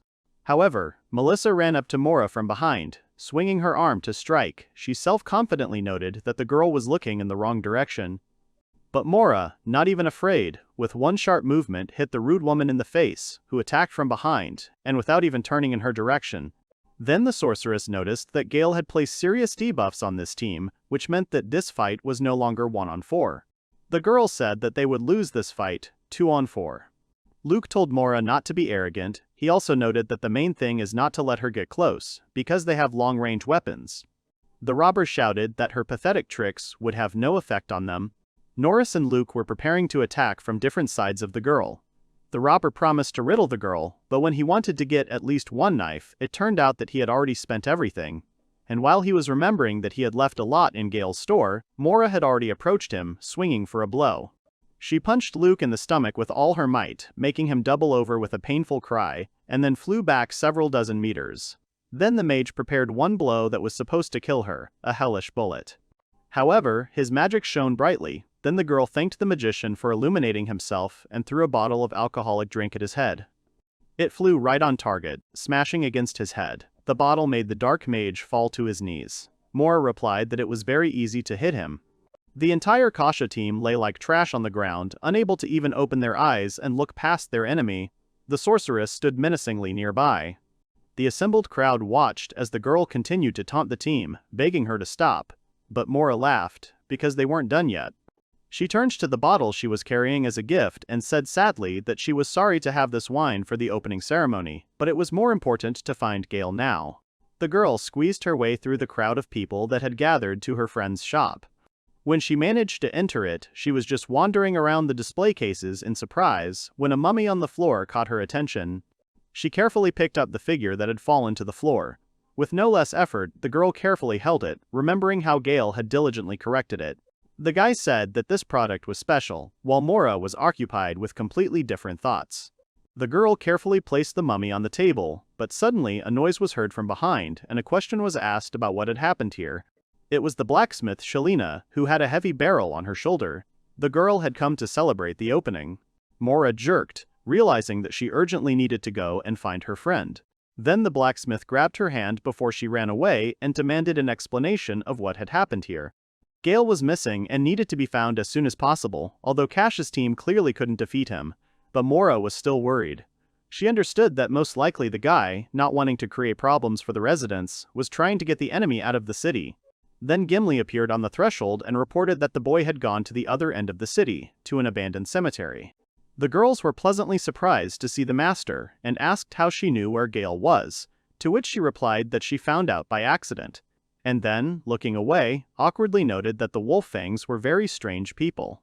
The girl herself came to hand over the materials that she had received. These were animal organs that emitted a simply terrible odor. Gimbly said that the Master of Curses was being pursued by some group, clearly more experienced than Cash and his team. Frightened Mora thanked the girl and, despite her outfit, resolutely rushed to help her friend. There was no time to change clothes or take a weapon, and everyone understood this. The blacksmith asked to wait. It seemed she was going to go with Mora. The girls took the weapons from Cash and Norris, cheerfully assuming that it would be better than nothing, after which they proudly set off on a special mission to rescue Gail Hamilton. Gimbly volunteered to accompany the girls, and then asked, "Now is the situation when every second counts. Probably Shalina is not used to this." In addition, the girl noted that she was experiencing an unpleasant feeling. Mora asked if it was about those who were pursuing Gail, but the master explained that she felt the presence of something inhuman. The tail and horn she brought were part of the hippopotamus, she explained to the girls. And then she added that those who were now chasing Gail came here from the royal capital. They failed to kill the behemoth and it escaped. But beast-type monsters are quite tenacious, and ranked ones are also smart. That's why they can carry out strategic attacks and command the herd. In other words, it's no wonder they followed them so far, relying on their keen sense of smell and waiting for the right opportunity. It turns out that the girls had a chance to run into a hippopotamus, which made the task AA difficulty level. But after the cockatrice, the girls didn't really want to deal with such monsters. Meanwhile, Gail had already reached the abandoned hospital, which was also a cemetery. He was standing on a tree trying to catch his breath after such a run. The guy jumped down and turned around, taking a fighting stance, inviting his opponents to come out and show themselves. Killers slowly emerged from the bushes and asked the guy to wait a bit while they caught their breath. He obeyed them without hesitation. Gail wondered where he had seen these guys before, and suddenly he realized that they were Kasha's comrades, which caused a negative reaction from Liznet. She was angry and upset to hear that she was a comrade of these pseudo-heroes. The girl pointed and asked what his problem was. How could he run so fast? But the guy explained that he was sure that Cash and his gang were chasing him. Then the furious Liznet said that they would never be able to catch up with him. But the girl's throat went dry from screaming. Then Gail said that he understood her, and therefore she could calm down, and offered her a drink. He did not have water, but he did not have time to explain what he had, because the lady greedily snatched the liquid from his hands. She drank it all down to the last drop, and then asked what it was, because it stuck to her throat and smelled strange. The young man replied that it was a prototype of a potion for removing petrification. And then he added that it was the amniotic fluid of a cockatrice, which left Liznet stunned. The girl tried to spit out everything she had drunk, which the young man did not understand at all. She angrily asked why he had given her this to drink, but her assistant pointed out that the girl should first check what she had been given before drinking it, but she did not want to listen to the comments addressed to her. Gail was upset, because he didn't understand why she was spitting out the medicine that healed petrification, despite the fact that these were the bodily fluids of a monster. There is a saying that good medicine tastes bitter in the mouth, and in general she herself said that she wanted to drink. Liznet raised her head and, taking out her weapon, ordered all the assistants to immediately grab Gail, who was already completely confused about what was happening here. The girl ordered to surround the boy and capture him, alive or dead. The young man raised his hands and apologized, asking if the potion was really that terrible, but it seemed that it didn't matter anymore. The killers rushed to attack the guy, who, apparently, had not yet figured out how to defend himself. The boy dodged Liznet's well-aimed blow, to which the girl immediately told him that he shouldn't even try to run. When the boy fell, she struck again, but he dodged and kicked the girl. Then 3 blades of the girl's assistants flew at him, but he was able to calmly dodge them with sharp movements. The girl noted that he was dodging all their attacks perfectly, but the young man said that it was not about him, but about what was under their feet. The whole team lowered their heads. The whole ground was strewn with piles of all kinds of bones, and in some places there were also wooden crosses. The girl clearly didn't like the sight, and Gail noted that there were even more bones hidden underground. Liznette concluded that he was an adventurer accustomed to graveyards, but his legs were definitely fine. The boys reasoned that although there were more of them, there were too many obstacles, and they were separated and could not get together. The young man assumed that they would soon give up. Neither powerful attacks nor well-thought-out joint strikes would help here, and the crunching of bones and other sounds of debris gave away all the team's plans. The girl threw a knife that flew incredibly close to Gail's face, but she was more surprised not by how he dodged, but rather by the fact that the guy was in no hurry, as if he was waiting for an opportunity. All around there were only graves that had been knocked together long ago and obviously in a hurry, and the rain and wind had turned the hospital building into ruins. All this left me wondering what was waiting for Gail in such a terrible place. The guy interrupted his thoughts and said that he didn't want to seem rude, but he would still suggest leaving. It seemed like the team had gotten used to moving around here, but that wasn't why he chose the cemetery. For him, this seemed like an ideal place to ambush cash, because good materials could be collected in this area, and so, he honestly comes here, so he knows the area very well. Something began, which clearly pleased the young man. The Master of Curses really belonged here, with scattered bones and remains, and lost souls wandering everywhere. The reason why Liznette's team had to go home was very simple and had already appeared from the ground. The guy assured that the team was being escorted out, and at that time, all sorts of undead began to rise and crawl out from all sides. The guy, not being afraid of this, joyfully spread his arms out to the sides, foreshadowing his victory. Liznette and her team assumed there was an ambush, but quickly realized from the smell, dirt, and appearance that there were walking dead here. Princess Carla lay in her chambers and admired the leaflet about the search for Gail. She thought about how soon this guy would be brought to her. Vivian asked the high priest to look at the princess's condition, because she constantly thinks only about Gail Hamilton. She didn't understand what was happening, because he was a man the princess had only seen once. The high priest noted that the guy had saved her life. The priest and his assistant decided that the princess had fallen in love with this young man. Vivian asked, so instead of preparing to die during the attack, the princess had fallen in love. But ignoring the question, the man noted that Carla and Gail, with their special tastes, complemented each other. While they could not meet, the brain itself completed the drawing of the ideal person. The men tried in vain to calm Vivian down. Meanwhile, in the farmer's corner, Liznette and her team were guarding against the undead in the cemetery where the hospital used to be. Then the girl realized that this was part of the Master of Cursed Objects' plan. He made them think that he was being followed, and he surrounded the opponents with undead, setting a trap here. The boys, pressing their backs to each other, noted that it was the first time they had seen so many undead at once. Dodging a flying monster, he replied that if he fought 1 to 4, he would have very little chance of winning. And the 4 people he was talking about were supposed to be Cash and the others. Gail wondered what was wrong with them. Liznette snapped back that they were different from these fools.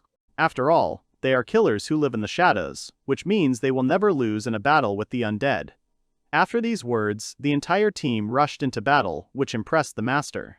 However, the undead were not going to lose either. They were overwhelming Liznette's team with numbers, surrounding and clinging to the opponents. The guys fought with all their might. They heroically covered each other and tried not to leave blind spots so as not to lose. Liznette ordered a circular defense to be formed and maneuvered to lure Gail into the circle. They were going to kill the guy right then and there. However, a huge monster appeared right in front of him, which was quickly cut down by the girl. She noted with satisfaction that this was clearly the guy's trump card, and he was indeed close to winning, but in any case. Liznette also had a trump card, namely, a trump card called the Heart of the Demon King. However, it had too many restrictions and it was impossible to simply waste time. Then she realized that the moment when they destroyed all the undead would be the single best chance to use this artifact. Meanwhile, Gail's reinforcements were racing through the night forest. The girls discussed the fact that experienced assassins were targeting Gate, and about 4 of them. Mora noted that they needed to get there as quickly as possible to even the odds. Kuznets, without slowing down, said that only after a person leaves do you truly realize how important he or she is to you. She screamed that Gail was under her protection, because they had to create many more cursed items and bring an agricultural revolution to this farming town. And he is her partner. The guildmaster bowed her head and noted that she agreed, because without Gail she would have much more problems. And Mora thought that the next time they met, she would note that even a master of cursed items, as stupid as he is needed by someone. She promised herself that she would tell him everything exactly like that. Shelina, still running as fast as she could, asked what they would do if a wounded hippopotamus appeared. Mora noted that assassins and a hippopotamus would be too much, while Gimbly thought about it. She told that the master of cursed items can acquire unique skills that cannot be compared with a normal profession. Mora asked what kind of skill, and the master told about the change of failure. It is a perfect evasion skill called surprise luck. The girls asked in surprise what kind of surprise luck was this. They noted that reversing bad luck was a very powerful skill, and if it allowed them to avoid death, then everyone would obviously want it.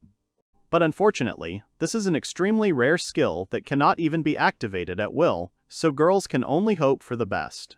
Meanwhile, Liznet and her team had already knocked down a huge pile of undead, still fighting for their mission. The girl noted that they somehow miraculously managed to destroy all the undead, but she did not have the strength to even approach Gail. She raised her hands and admitted that they were giving up, because there were so many undead, and Gail was still effortlessly summoning more. Liznet admitted her defeat. The captain of the assassins extended her hand for a handshake as a sign of acceptance, and Gail, without thinking much, hurried towards her in order to return the outstretched hand. When the boy approached, Liznet said she was just joking and ordered him to throw her the jar. She deftly caught the sealed curse. And then, explaining that this was their trump card, she opened the jar, releasing the creature inside. Taking out this creature, she decided to tell the guy about it, as a gift for his life. She held out the artifact on her palm and explained that it increases physical abilities to the limit by taking away life force in return. It is the most terrible and powerful artifact. However, Gail noticed something behind the girl. She turned around and saw a hippopotamus running straight towards them from the thicket of the forest, the same one without one horn and one eye. Liznet didn't understand what this monster was doing here, but there was little time to think because it was already flying towards them. And Gail, preparing for the best possible circumstances, decided, save the killer. The guy pushed the girl, who hesitated and prepared to take the full force of the blow on himself. The heroine's head snapped around, her eyes widening in surprise. Her lips twitched before she breathed out Gail's name. She was in genuine shock. The huge creature strikes Gail with its horns. The blow sends him flying into the air, and dust rises from the ground.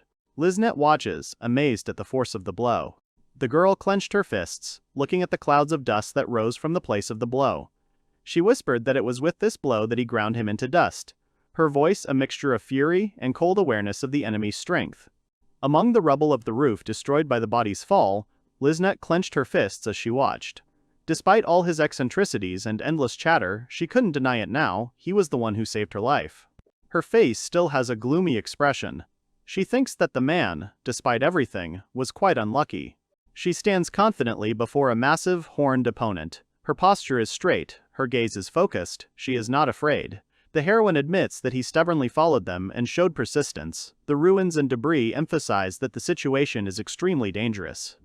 The girl took out the artifact, carefully turned it over in her hands, and then began to tell her story with intrigue. The artifact in her hand shimmered, as if echoing her mood. She didn't even bother with direct threats, just an icy look and a phrase about how she liked. Persistence spoke for themselves. Black vortices, or streams of energy, emanate from the artifact. The heroine, with a mad grin, raises her hand, in which the sinister artifact sparkles. With triumph in her voice, she says for it to absorb her and the heart of the Demon King. The artifact quickly begins to absorb the girl's body, enveloping her in dark magic from head to toe. The artifact's power has clearly gotten out of control, filling the space with chaotic, frightening energy. And Liznet can be seen biting her lips hard. The heroine was enveloped by many dark tentacles. At the same time, various abilities were activated, including instant stun resistance, fatigue resistance, and increased strength. All this demonstrated the increasing enhancement of her combat potential. The tentacles continued to cover her body. Additional abilities appeared. An endless supply of magical power and immunity to pain. The power of the artifact reached its peak, turning the girl into an extremely dangerous opponent. The hippopotamus froze, its massive body tensed like a spring. Its yellow eyes followed the girl's every move without blinking, and the phrase that the moment for an attack had been missed hung in the air. Now any move would be too late. The heroine took a fighting stance and declared that it was time for a rematch. She also added that this time, Behemoth would not be able to escape. Everything about her appearance spoke of complete confidence and victory. On the battlefield, two opponents approached each other. A girl with an activated artifact and a massive monster resembling a rhinoceros. She rushed forward, preparing to attack, while the beast let out a threatening roar. There was a huge hole in the roof of the building, indicating that Gail had landed there after a huge impact. A dark shadow appeared against the night sky, breaking through the foliage. Someone uttered a short exclamation of surprise.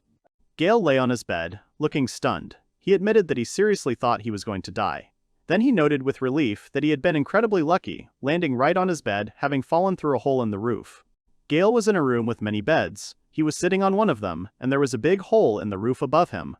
Looking around, he noticed that this could be considered a truly happy place. He thought that if he fell to the ground, he would be seriously injured. Sitting in the semi-dark room, he thinks hard about what happened. Thoughts rush through his head. He is almost sure that he did not get a good look at that monster. However, he remembers how the creature in the form of a beast suddenly pounced on them. With a sudden change in his expression, he remembers the zombie animal. The image of a distorted dog comes to mind, but the next second he dismisses the thought, realizing that it was something completely different. He continues to ponder, noting that the creature had one broken horn, one eye was missing, and its tail looked ragged and damaged. He realizes with amazement that he has never seen such a creature before. However, despite this, its appearance perfectly matches the description of a zombie animal. With this thought, he falls onto the bed, lying down and trying to comprehend what he saw. He continues to reflect on what happened, recalling Shalina's words about the villagers being alarmed by a creature attacking the fields. It was probably originally a wild boar that later turned into an undead creature. He stood up abruptly, knowing there was not a moment to lose. Gail had said that perhaps this monster could be a danger to Liznet.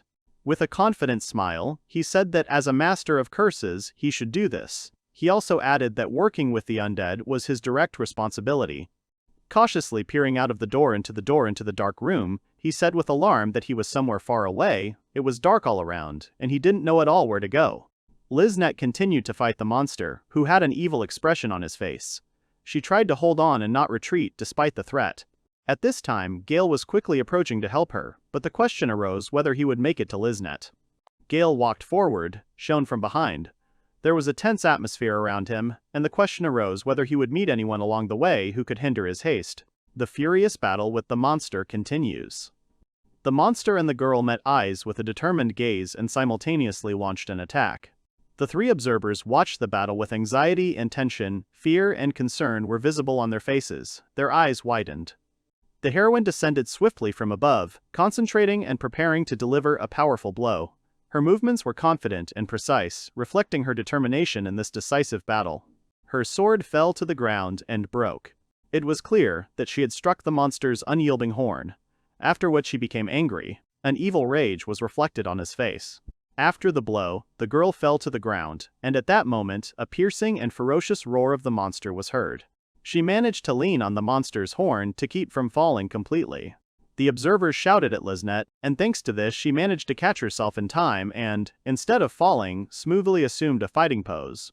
She raised her head, gathering her strength and preparing for the next move. She said that she wanted to gouge out the monster's other eye, but even for the Demon King's heart, the artifact she used in battle that enhanced her physical strength, it was too difficult. Observers said Liznet needed a replacement weapon, but she said it was not necessary. She claimed that she had torn off the monster's tail, an important and powerful part of its body, with her own strength. The girl said that this time she would tear the monster's head off, revealing his face and his fist. However, before she could finish speaking, she began to cough. The coughing got worse, and the girl lost her strength, falling to the ground. On a dark background, they began to show the girl's heart, as if it was beginning to beat with difficulty. She lay on the ground, raising her head with effort, making a weak wheeze. A dark spot was visible in her heart, as if something black had begun to spread inside. The others anxiously asked what was happening to Mrs. Liznet, looking at the girl lying on the ground, unable to get up. She lay on the ground, could only lift her head, clenched her fists tightly and bit her lips, trying to hold back the pain. One observer said, with alarm, that this was impossible. Something black in the girl's heart began to grow, spreading more and more and causing a noticeable weakness in Liznet's body. The heroine rolled over onto her back and began to hold her chest in the area of her heart, feeling increasing pain and discomfort. She couldn't breathe, and the others quickly approached her, concerned about her condition. Her eyes were wide open, her breathing became ragged and heavy, she began to choke, unable to cope with the growing internal tension. The artifact's tentacles began to wrap around the girl's body. The effects disappeared one by one: death resistance, strength enhancement, fatigue ignorance, and infinite magic power. The body quickly lost support. She still lay there with her eyes wide open, unable to breathe, overcome by weakness and a lack of understanding of what was happening. The man who approached, lifting her body, said that the curse had gone out of control for the second time. It seemed that the effects of the Demon King's heart had begun to fail. He concluded that the artifact would likely only stop once it had completely absorbed Ms. Lisnet. A monster began to approach them from the opposite side. One of the observers gave the order: "Two must stop the hippopotamus." The two quickly approached the monster, taking up fighting positions and preparing for the upcoming fight. Lisnet tried to stop them, saying that they couldn't handle this monster. The monster's powerful blow sent the two of them flying in different directions, and stones flew up and scattered around them. She was half-sitting, leaning on the arms of one of the observers, and they looked at what had happened with alarm. Her eyes were wide open and sweat was beading on her forehead, betraying the tension and fear of what she was seeing. Two of them flew off with the stones, spitting blood. Traces of blood were visible from their mouths, which indicated serious injuries. The monster roared ferociously, and Lisnet shouted that it was enough. She shouted at one of those present to clear his head. He answered tensely that it didn't work. He cried out in despair that the Divine King's tears were ineffective. This was impossible, as the artifact was considered a top-tier church item. He cursed and dropped the artifact on Lisnet. The drop immediately evaporated without even touching her skin, as if it had been rejected by something inside Lisnet.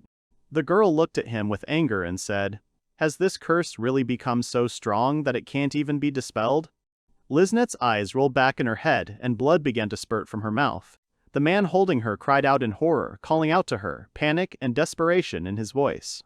Lisnet, who had undergone extensive training and developed a high tolerance for pain and loss of consciousness, continued to endure. She clenched her teeth tightly, trying her best to hold back the suffering, not allowing herself to lose consciousness. Her body is shown convulsing, her limbs shaking. Death cries are heard from deep within, and the Demon King's cursed heart beats with unnatural fury, as if it were trying to break out.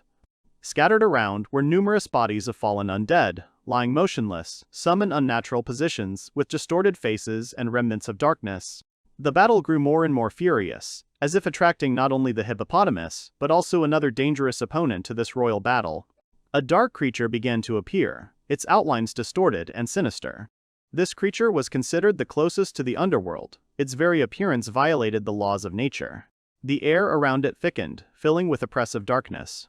From a high mound of undead corpses, a dark figure began to rise. The creature emerged from the mass of bones, decaying bodies, and the stench of death.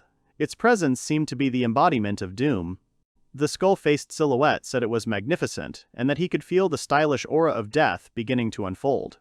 Lisnet heard a dry voice, like that of an old man, and turned her head in that direction to see the source of the sound.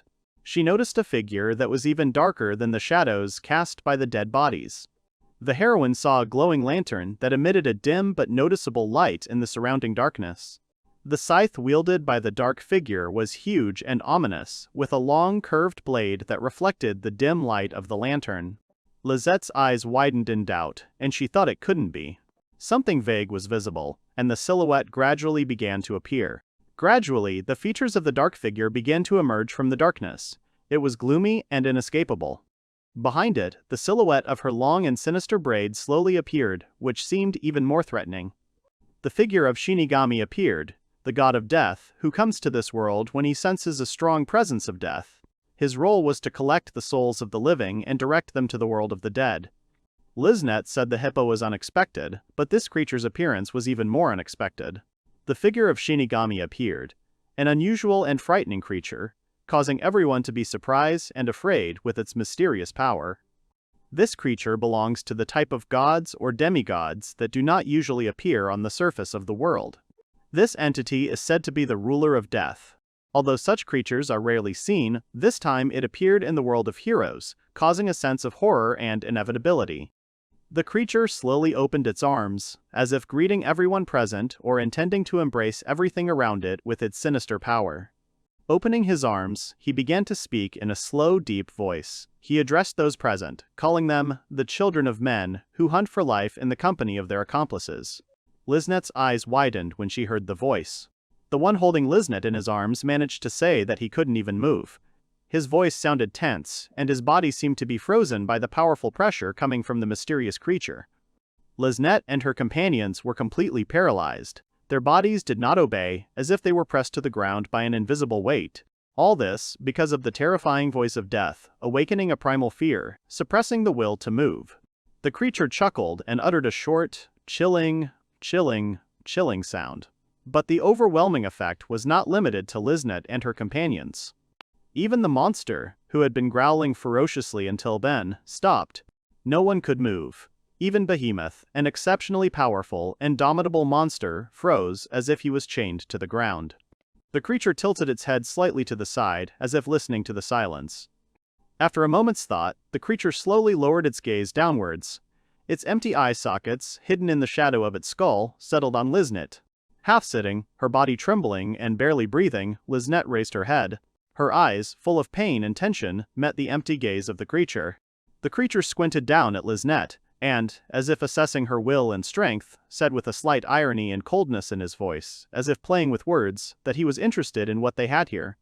The creature let out a low, sinister laugh and, looking at Liznet's chest area, thought of the Demon King's heart, as if hinting at the hidden power or threat emanating from it. Even the Demon King's heart stopped beating, as if it was holding its breath. The Shinigami glanced back and forth between Liznet and the hippopotamus several times, carefully assessing both of them. The Shinigami, raising his eyes to the sky and opening his arms, exclaimed that he could not contain his surprise at such a magnificent spiritual offering, calling it truly wonderful. Liznet held her chest as she thought that her soul would be consumed by that scythe, and even as she managed to dodge its strike, the Demon King's heart would still consume her. She thought that if the Demon King's curse was lifted, the hippopotamus would tear her apart while looking at the monster. She looked down and concluded that lifting the Demon King's curse would result in the behemoth destroying her. She began to understand her situation.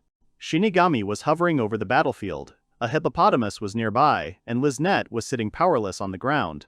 Inside herself, she realized that death was near and she might not get out of here alive. Suddenly, a mirror appeared behind the demigod.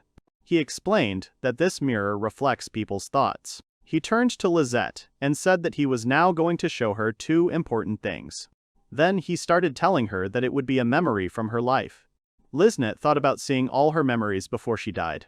She began to remember her life, born into a poor family and sent to work as a servant to reduce the number of mouths to feed. She recalled being treated like an animal, very harshly. She served a noble family. She thought that in that house there was a girl about her age, whom she saw when she was drawing water from the well. Lizette remembered that a girl about her age was looking at her coldly, and it made her feel a little afraid. She recalled that every time she was reminded of her birthplace, the image of that beautifully dressed girl would appear before her eyes. The feeling that a person's birth determines absolutely everything would resurface in her memory over and over again. Lizette's memories flashed to her of losing her patience and taking a step forward, toward freedom, toward a life she could choose for herself. Her feet step on the ground covered in dark liquid. Ultimately, as the heroine recalled, her path to freedom led to her participation in a murder case. Her own frightened face appeared before her inner gaze. The memory ended, and the scene returned to the present. Liznet stood silently in place, her head down. The heroine remembered how she once stood on a mountain of corpses, overcome with pain and loneliness. Then she told herself that no matter where and how she died, she would have no regrets. Lizette, without raising her head, said with grim resignation that her life was meaningless. She thought about how this was karma. She never imagined that her end as an assassin whose job it was to take lives would end with Shinigami himself coming for her. Shinigami, looking at her, said that now the second part has begun, and that's all. Shinigami continued, talking about what kind of life could await her in the future. At this time, Liznet, having gathered her strength, rose to her feet and took a fighting stance. She responded with bewilderment that her life here was being interrupted, not accepting Shinigami's words about the future. Liznet looked at the demigod and thought about what he was talking about. She recalled that after the murder case was closed, the noble families continued to use her, causing pain and humiliation, as shown in the background where the man pulls her hair. She continued that she was sent to Burial, the first prince of the empire, and that the situation had not changed since then. Liznette remembered running away, always dreaming of freedom and hating all restrictions. She jumped over the fences, remembering those moments, and thinking about how she ended up trapped in restrictions again. She wondered, what if the place where she ended up? She looked up, wondering what had happened. The heroine remembered how she arrived at this farm. She stood by a tree and watched the village from afar. Liznette thought that although the farm was not economically rich, its nature was much richer than that of the city. She remembered that people find happiness even in this simple, humble life. Liznette looked towards the door with a slight hope and uncertainty. The heroine approached the door and thought about what if there was someone who would accept her as she was. From that moment on, she began to dream of a quiet life on this farm, reaching out to the door with the intention of opening it. Despite the uncertainty and fear, she opened the door. The memory of her desire to live peacefully on the farm is interrupted. It seems to be shattered before it can be realized. Her memory is interrupted and Shinigami screams at her to forget it. Shinigami said that thinking about the future and the past on the threshold of death is pointless. Liznette looked through the broken mirror.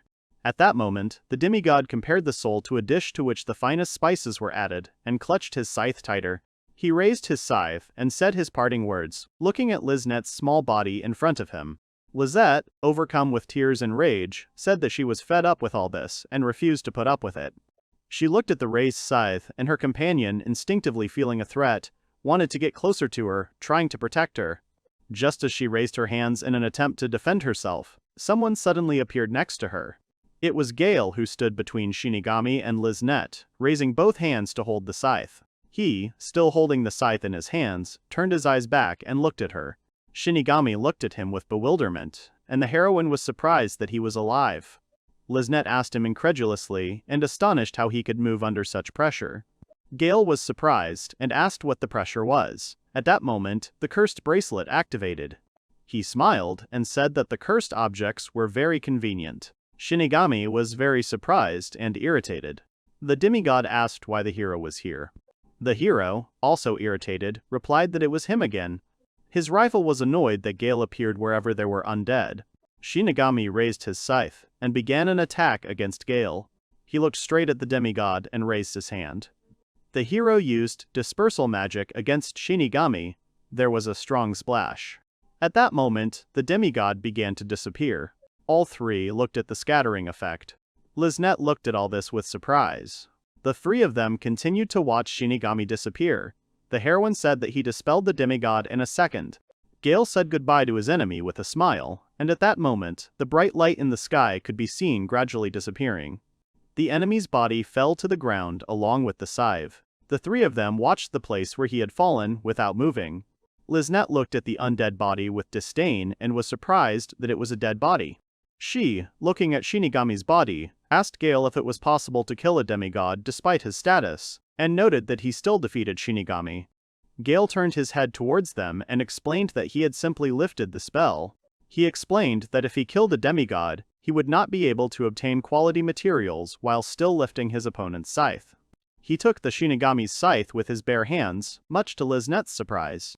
As the hero raised his scythe, a skull with a spine began to appear around him, creating an ominous and frightening aura. Looking at one of the skulls, he said that it always appeared so suddenly. Liznette thought to herself in confusion, asking why he was surprised by this. She noticed that even the Demon King's heart was inactive and silent. At that moment, the heroine began to cough. A guy nearby called out to her, worried, and approached her, and Gail looked at them in surprise. She said that she was fine and needed to defeat the hippopotamus. At that moment, she realized that after Shinigami disappeared, the artifact inside her began to move. Gail looks at Liznette with concern. He is clearly concerned about her condition and has noticed something. He senses or notices something, indicating the presence of a dark force within her. Liznette is in the foreground, kneeling, holding her hands to her chest. She straightened up with difficulty and weakly asked how he knew this. The hero sat on the railing, looking at her, and explained that he had not been able to see her curse before. Liznette confirmed with a bitter smile that this curse was indeed unique. She stated that it was the only one of its kind in the entire world. When Gail said that it was the heart of the Demon King, he himself looked shocked by his own words. Repeating the name to himself, he couldn't believe what he learned.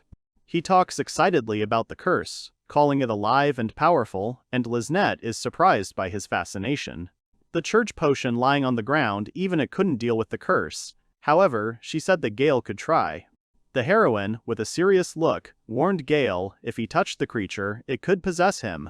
The hero answered confidently, he was ready to take the risk, but at the same time he made it clear that he was taking the artifact for himself.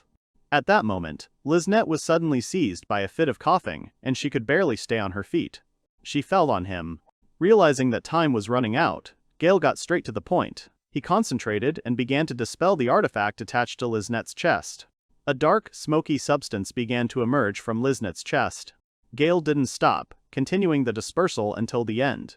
Liznette looked at her chest in surprise and confusion as the dark, swirling energy of the curse slowly emerged from there. Her eyes widened as if she couldn't quite believe that this was actually happening. The curse left the body completely and rose above them. The dark curse, coming out of Liznette's chest, compressed into a dense ball and smoothly moved into Gail's hands. The curse on Gail's hands began to rage, and he smiled, amazed at its agility. This dark gift showed its energy. Gail spoke with interest about his desire to break the curse into small pieces and create objects from them in order to study it in full. Liznette, sitting on the ground, marveled at how quickly the curse dissipated. The heroine, looking at him, thought about how steadfastly he resisted the Demon King's heart. He held a vessel of liquid in his hands and handed it to the heroine, asking her to drink it while still holding the curse with one hand. She said with irritation that she had spat out the liquid too stupidly. He explained that this liquid increases physical parameters and its main effect is to remove petrification. He smiled and said that living things contain nutrients. That is something that cannot be ignored. At that moment, something distracted him. At that moment, the hippopotamus monster was looking at them, and Liznette drank what Gail gave her. She began to rise, thanking him for his help. She stood up and warned Gail that he had to run while he was still alive. As she approached the monster, she hoped that it had not yet recovered from the pressure of the Shinigami. She looked at the monster with determination and said that, in the end, she was his target. He spoke as a vicious monster was shown in the background, explaining that the animal had taken the body and that it was a miracle that she had survived. Gail enthusiastically called the monster a zombie animal, and Liznette responded with boredom and confusion. She asked him why he thought that, looking over her shoulder, annoyed. Gail responded enthusiastically that those were the main characteristics of an animal. He was missing body parts, so he was a zombie. She wondered to herself if he was out of his mind. Seeing him suddenly start to get up, she loudly warned Gail to run away. Seeing him gradually rise, she decided that the hippopotamus was already beginning to recover from the pressure of the Shinigami. Holding Shinigami's scythe, Gail said he would handle it himself. The villagers had been complaining about the beasts, and he didn't want any harm to happen to any of them. Taking a fighting stance and raising his scythe, he declared that he would destroy him here and now. He began his attack, while the monster rose to its feet, preparing for battle. Liznette tried to stop him cautiously, saying that she shouldn't touch the thing with her bare hands because it might curse her. But Gail calmly replied that it was all right, and began to talk. After all, with some pride, he declared that he was the master of damned clients, and Liznette looked at him with wide eyes in surprise. The behemoth approached them as Gail got into a fighting stance, preparing to fight. They looked straight into each other's eyes, and the tension grew. The battle was about to begin. The hero said that Shinigami's scythe was so sharp that it could cut through flames, storms, and even waves. There was nothing it couldn't cut. With these words, he used it in action. He chopped off the hippopotamus's head with one powerful swing, and Liznette watched in shock as it fell to the ground. Looking at the ground where the hippopotamus's body lay, Liznette thought that Gail was a true master of cursed items who was able to defeat even the Shinigami god. She also thought about banishing the Demon King's heart. Looking at the hippopotamus's head, she thought that Gail had defeated him too. Looking at Gail, she thought that she had already saved him 3 times, and loudly called out his name. He looked at her with a smile and turned his head in response. She fell abruptly to her knees. She thought with admiration at how wonderful he was as she looked at him. He approached her with a worried look. The severed head of a monster lay on the ground. At that moment, the head suddenly opened its eyes. He walked up to her and called her. When he called her, she looked at him sharply. He started to lift her up. and she apologized and said that she was okay. She said with admiration that he had defeated the monster and looked at him through it with her eyes wide open as if she had noticed something. The headless body of the hippopotamus began to rise up right behind Gail. Liznette screamed a warning at him to look behind her. With a scream, Gail used the scythe again and smashed the hippopotamus's body. The body split into two parts. Standing next to the body, he thanked Liznette, saying that the monster had almost caught him off guard. She looked at him in surprise.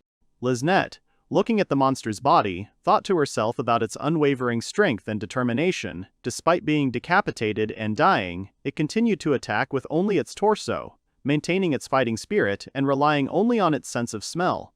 Looking down at his body, she thought that he was worthy of admiration, even as an enemy. Remembering their fight with the monster, she thought their first encounter ended in a draw, and the second time, Gail saved her. She thought if they fought 10 times, then he could probably survive 9 of them. Looking into his lifeless eyes, Liznette bid farewell to the fallen beast, calling him a fierce fighter who lived to fight, and wished him peace. The heroine thought bitterly that if even one thing had gone wrong, she would have lost her life. Holding her hand, Liznette wondered in confusion what to do next, while Gail calmly handed out the cockatrice liquid and other potions. Watching him laugh with the others, Liznette felt relieved, comforted by the thought that he was alive. Looking at him, she suddenly realized that she had completely forgotten about her mission. After all, she had to kill him. The three who had just been helping each other up stood next to each other, and next to them, Gail watched calmly. Liznette looked closely at his smile. The heroine looked at the four and informed them that Prince Burial's mission had failed. Gail's eyes widened as he looked at her, and she said they were giving up. After these words, 3 people bowed before the hero. At that moment, when he was surprised by the sudden bow, someone called out to him from behind. Gail said Sharina's name in surprise, and in response he heard that she was not alone here. A girl was looking at them in surprise. She looked from Gail to the other girl, wide-eyed, not believing her eyes. The girl, with tears in her eyes, thought to herself how happy she was that he was safe and how much she wanted to see him. Gail looked at the girl in surprise, and she, looking at him, thought that the time until they saw each other seemed like an eternity to her. Without holding back her emotions, she rushed towards him, running to close the distance. Running up to him, she wanted to hug him, enthusiastically, thinking that she would never let him go again, because he was close, alive, and that was all that mattered now. Looking around, she noticed the corpse of a behemoth, a pile of undead wounded mercenaries, and a bloody reaper's scythe, traces of the battle she had just survived. Mora, almost overcome with emotion, was about to hug Gail but stopped. There was an eerie atmosphere around that made her freeze. The two girls exchanged impressions, noting that what was happening around them was so intense and dramatic. Gail, demonstrating the scythe, told Sharina that it was a very sharp weapon that could be used to make good farming tools. The girl with the sword, looking at the chopped-up body of the monster, thought that everything has its own limit of sharpness. Gail continued to explain to Sharina, adding new details to his story. He started talking about Sharina's store, and she listened to him attentively. Gail revealed that his former teammates destroyed the girl's shop. Although he managed to prevent further damage to the area, he was unable to avoid the consequences completely. He said he was sorry. The girl replied with a smile that she would just take something from her workshop. The hero calmed down after hearing the girl's answer, and she smiled in response, confirming her words. Sharina and the girl with the sword congratulated Gail, noting that he was able to bring back the creepy style and were surprised at how quickly he dealt with such a scary look, while encouraging him with pats on the back. The craftswoman watched Gail, who couldn't tell whether he was being criticized or praised. Then the two girls explained that it was actually both criticism and praise at the same time. She turned to Liznette, noting that they had met again, calling her Miss Killer. She replied that her journey was already over. The girl began to tell that recently an event had happened that had completely changed her outlook on life. At that moment, her 3 comrades noticeably lowered their heads, as if they felt the weight of what was happening. While Liznette acknowledged that her outlook on life had changed, she added, head down, that it didn't mean she had any new perspectives or plans for the future. The craftswoman listened to her attentively, showing genuine interest and understanding. The girl informed the guildmaster that they would not be staying there for long. They needed to rest, as she and her subordinates were badly injured. In response, the craftswoman promised to provide them with clothes, food, and shelter until they fully recovered. Gail offered her and her team temporary work at his store so they could recover and not feel like a burden. The girl asked doubtfully if she was sure. The hero answered with a smile that the store was in a difficult situation now, and until it started working normally, he would not be able to pay much. Gail explained with a smile that Liznette would heal over time, and that working as a salesman would not harm her wounds. She looked at him in surprise, and with some hope. She thought, if there was someone in this town who would accept her as she was, then she would like to spend peaceful days with him. And now she couldn't help but wonder if her wish had come true. Looking at the ground, Liznette couldn't hold back her emotions. Tears came to her eyes. She bit her lip to keep from crying out loud. Seeing her tears, he instinctively took a step forward, looking at the girl anxiously. His hand rose slightly, as if he wanted to support her, but he froze, not knowing. He hesitated a little and began to walk in circles around her, carefully asking what happened and if she was in any pain. She wiped the tears from her face and watched as he fussed, explaining that he was out of cockatrice fluid. She smiled at his kindness. Despite her tears, she laughed and said he was so stupid. Sharina watched their interaction, smiling quietly. She thought to herself that she had always known Gail to be kind, and smiled. She recalled that he was one of those who listened attentively even to the stories of the undead. "But it's a little strange to me," she began, frowning. It was obvious that she was a little offended by something. She decided that she would tell him everything sometime later. Next to her, the girl with the sword laughed at her. She smiled and turned to the craftswoman, noting that all's well that ends well. The craftswoman nodded in agreement. Gail walked up to the three of them and tried to show them something. Seeing this, the craftswoman's eyes widened in surprise. The craftswoman began to question Gail and Liznette if this was indeed the heart of the Demon King. She confirmed it. Liznette explained that the Demon King's heart was divided into 6 pieces belonging to different empires, and that piece was hers. The girl said that Gail had helped her get rid of a piece of the Demon King's heart before it completely consumed her body. The master listened to her attentively. The craftswoman, looking at the item in Gail's hands, understood that even 1/6 of the cursed equipment with the essence of Polad demons was mortally dangerous. An ordinary warrior would die, and a priest would not cope with it. The craftswoman continued to think with a serious face. She thought that Gail was a true master of curses, capable of removing even such a dangerous power. Looking at his surprised face while he still held the artifact in his hands. Night had already fallen, and the craftswoman was thoughtfully reflecting on everything that was happening. With the first rays of the sun, an indignant cry was heard over the village. Someone loudly, almost irritably, shouted that they were an S-rank team. 4 guilty men are sitting in a small cell. They are very indignant and express their feelings with great indignation. One of the prisoners is clearly angry and asks with emotion what kind of unbearable and unacceptable treatment is happening to them at this moment. Meanwhile, the girls, calmly seated at the table, are having a leisurely conversation. Mora sighs deeply and tiredly, expressing her opinion that today this place is very noisy, but she hopes and believes that this unpleasant moment will soon come. Her interlocutor, resting, leaning her elbows on the table, quietly agrees with the girl. She realizes and understands that the Wolf Fang that was the source of this fight could not be simply released without any punishment or consequences. The girl is sure of this and feels the seriousness of the situation. She also knows and understands that it was for this very reason that an important meeting was organized in the city where the trial was planned. But suddenly, an unexpected intervention occurred, coming directly from the royal capital, which significantly changed the course of events. She reflects on how, due to the various debts that have accumulated, there have been requests to postpone the punishment of Cash and his entire group in this city. She agrees with the decision that has been made, but still deeply understands that they were under no obligation to carry out this order without question.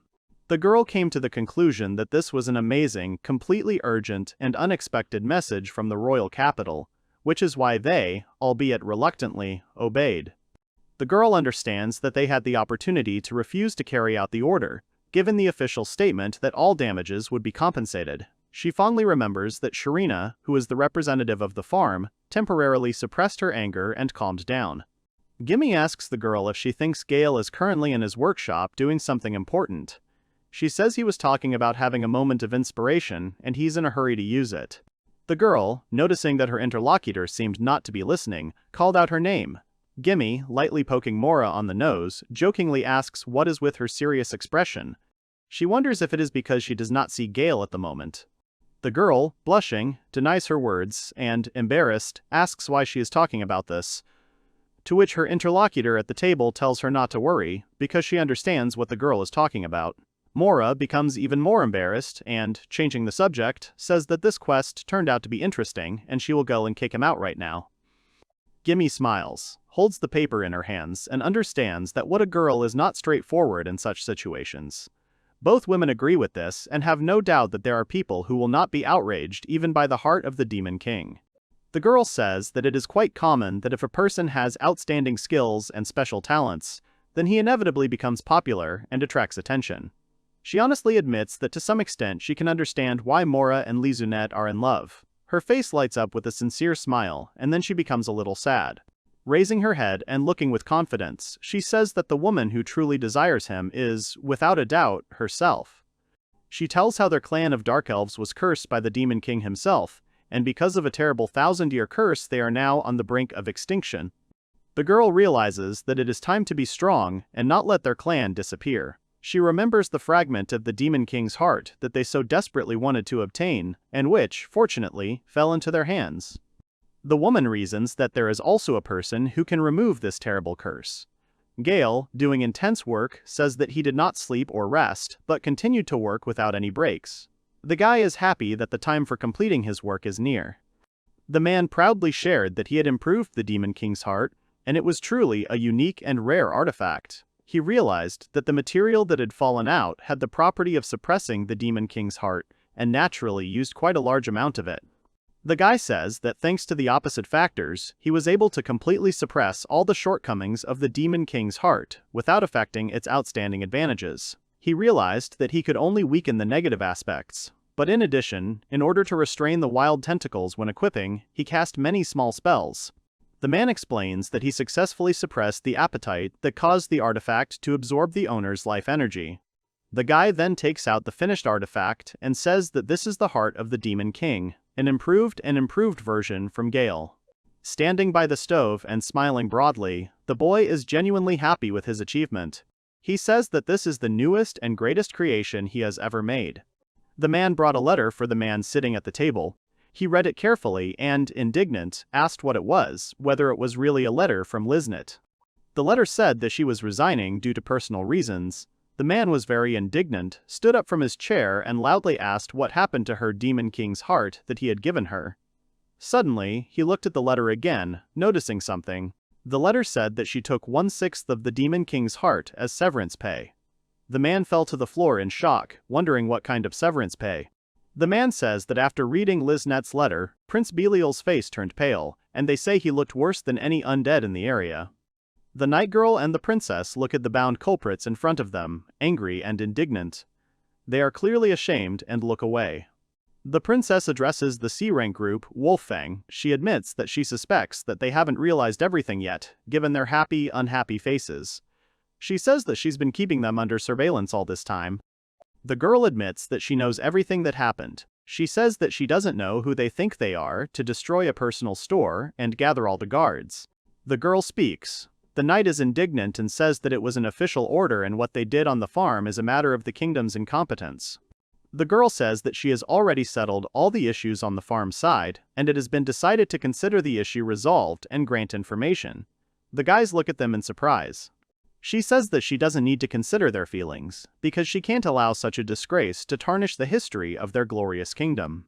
The boys are indignant, saying that they did nothing wrong. They admit that they were only trying to break the cursed objects that looked like trash displayed in the store.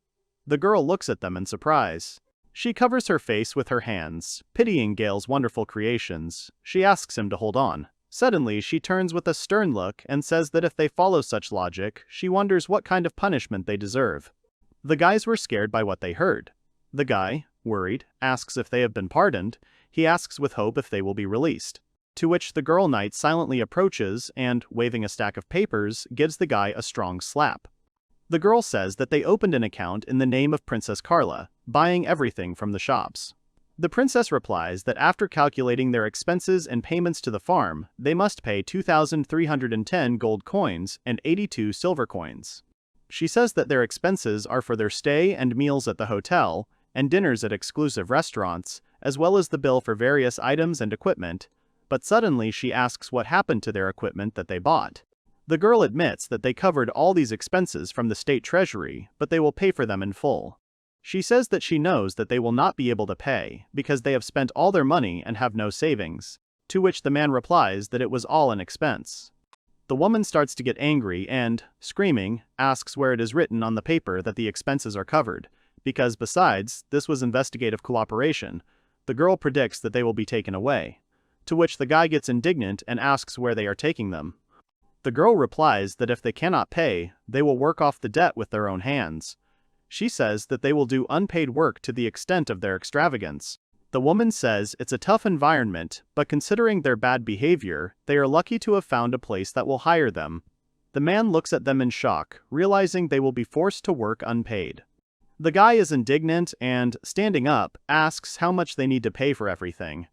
The girl, thinking with a cold look, answers that they will need about a decade. The boys are frightened by the verdict, realizing that it sounds like a life sentence. They are forcibly taken away from the place, while the girl watches what is happening. Suddenly a man comes up to her and says that starting today this task will be for them too. The man is indignant and asks what kind of task this is. He is interested in what kind of work they will be doing. To which the girl, smiling, says that for a start, she will give them some peace and quiet until they start working. She assures them that they do not need to worry about work. The boys are frightened by the girl's face and behavior, to which the girl replies that they should not pay attention to her kindness, and the guards take the culprits further away. At this point, the princess peeks out from behind the door, asking the girl if they have left, to which the knight agrees. Then the princess turns her head and sighs in displeasure. She sits down by the window, and I turn to the girl, saying that these guys did terrible things. The princess closes her eyes and, smiling, admits that they were useful after all, so she spared their lives. The girl opens her eyes, looking out the window. Looking ahead, the girl raises her palm up. She agrees, thinking that Gail Hamilton is in the farm corner. The girl insists that she has finally found him. She clenches her fist, a sign that the guy is now in her arms. The princess smiles, saying that she was just thinking about where she should go on an expedition. The girl turns to Vivian, saying that she needs to contact her father, to which the woman looked at her in surprise, not believing her words. The girl turns to her, smiling broadly and placing her hand on her heart. She admits that it is time to pay more attention to agriculture. Gail is on the farm, in his workshop, busily making something.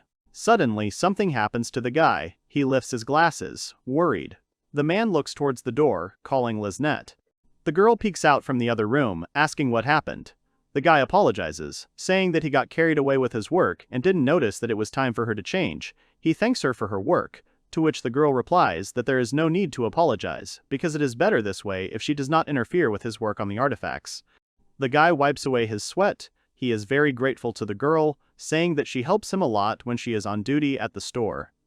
The guy understands that she meets clients when he doesn't have the opportunity, and, smiling, admits that he even managed to make a laughing turtle during this time.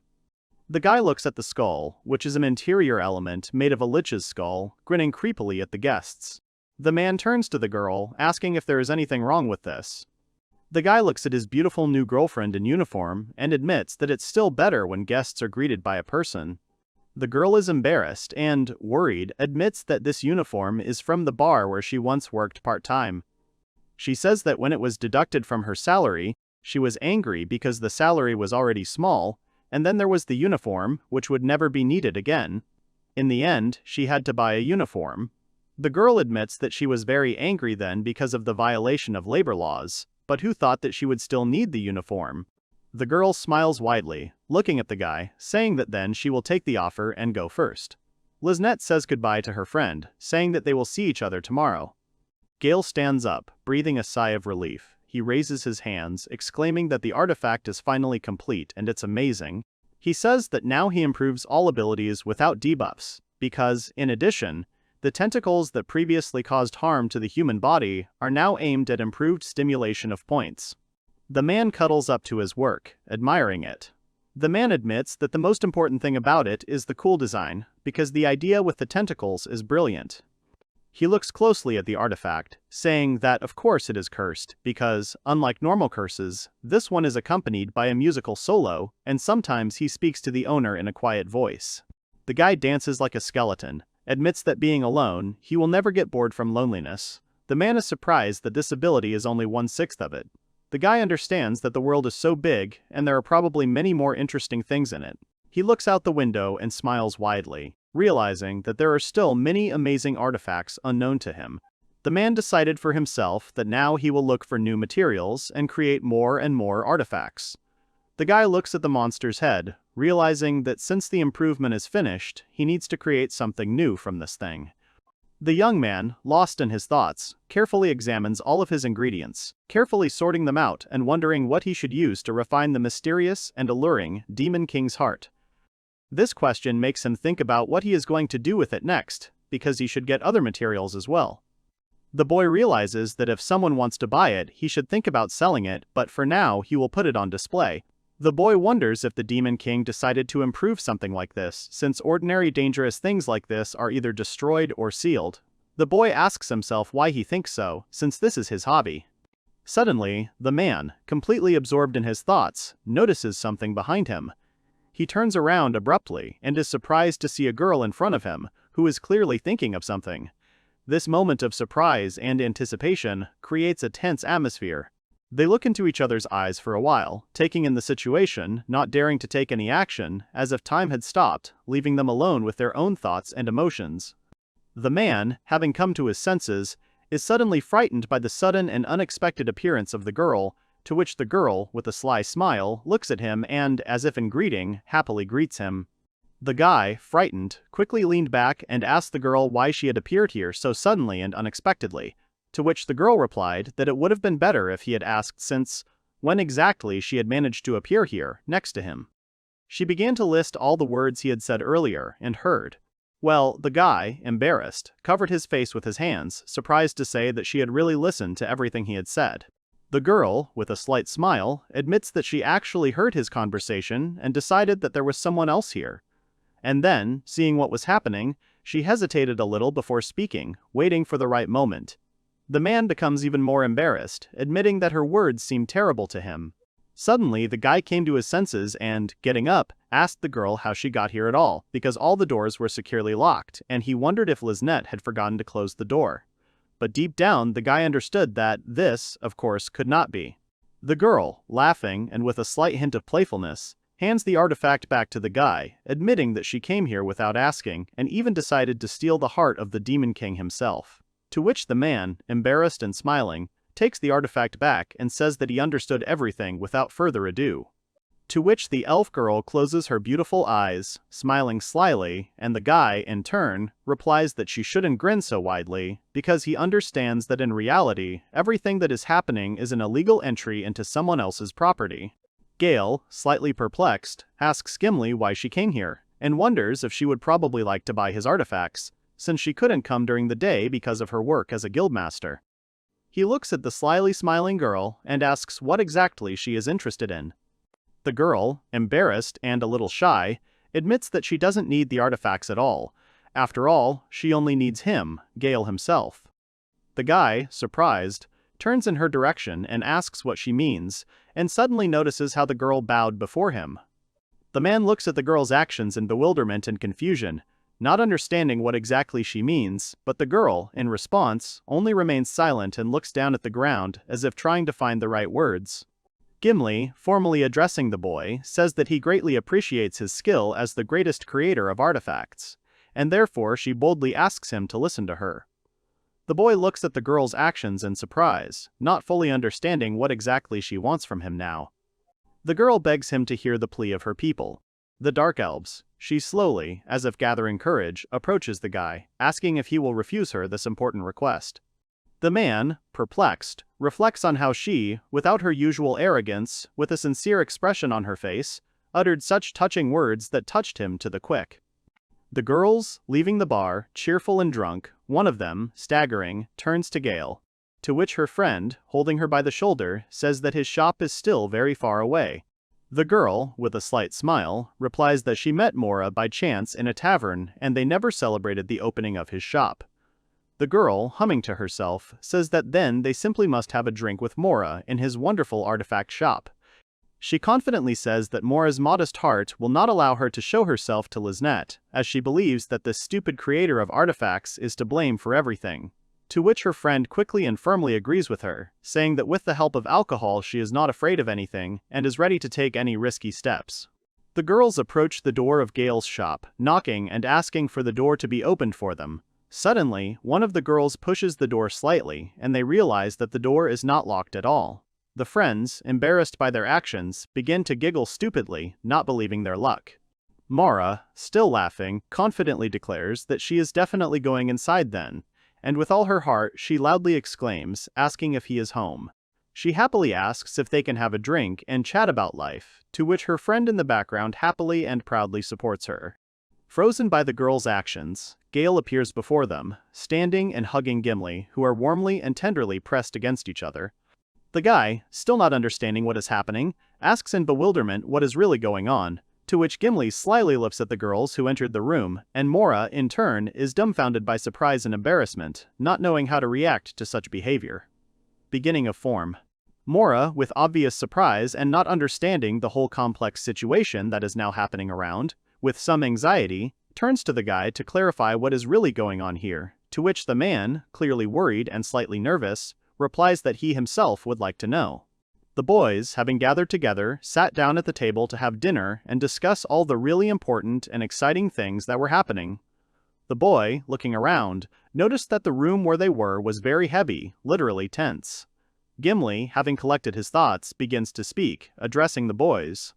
She says that they, the Dark Elves, are under a 1,000-year curse from the Demon King, and then the girl interrupts, saying that the wine they bought for the celebration might become tasteless because of this conversation, but not daring to delay, she tells her to continue her story. The girl continues her story. She says that the creature that was defeated by brave heroes 1,000 years ago was almost immortal and unbearably strong. The girl, collecting her thoughts, says that in the last battle they were unable to completely destroy him, so the ancient heroes divided his body and turned it into artifacts scattered throughout the world, and now no one knows where exactly they are. Mora, having understood the whole gist of the story, asks if the heart of the Demon Queen was not just a name, but actually the real heart of a demon. The guy, not hiding his surprise at what he heard, reacts in amazement, to which the girl smiles warmly and confidently confirms her words. She tells that the Demon King wants to be reborn, gradually restoring his powers to his former form, but to do this he needs to collect the scattered fragments of his body, parts of the Demon King, over the course of long and difficult years, which have now become artifacts. The girl, collecting her thoughts, admits that for this dangerous mission he used them, the Dark Elves, who were once close to the demon race and did not have much choice. She tells them that, although they are sealed, they still have enormous magical power, which they received from the Demon King, so he forced them to choose, cooperate with him or be destroyed. The guys, sitting at the table, are surprised by the girl's words. Gimbly, hanging his head and admitting his inner turmoil, says that this is why they could not refuse this fateful choice, because when the parts of the Demon King are collected, there is a chance that he will be reborn again, as in ancient times. The boy admits that this is indeed a serious problem. He asks if it would not be better to turn to those who call themselves heroes, as they did 1,000 years ago. The girl denies, saying that a significant part of the artifacts has already been collected in the village of the Dark Elves, but because of this, the village is subject to a strong curse emanating from these parts. She looks at the man, believing that this is why, in addition to searching for the parts, they were also looking for someone who could remove this powerful curse to save them. The girl continues to say that it was then that Gail Hamilton, the master of cursed items who could remove the curse of the Demon King's heart, appeared, bringing a sense of hope to the conversation. The guy listens to her attentively. The girls, paying attention to the guy, look at him, not believing what they heard. The man first thoughtfully, then looks at the sad Gimbly and tries to understand what to do next, and asks what they should do. She, realizing that Gail has looked very thoughtful since their meeting, goes into her own thoughts, wondering if it was the right decision to reveal this important information to him, or if it was completely in vain. The girl thinks that something that is feared and avoided, because even the Empire treated the heart of the Demon King as a weapon of self-destruction. She wonders if it was reckless and crazy, and if there will be someone who will fulfill this request. The girl becomes disappointed, thinking that there is apparently no hope. Suddenly, the guy, unable to contain his emotions, shouts out and loudly asks Gimbly that in the village of the Dark Elves there are artifacts that, according to rumors, are not inferior to the heart of the Demon King in strength and power. The girl confirms the guy's words. She says that all the artifacts from the Demon King's parts collected in their village are comparable to the heart, in their immense power. The man, enthusiastically getting up from the table, happily declares that he must definitely try to use them. The guy clenches his fists and says he has a feeling that with these artifacts he can create something great.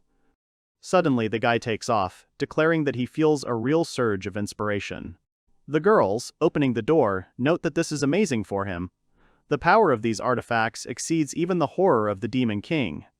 Gail says that for the hero this may not be just a typical excursion. The girl notes that they, the Dark Elves, did not swear allegiance to the greatness of the demons, because it is rather a feeling that they once joined humans and demons in a war against it. She says that for them it was just one of the interracial conflicts in the past, but now, after the defeat, they live without much hatred. The girl says that since humans are short-lived, they quickly forget, so almost none of them have negative feelings towards Dark Elves anymore, because many have even forgotten that they come from a demonic race. What kind of rock does Gail come to girls? Mora says that the very existence of the Demon King has become something of a fairy tale for non-humans, to which her interlocutor agrees. The elf says that therefore her relatives will be glad to have him, when suddenly a guy approaches, happily agreeing with her.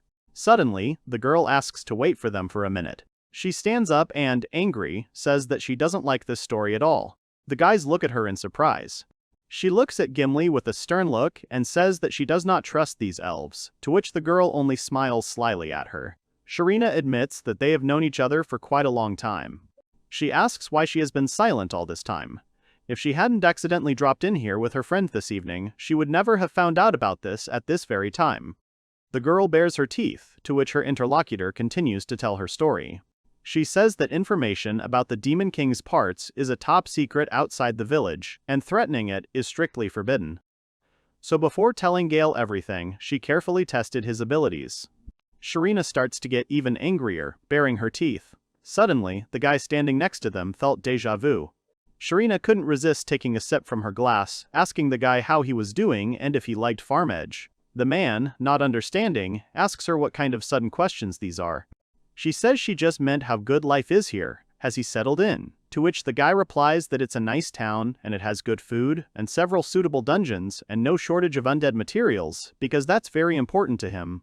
The girls just look at him in surprise. The guy says that if only the goods from his shop sold better, it would be quite good. Shirina says that despite the sale of goods in the shop, thanks to Gail, the infrastructure of this city has become more interesting. She admits that she has seen many masters over time and has no doubts about the guy's work, which confuses the man, asking if it is true. The girl continues to say that they have worked together for some time, but he is the first master of cursed items whose items she has ever faced. Gail says that this profession is usually not given much attention, because those who have talent, as a rule, having reached a certain level of skills, quickly change it to another profession. The guy admits that there is no craft that would be so worth bringing to perfection, to which the girl, looking at him, agrees with him. She says she doesn't think she's useless, because all professions have their place and deserve respect. Mora says maybe she means that when you see them among the adventurers, you realize how hard it really is for her. The guy gets it and says that it should be acknowledged that this profession is simply useless, because in fact the master of cursed items plays a support role, but is not capable of fighting alone, to which the girl says that the guy fights in battle. The man looks down and says that Cash and the others constantly told him this. Gail recalls the man saying that he is completely incapable of combat, as he is just a craftsman, nothing more. The most he can do is throw knives without debuffs from behind his back. The man says he was told not to push forward and not to act like an advisor. Mora says that when they said that, all she could do was silently put stat buffs into their gear, to which the guy replies that he doesn't think he should have left before he was kicked out. Gail began to feel sad, saying that he had become so withdrawn that his outlook had become very limited. Suddenly, Shirina came up behind him. She patted the immunologist on the head with her palm, encouraging him and telling him that he shouldn't listen to such idiots. She says that it is understandable that once self-esteem is broken, it is not easy to restore it, but now that he is a resident of Farm Edge, he should stay here forever. The girl smiles widely and says that if he wants, she will take care of him. The boy is confused by the girl's words, when suddenly Gimbly says that she thinks Shirina also sees potential in Gail. When suddenly the girl says that they should return to their conversation. The girl says that the boy is not only needed by Gimbly because she also does not want him to leave.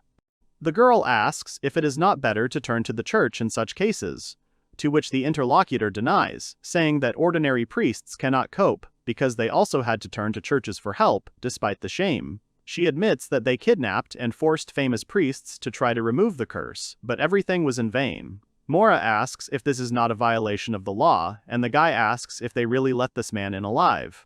The girl asks why it is absolutely necessary to take Gail to the village of the Dark Elves, to which Gimbly replies that there is no other way.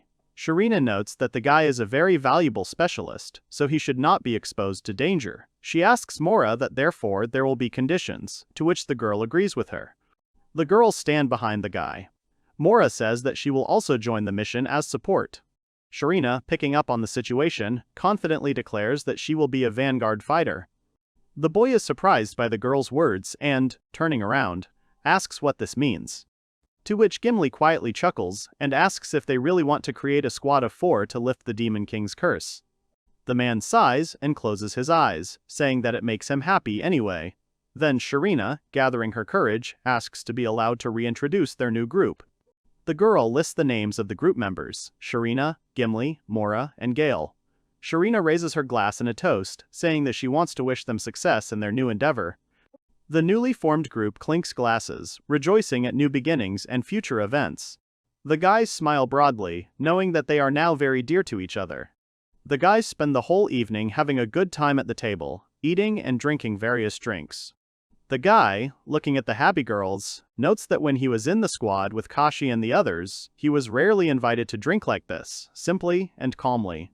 And suddenly Mora comes up to him from behind and, with a dazzled look, asks the guy if he's had too much to drink. She worries about him and asks how he's feeling, to which the guy sighs slightly, saying that she's fine. The man realized that it felt like an eternity ago, even though it hadn't been that long. Maybe the guy should turn to the girls, saying that some things need to be taken on the trip and some left in Raqqa, but in any case, they need to make new cursed items, to which Mora declares that she is counting on him. Gimbly returns home late at night. She climbs the stairs, heading to her room, and lies down on her bed, wanting to rest from a hard day. Suddenly, it seems to her that someone is talking to her. To this, the girl apologizes and says that she is very tired and asks to take it with her. The neighbor turns around, looking at the chest, thinking that there is a huge amount of money in it, but it radiates an ominous aura and seems to curse everyone who touches this wealth. The girl looks at the lady lying on the bed and asks if she is sure. Gimbly admits that she heard that she made great efforts to carry it out of the village, to which Gimbly replies that all her efforts were in vain. The girl says that the master of cursed items, Gail, is a really strange guy. She says that if the girl wants to take these treasures, then, in any case, everything went well. She orders her to go ahead and prepare everything for the meeting. The girl says that she sent her regular reports to the desk and hands her a stack of papers. Gimbly picks up the sheets, and after reading them, she realizes that the monsters have become active, and thinks that she seems to have something to do with everything that is happening. As soon as the girl finished reading the letter, she was overcome by a blue memory. Gimbly said that she remembered the contents, so everything will be fine, because suddenly the attacks of the cockatrices were activated, the behemoth went mad, and even death itself intervened and is waiting for part of the Demon King. The girl recalls all the early events that happened, and realized that it was all somehow connected. She says that this was to be expected, because the king could not behave quietly for 1,000 years, and there is no doubt that there is something behind all this. Gimbly realizes that she needs to find the best solution using the information from the Guild Network and the Dark Elf Intelligence Network, because Gail is a master of cursed items and his abilities are at the highest level, but he is too unpredictable. The girl writes that his fighting skills are about 0, but his curses can destroy even extremely dangerous creatures because he is both weak and incredibly strong. Having written this, Gimbly breaks his pen out of anger. The girl, cowering in anger, says that this is a contradiction. She understands that it would be an impossible task for her alone to safely escort Gail himself, so she understands that it is good that she was able to include Shirina and Mora in the group. She understands that their entire journey lies mainly along roads, then down the river, and then they will need to cross the inland seas by ship, and then they will need to overcome a dense dark forest, real horror and danger. The girl understands that if they go there without preparation, they will die on the road before the 1,000-year curse, and there will be nothing strange about it. Gimbly turns to his mistress Minerva, promising that he will definitely deliver Gail to her. Gail approaches Lisette, telling her that it's time for him to go, to which she replies that if her wound had healed, she would have definitely gone with him. He tells her that it will take some time for the Demon King's curse to completely leave her body, so she should focus on her recovery. To which she sincerely thanks him. The guy looks at his artifact, saying that he made an improved version of the Demon King's heart from the artifact that Liz once wore, but now it won't randomly attack its owner, but the man admits that he still hasn't fully studied it. The guy says that an ordinary person only needs to touch him for the curse to destroy his soul and body. Gail realizes that this is a truly terrible curse. Gail addresses Lisette, saying that the store is his soul and is as important to him as his life. He says that he will be at peace knowing that Liz will be there, but admits that his only concern is that all the goods may run out before he returns. The man turns to the girl, saying that in that case she should just take pre-orders from customers and promise to make additional batches later. The girl agrees, but thinks to herself that since she started working here, sales have dropped sharply, so such a situation is unlikely to happen. The girl sees the guy off, waving. She understands that despite the fact that he is about to face such terrifying curses, he is still so inspired. The girl admits that Gail Hamilton is truly an unusual guy. She looks at him with a sincere smile, wishing that luck will always be with him. A guy is walking through the city when suddenly girls notice him and Mora calls out to the man. The guy who notices his girlfriend waves to her with a warm smile. Shelina says that everyone is here. The guy asks if she is really the master of the Blacksmith's Guild. He wonders if she can really lead the department for that long. The girl replies that the guild will not fall apart because one of them leaves for a while. She turns her head and notices Gimbly walking towards them. The girl tells her not to forget about their agreement, because she convinced the Belgians to agree only on this condition, to which the girl straightens her hair, saying that she remembers this. The guy, not understanding, asks what they are talking about, to which Gimbly replies that she decided to supply ore from her village to Shelina's forge. She says that usually its export is prohibited, to which the guys are surprised. Shelina gets angry and says that the girl can also lie, so it is better for her to check it herself. Mora asks if this ore is so valuable that even Shelina wanted to go. The guy is also interested and asks what kind of ore it is. Gimbly says that since they are both going, then they can tell. She looks at them with a sly smile, to which the guys do not understand what is happening. The girl shrugs and says with a smile that it is orichalcum. Gail asks again what kind of orichalcum it is. Mora thinks for a few seconds and then asks menacingly if it is really orichalcum. The man is surprised by the girl's reaction, asks why she is so surprised, to which the girl asks why he is so calm. She understands that Gail knows nothing at all about rare materials that cannot be used to make magical items. Mora looks at the man with fascination, about to explain what orichalcum is. She tells that this legendary ore, from which a sword can be forged, is so valuable that it is enough to build a castle, and if you equip yourself with such armor, you will not be afraid of any battle, because the ore has an unbearable hardness. The guy realized that this is for Gimbly, and he will receive a valuable magical item, and Shelina, valuable ore. Gail says that it would be great if Mora got something valuable too. The girl, having listened to the guy, turns away and says with a smile that then she will also definitely try to get something. She asks him not to worry. Gail was surprised by the girl's courage, but suddenly Shelina says that it's time for them to go. The guys get into the cart, to which Mora says that she hasn't ridden in a cart for a long time. The guy looks at the girl, realizing that for him it is more valuable than orichalcum. The boys got into the carriage. Mora, looking carefully at Gail, understands that it is time to travel with him. The wheels creak along the road from Farm Edge. A caravan of several wagons heads northwest to a huge city far from the kingdom, to the trading city of Eblance, close to the Empire. Gail and Mora are bored on the road. The girl asks why this measured shaking makes her so sleepy, to which her friend says that the drink, on the contrary, always tastes better. Mora replies that for some reason she is not surprised by her behavior.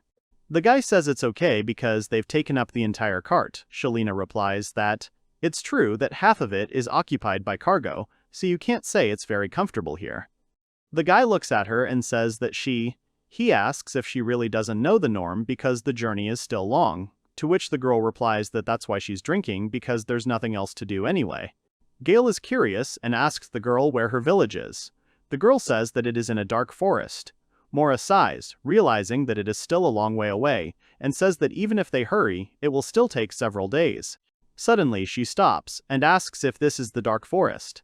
Gimbly agrees, saying he doesn't know what forest the girl means, but she only knows one with that name, so it must be that one. Mora grabs her head, bending over. The boy, worried, asks if she knows about this forest.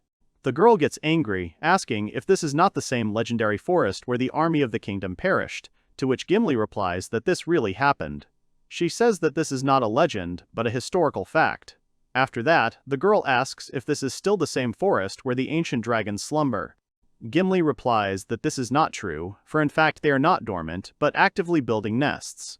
The girl, hearing this, begins to curse, asking if this is not the forest where anyone who enters will not return alive, and asks if she really wants to take them to the forest of death. Gimbly says that it seems that the army of the realm was devoured by the ancient dragons, and admits that she saw them hunting humans for their young. Mora is frightened and asks if she really saw it all with her own eyes. She asks hesitantly what difficulty level this actually is for adventurers. Shanli explains that adventurer ranks can understand the level of danger. Gimbly replies that it is at least a C rank quest, maybe higher. The girls realized that this was their end. Gimbly replied that they would not be going the route where the ancient dragons nested, so they should not worry, because as far as she knew, they were taking the safest route to the Dark Elves' village. The girls still looked at her with distrust. The girls get angry and say that they will go to bed to rest. But suddenly, the guy comes to his senses, asking them to wait. Shanlina asks him if he remembered something. Gail says that if they go that route, they will meet many undead from that dead army. Shalina starts to get even more angry, to which Mora calms her down, saying that the guy should meet them in a dream. After some time, the boys fell asleep.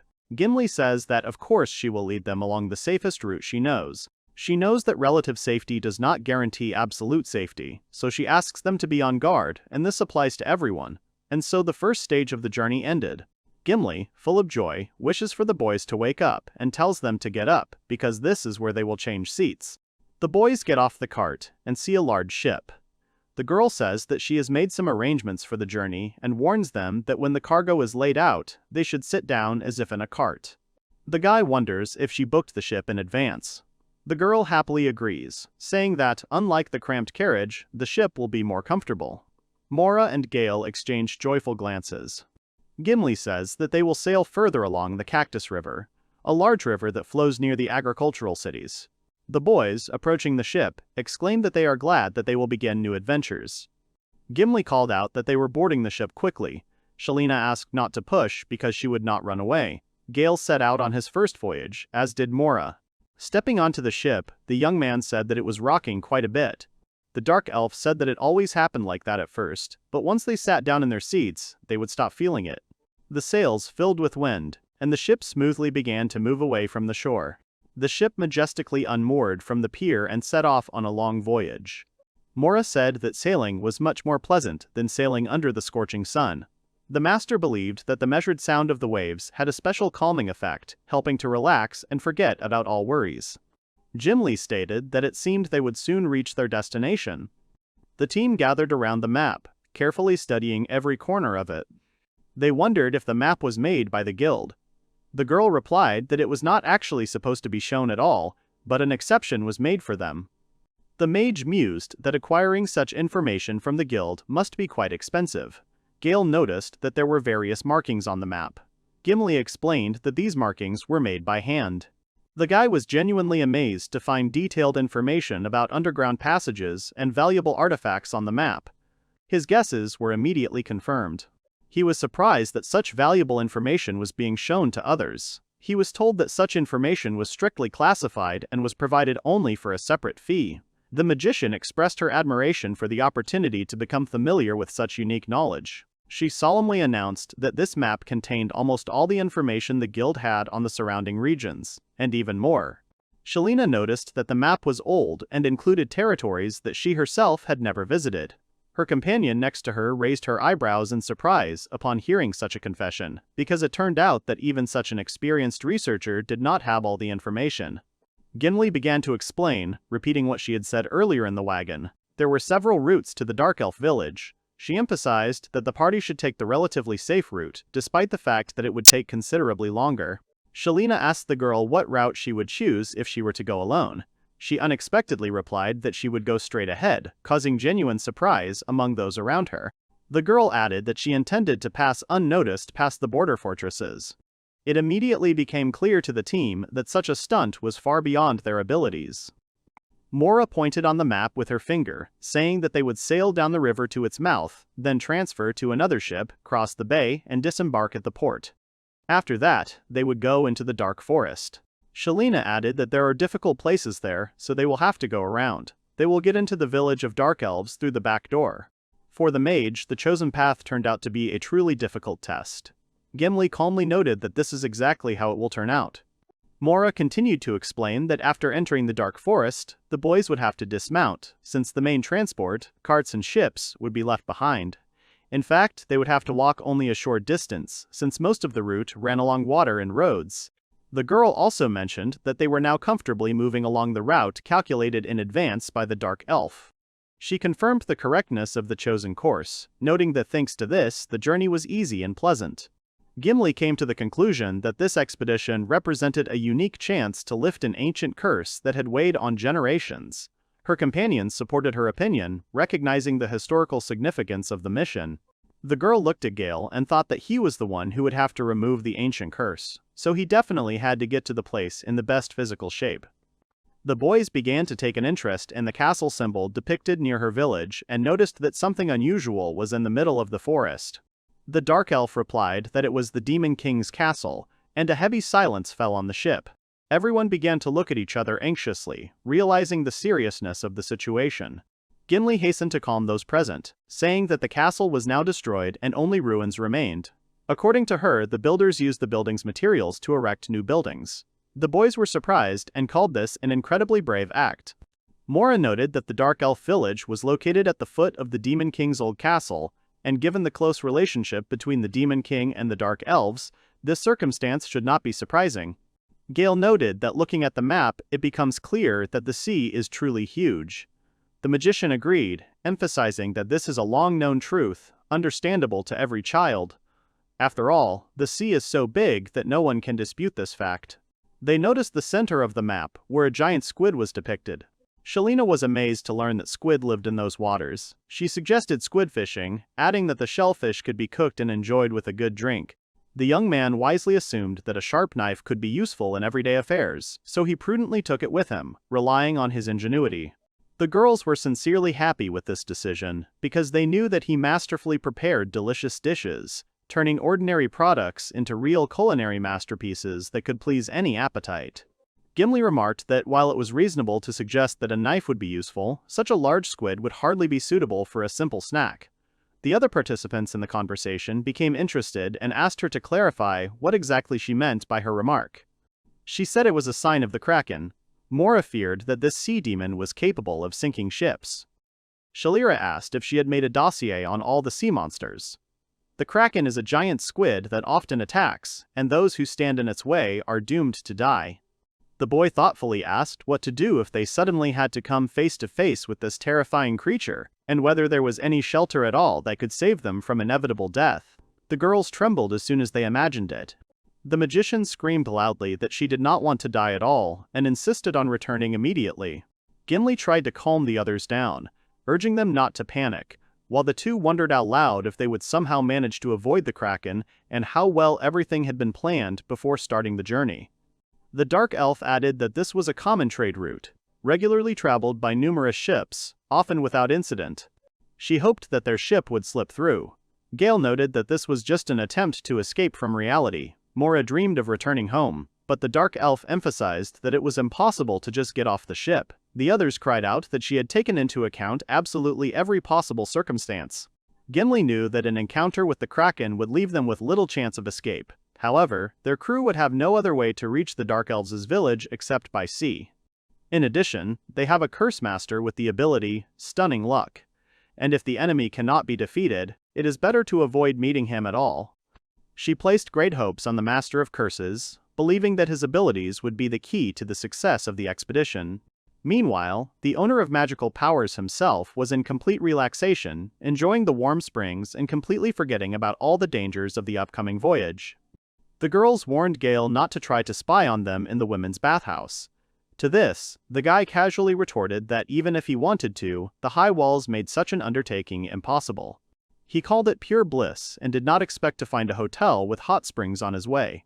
The men noted that it was obvious that the young man liked it here, and added that here you can enjoy alcohol and bathing at the same time.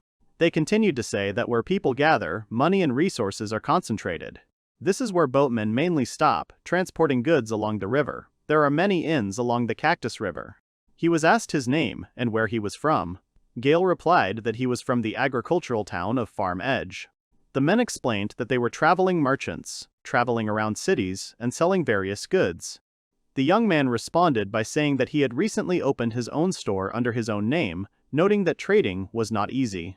His shop displays rare items that are hard to find in other stores. However, things are not going well so far, sales leave much to be desired. One of the interlocutors noted that worthy goods do not always find their buyer. He also emphasized that simply having good products and the ability to produce them is not enough. The main secret of successful trade is the ability to correctly announce your product and attract buyers. Gail found the advice valuable and promised to take it into account in his work. He then clarified that the store was currently being looked after by a girl with health problems. On the one hand, it's good that the girl isn't so busy with work. They said that the guy left his wife for trade, hinting at the difficulties of family relationships. The guy explained that he went for goods, but the woman is not his wife. He thanked them for their helpful advice and asked their names. The men replied that they were just ordinary people and that he did not need this information. The young man confidently declared that they were free to do as they saw fit. The others, hearing this, began to whisper animatedly among themselves, discussing the goods and admiring this wonderful place. They headed off resolutely to look at the stock in the young salesman's shop on Farm Edge. Gail did not yet understand that at that moment he had met brothers, robbers who traveled to different places under the guise of merchants and engaged in robberies. The men decided to make the shop that Liznette was looking after their next target.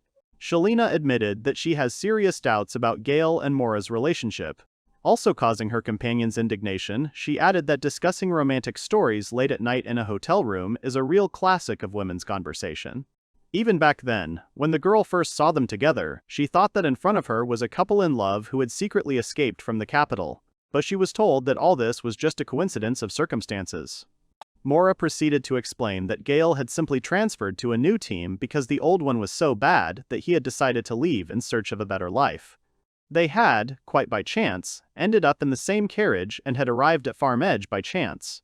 A friend called such events too many suspicious coincidences, and she added that it seemed like they really did run away together. But Mag stubbornly denied this assumption, claiming that the guy turned out to be a decent person and repeatedly came to her aid. Gimbly stated that they had survived mortal danger together, and a genuine affection had inevitably arisen between them.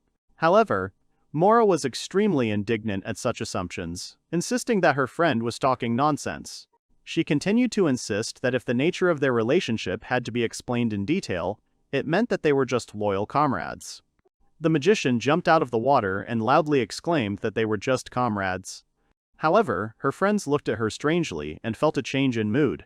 Gimbly noted that, therefore, the other girls also had a certain chance of winning the heart of the young man. And Shelina expressed the opinion that Gail was very talented and could probably become a worthy successor to their guild. Mora was shocked by such a statement, and was well aware of what it meant to become the successor of the Blacksmith's Guild. It was tantamount to adoption. Understanding the full significance of the situation, she turned to the last participant in the conversation and asked if she wanted to become this guy's mother. Shelina cried out that no one here was a mother at all. The mage explained that elves and dwarves lived longer than ordinary people, and she was worried about the significant difference in years. Then the first rudely ordered her to shut up, and then turned to Gimbly with bewilderment, asking the reason for her joy. The girl continued, saying that this young man was attractive even to the eldest of them, especially recalling the night when they visited the young man's shop, and reminding that it was then that the latter was going to take some steps. Gimbly said that she found Gail an attractive young man, but if the other girls openly expressed their firm intentions regarding him, she would not object. After all, she had long been accustomed to patiently waiting for her happiness. Is this comparable to the weight of a 1,000-year curse? Mora insisted that she and Gail were just friends. Then the girl suggested taking advantage of the moments spent in the hot springs and enjoying alcoholic beverages, although drinking while bathing should be done only in moderation. The mage sat with a glass of sake, thinking about her own words spoken earlier, about how she and the young man were just comrades. And she thought that until he himself showed interest in her, they would remain friends. While the young man was on a long journey, not a single customer crossed the threshold of the shop left in the care of Liznette. The girl was inexpressibly bored. There was emptiness all around. The store was wide open, but the customers seemed to have evaporated. There was a sudden loud noise, and Liznette was instantly overcome with a wave of panic. The skull, bursting into laughter, suddenly broke loose and fell rapidly downwards. For the girl, what was happening looked extremely unusual. It was unclear why the figurine fell on its own and, on top of everything else, was damaged. Her heart told her that the situation was going badly and that unpleasant events were coming. She was worried about whether something bad would happen either to Gail himself or to herself, or perhaps disaster will befall them both. The crew on board the ship was actively engaged in fishing. Shelina complained that after 3 whole days of sailing, the young man was unable to catch a single fish. Then he added that the misfortune had affected everyone. No one had been bitten more than 0 times. Gimbly reassured them, saying that there was nothing to worry about in such a situation. The main thing was that they had avoided meeting the Kraken, which meant that fate was clearly in their favor. Mora added that there was sufficient food supply. The dark elf asked Shaylin if she was not hungry at all. She proudly replied that catching a fish yourself, cutting it up, cooking it and eating it with your own hands was a very special pleasure that you couldn't miss out on. Gail admitted that he too had dreamed of trying out the new knife in action, if only he could catch a single fish. Upon hearing this confession, the entire team froze in amazement, their eyes wide open and staring at the blade. Shelina stated that it was easy to handle even a huge fish with such a knife, and then asked a rhetorical question about whether this tool was an artifact. Mora confirmed that she had a strong sense of déjà vu, as if she had encountered something similar before. Those gathered were puzzled by the question of whether this unique thing belonged to the legendary weapon, the Scythe of Death. The young man calmly explained that he had converted it into a regular agricultural tool and turned the remaining parts into a handy knife. Gimbly was genuinely glad that no one had managed to catch the fish, because with such a powerful tool, they could have accidentally cut through even the hull of the ship. Shelina noted with disdain that such adventures seemed absolutely incredible, and said that she noticed something in the distance. She was interested in exactly when the small river managed to expand to the size of a full-flowing river. Mora noted that the shores were almost invisible, and Gail added that the landscape now resembled a real sea. Gimbly agreed, adding that one could feel the salty sea breeze and hear the quiet murmur of the waves. The team was treated to a majestic view of the endless expanse of water stretching far beyond the horizon. Shelina felt the gentle breath of the sea breeze, and Mora enjoyed the pleasant aroma and emphasized how close they had become to the real sea element. The girls felt joy from the light refreshing smell of the wind, filling the air with pleasant notes of freedom and adventure. But soon the pleasant impression was marred by the unpleasant smell of rotting flesh emanating from the box where the mysterious object was kept. Gail guessed that the foul smell was coming from the material obtained from the slain undead he had recently delivered. He was immediately asked to close the lid immediately and to stop talking as if it were wine, creating false associations. From somewhere far away came the melodic ringing of a ship's bell, announcing the imminent departure of the vessel. Amidst the usual bustle of the city, the measured rustling of the sea waves, slowly running up to the shore, was clearly audible. The intermittent cries of the fresh fish sellers drowned out the disorderly and rough cries of the sailors who had been out for a stroll the day before. Gimbly asked to take a closer look at the vast river harbor, where numerous ships lay quietly at anchor, waiting to load goods and passengers. Their final destination, the river port, was already very close. The boys looked at the huge ocean liners sailing past with delighted amazement, amazed by the size of the ships. Meanwhile, Gimbly, laughing merrily, asked the boys to pay attention to their own facial expressions, reflecting genuine surprise and shock. She asked the boys to wait for her for a while, deftly jumped off and said that she would go look for a suitable merchant ship to which they could move, asking her friends to stay near the pier. The boys were unhappy that she left them alone in an unfamiliar place. This place, filled with the clean sea breath and the sounds of numerous screaming seagulls, is called Nanan Port. It is here that the huge inland bay connects with other countries, forming an important trading hub. Returning to her friends, Gimbly happily announced that she had been fortunate to find a merchant ship that was about to set sail, and that fortune seemed to be on their side. She also had some pleasant information that her friends demanded she reveal. She continued by saying that there were rumors of a recent Kraken attack on a warship of one of the countries. Shalina wondered what positive side could be seen in such an event. Gimbly added that the captain of the merchant ship claimed that the Kraken rarely attacked, destroying one ship and then disappearing from sight for a while. Mora joked that perhaps it was a way to relieve stress after a long rest. The first sympathized with those who had fallen victim. The Dark Elf specified that it was precisely because of this circumstance that one ship would wait for the right moment today and go out to the open sea. Then she pointed her finger at a ship standing nearby. The ship looked very worn and battered by time. People hurriedly loaded the ship with heavy bales and boxes. Each bag was carefully placed, as if it determined the fate of the upcoming voyage. Captain Nick sat smoking a cigar with a cheeky grin on his face, causing obvious irritation and hostility among the crew members. Mora sarcastically noted that it was clear as day that the captain intended to enrich himself at the expense of desperate passengers, taking advantage of the convenient opportunity to cross the sea before the Kraken appeared. Shalina added philosophically that any crisis situation is a chance to prove oneself and benefit. Gail intervened in the conversation, offering to first load things on board the merchant ship and offering to help carry the luggage. Shalina suggested stopping the pointless bickering and moving on to a constructive discussion of further actions. After all, despite everything, the sea route remained the only available option, and, as a guildmaster, she had an idea of the principles of organizing transportation. Mora frankly admitted that she still didn't see the full picture of what was happening, and Shalina decided that she would have to go over the details of the recent discussion again. She explained that no one in their right mind would have crossed the border if not for Gimbly's persuasion. Even if they had officially applied for permission to cross the border, it was unlikely that it would be approved, especially considering that the final destination was listed as the Dark Forest. The kingdom's army has noticeably increased recently.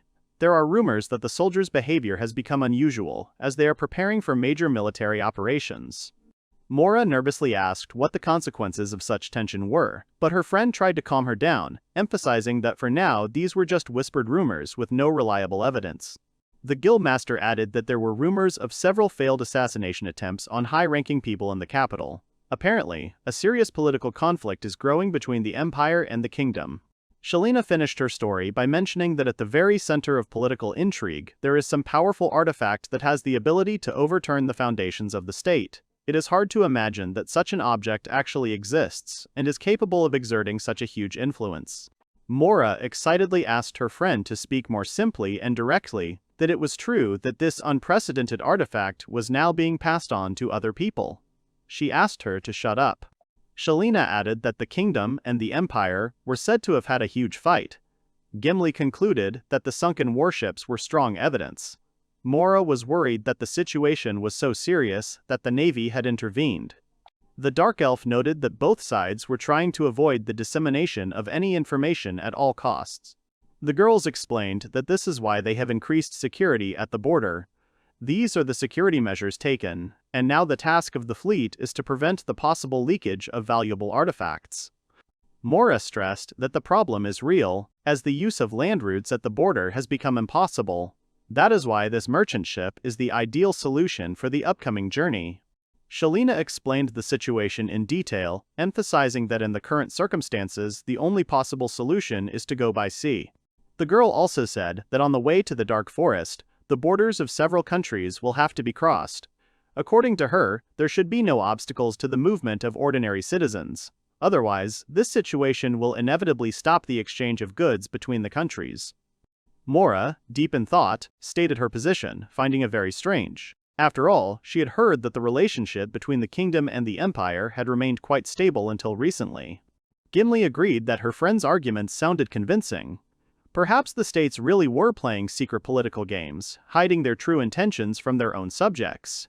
From the outside, such actions could be perceived as an attempt to maintain the balance of power.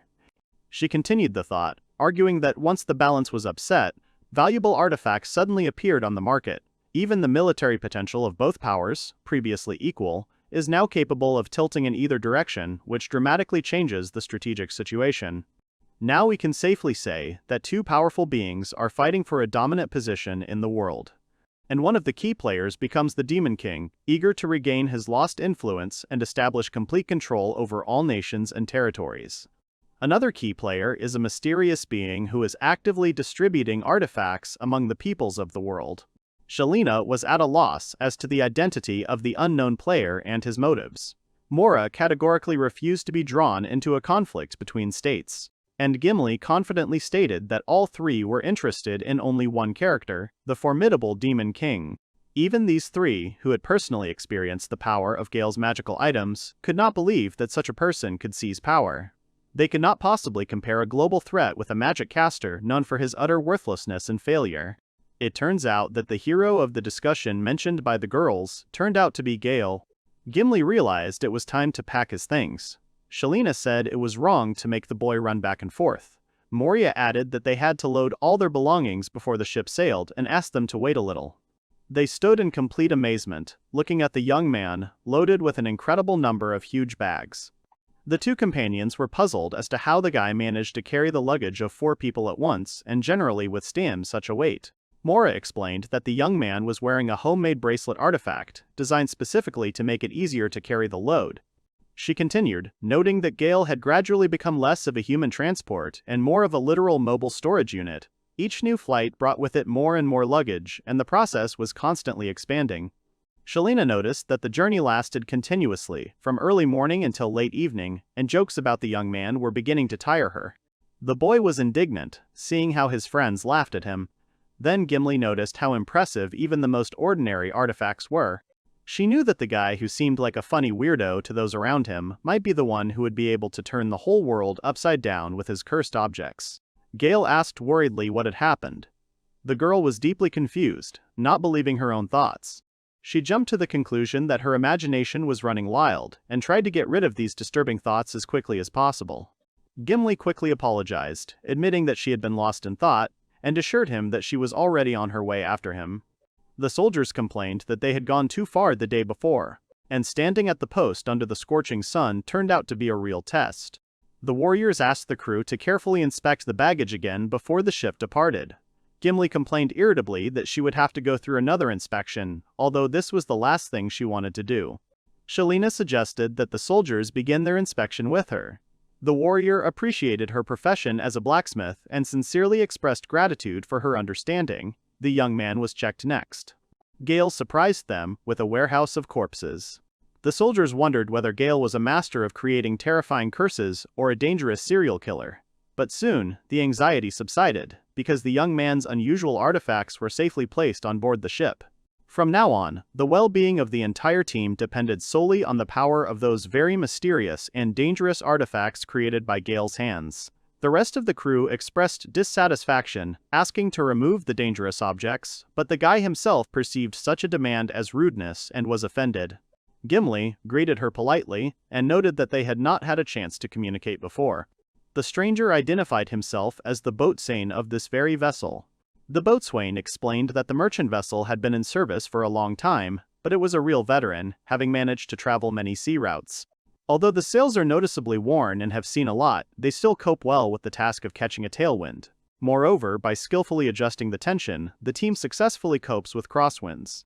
In addition, there is plenty of space for transporting goods, and the very presence of cargo helps to significantly increase the stability of the vessel even in stormy weather.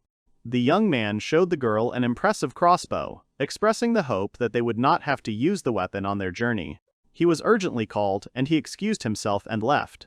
And Gimbly came to the conclusion that the ship looked much better than it had seemed at first. Mora and Shalina began to feel seasick. The girls complained that the sea waves rocked them much more than the usual river waves, and they frankly missed the calm of their native riverboat. The girlfriend worriedly asked the young man if he felt okay in the middle of the sea. Gail explained that he was wearing a special choker that had a magical effect of preventing seasickness.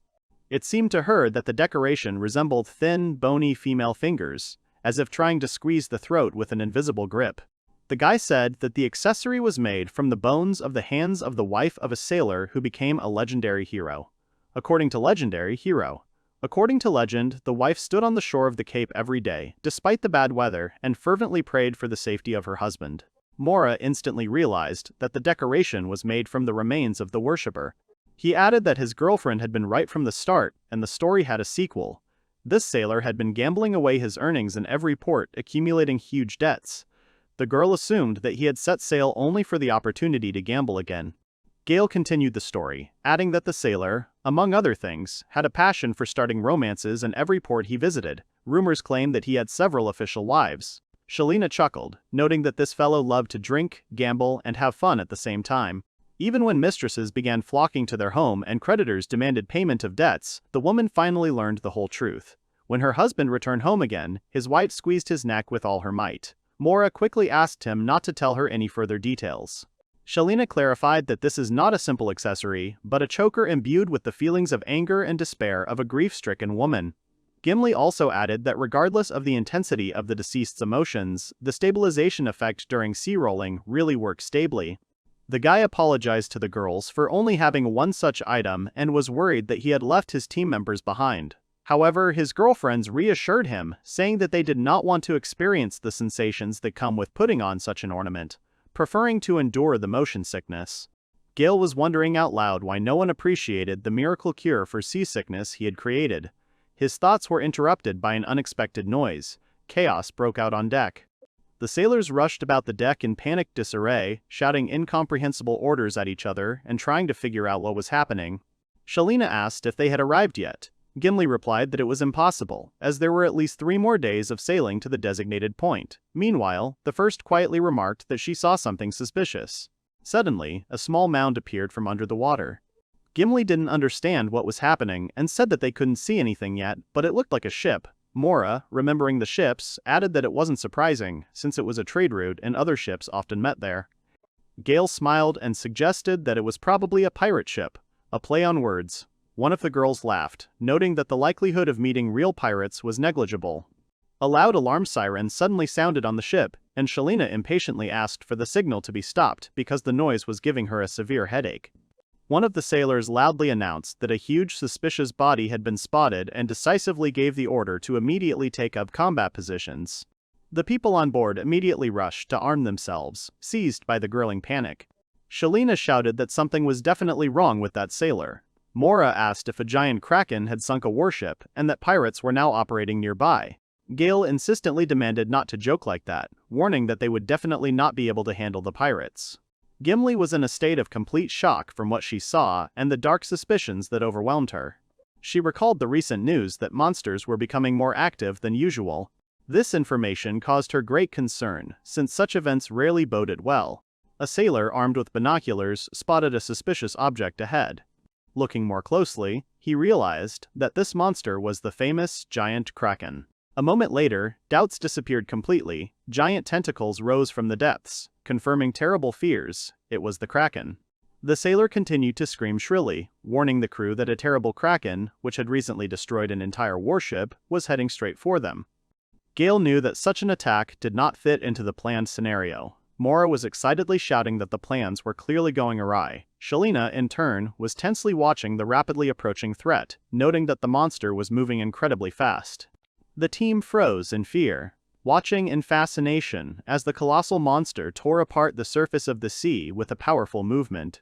The crew stood paralyzed with fear, watching as the giant kraken ripped open the surface of the water, shaking the hull of the ship with the mighty blows of its tentacles. The crew shouted that the kraken was astonishing in size. It was not just big, but almost equal in size to their own ship. It is speculated that the influence of the returning Demon King extends not only to land creatures, but also to the inhabitants of the deep sea. The sailor strictly ordered everyone to gather together. Then the young man commanded in a commanding voice to raise the sails and prepare to leave the danger zone as quickly as possible.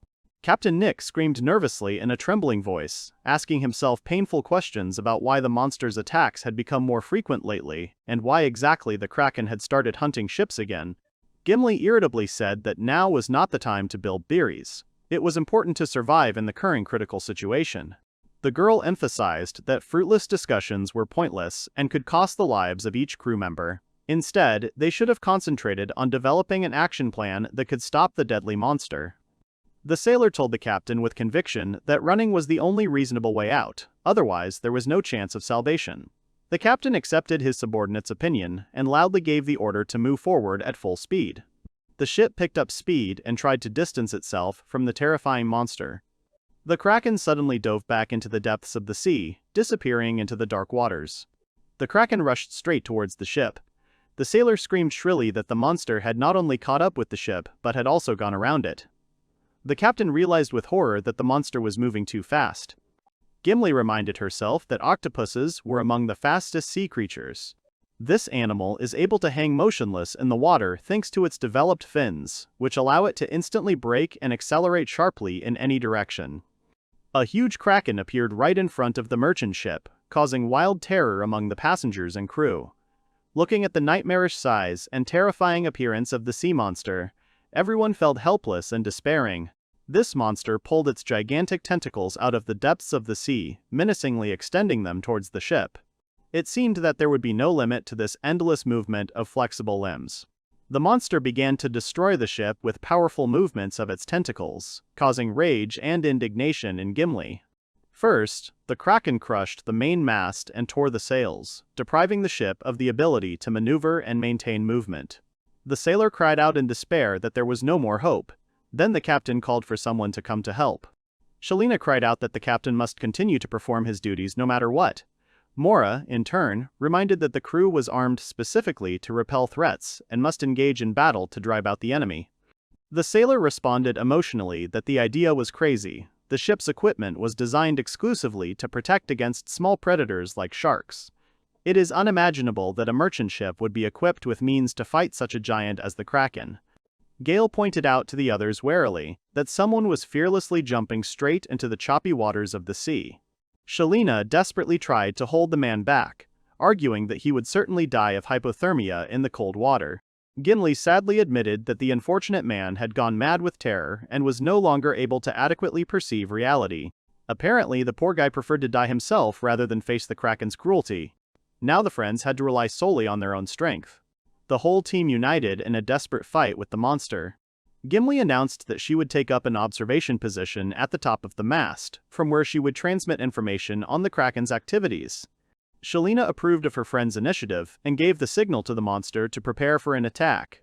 She felt the monster's heavy gaze fixed directly on her, and her heart began to pound wildly from a feeling of inexplicable horror and anxiety.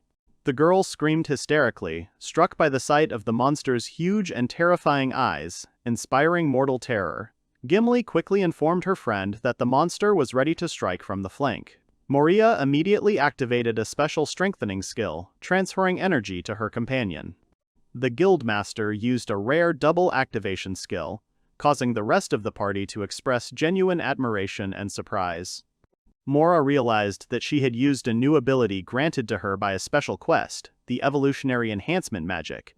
Its effect doubled, giving her friend enormous power, but at the same time, her energy consumption increased.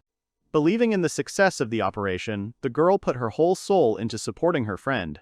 Shelina turned to her friend, inspiring her to remember the glorious feat of defeating the cockatrice.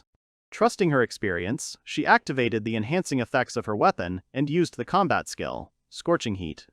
The girl militantly proclaimed that together they would burn the hated octopus out of the ocean by bringing down the fire of her burning hammer on it. She shouted triumphantly that the Kraken was making a mistake in underestimating their strength. Initially, Shelina set a goal to deal with the annoying tentacles that were hindering her progress. However, the attempt failed, encountering the extraordinary strength of the skin, leaving the girl in extreme disappointment and bewilderment. The rest of the battle participants froze in amazement, seeing that the powerful blow was unable to cause any harm to the enemy. Gimbly realized that the slimy covering of the monster's body effectively cushioned the blows. She was shocked to think that any attacks would be useless against such an opponent. Shelina vented her irritation at the monster, loudly uttering angry speeches. However, the reaction was immediate. The Kraken instantly wrapped a tentacle around the girl's hammer, lifting her high into the air. Gimbly called out to her friend with concern, urging her to release the weapon. Otherwise, the next tentacle would easily capture the owner of the hammer herself. She added that the Kraken's attacks are not limited to physical grabs and blows. According to rumors, it is capable of swallowing its prey whole. Shelina cheerfully encouraged herself by stating that she was too muscular and tasteless, so she asked the Kraken to refrain from trying to eat her. Realizing the inevitability, the girl made up her mind and released the handle of the hammer, allowing herself to fly down freely. She realized that she was in a very difficult situation, and her comrades screamed with tension as they watched her rapidly descend. Shelina was intercepted in time by a sailor and a captain who kept her from falling. The girl realized that she had been saved by an old, long-damaged safety rope. The young man sighed with relief, glad that even such a trifle could provide real help. Gimbly admitted that, although she had heard stories of such behavior by sea monsters, this was the first time she had seen such a confrontation with her own eyes. The dark elf realized that the main danger lay in the Kraken's long, flexible limbs, with which it deftly captures its victim, subjecting it to destruction and death. The monster's tentacles act with lightning speed, instantly crushing its victim. The victim then turns into fine dust, dispersing into the air and becoming part of the sea foam. The girl understood that falling into the embrace of the monster meant an inevitable end, and passionately urged her companions to stay away and avoid contact with its tentacles. Mora's legs shook with a slight tremor, barely holding up under the weight of her body, gripped by panic fear. She was clearly aware that the enemy in front of her was much larger and more dangerous than the giant cockatrice they had defeated earlier. Shelina's hammer, which defeated the adult cockatrice, could not overcome. The monster possessed enormous attack power, capable of turning any opponent into a cloud of dust. Moreover, they are in the open sea, where the monster feels complete freedom of movement, possessing an absolute advantage, and defeating it seems almost impossible. The Kraken stared with its massive, saucer-like eyes at the girl, frozen in horror, her figure petrified with fear. Gimbly knew that in addition to their many unique physical abilities, squids were highly intelligent and had a unique ability to learn new things. She also understood that the destruction of the mast and sails was not an accident, but the result of a deliberate strategy based on the high level of intelligence of the monster. Moreover, judging by the fact that he met them for the first time, Kraken had already figured out that Mora played a key role in the group of guys. The dark elf cried out in alarm, urging her companion to exercise utmost caution. The Kraken's tentacles closed around the girl's fragile figure with lightning speed. Shelina was well aware that her trusty hammer was no longer in her hands, and now she had to rely only on her own ingenuity. Besides, she understood that any aggressive action taken by her unarmed would lead to only one outcome. She herself would end up captured by tenacious tentacles. The girl frantically tried to think of what decision to make next. Suddenly, Gail materialized nearby, imperiously demanding that the monster immediately release the captive girl. Gimbly noticed the blade of the knife and realized that even the cunning Kraken had failed to predict the actions of the most unpredictable member of their squad. Gail cut the tentacles with a quick and precise movement of his sword, instantly freeing the girl from the monster's deadly grip. Mora was extremely surprised. Small particles of Kraken's flesh were slowly circling around her, creating a strange, ominous dance in the air. The girl's heart was pounding wildly, mixing fear and relief. She was still alive, but now she had to fight on. The guy returned her gaze and noted that this blade, made by him personally for himself, turned out to be very convenient to use even against such a giant. The Kraken, accustomed to reigning in the depths of the sea, was shocked and confused by the pain of losing a tentacle. Facing resistance for the first time, it felt weak and its dominance threatened. The young man quickly ran up to the girl, carefully looking into her face, and excitedly asked if everything was okay with her after the attack.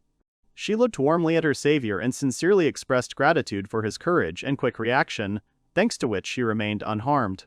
Mora couldn't believe that she had lost her head in the middle of a battle, but when the monster grabbed her with its powerful tentacle, adrenaline rushed in, returning clarity of thought. Moreover, it was at that critical moment that she unexpectedly discovered the enemy's weak point, which could become the key to victory. She explained that this knife is the blade of the world's most powerful reaper of death. In battle, it must cut through absolutely everything. And even the massive tentacle of the Kraken, invulnerable to all previous attacks, was easily and quickly cut off with a single graceful blow of the magic blade, demonstrating the true power of the legendary weapon.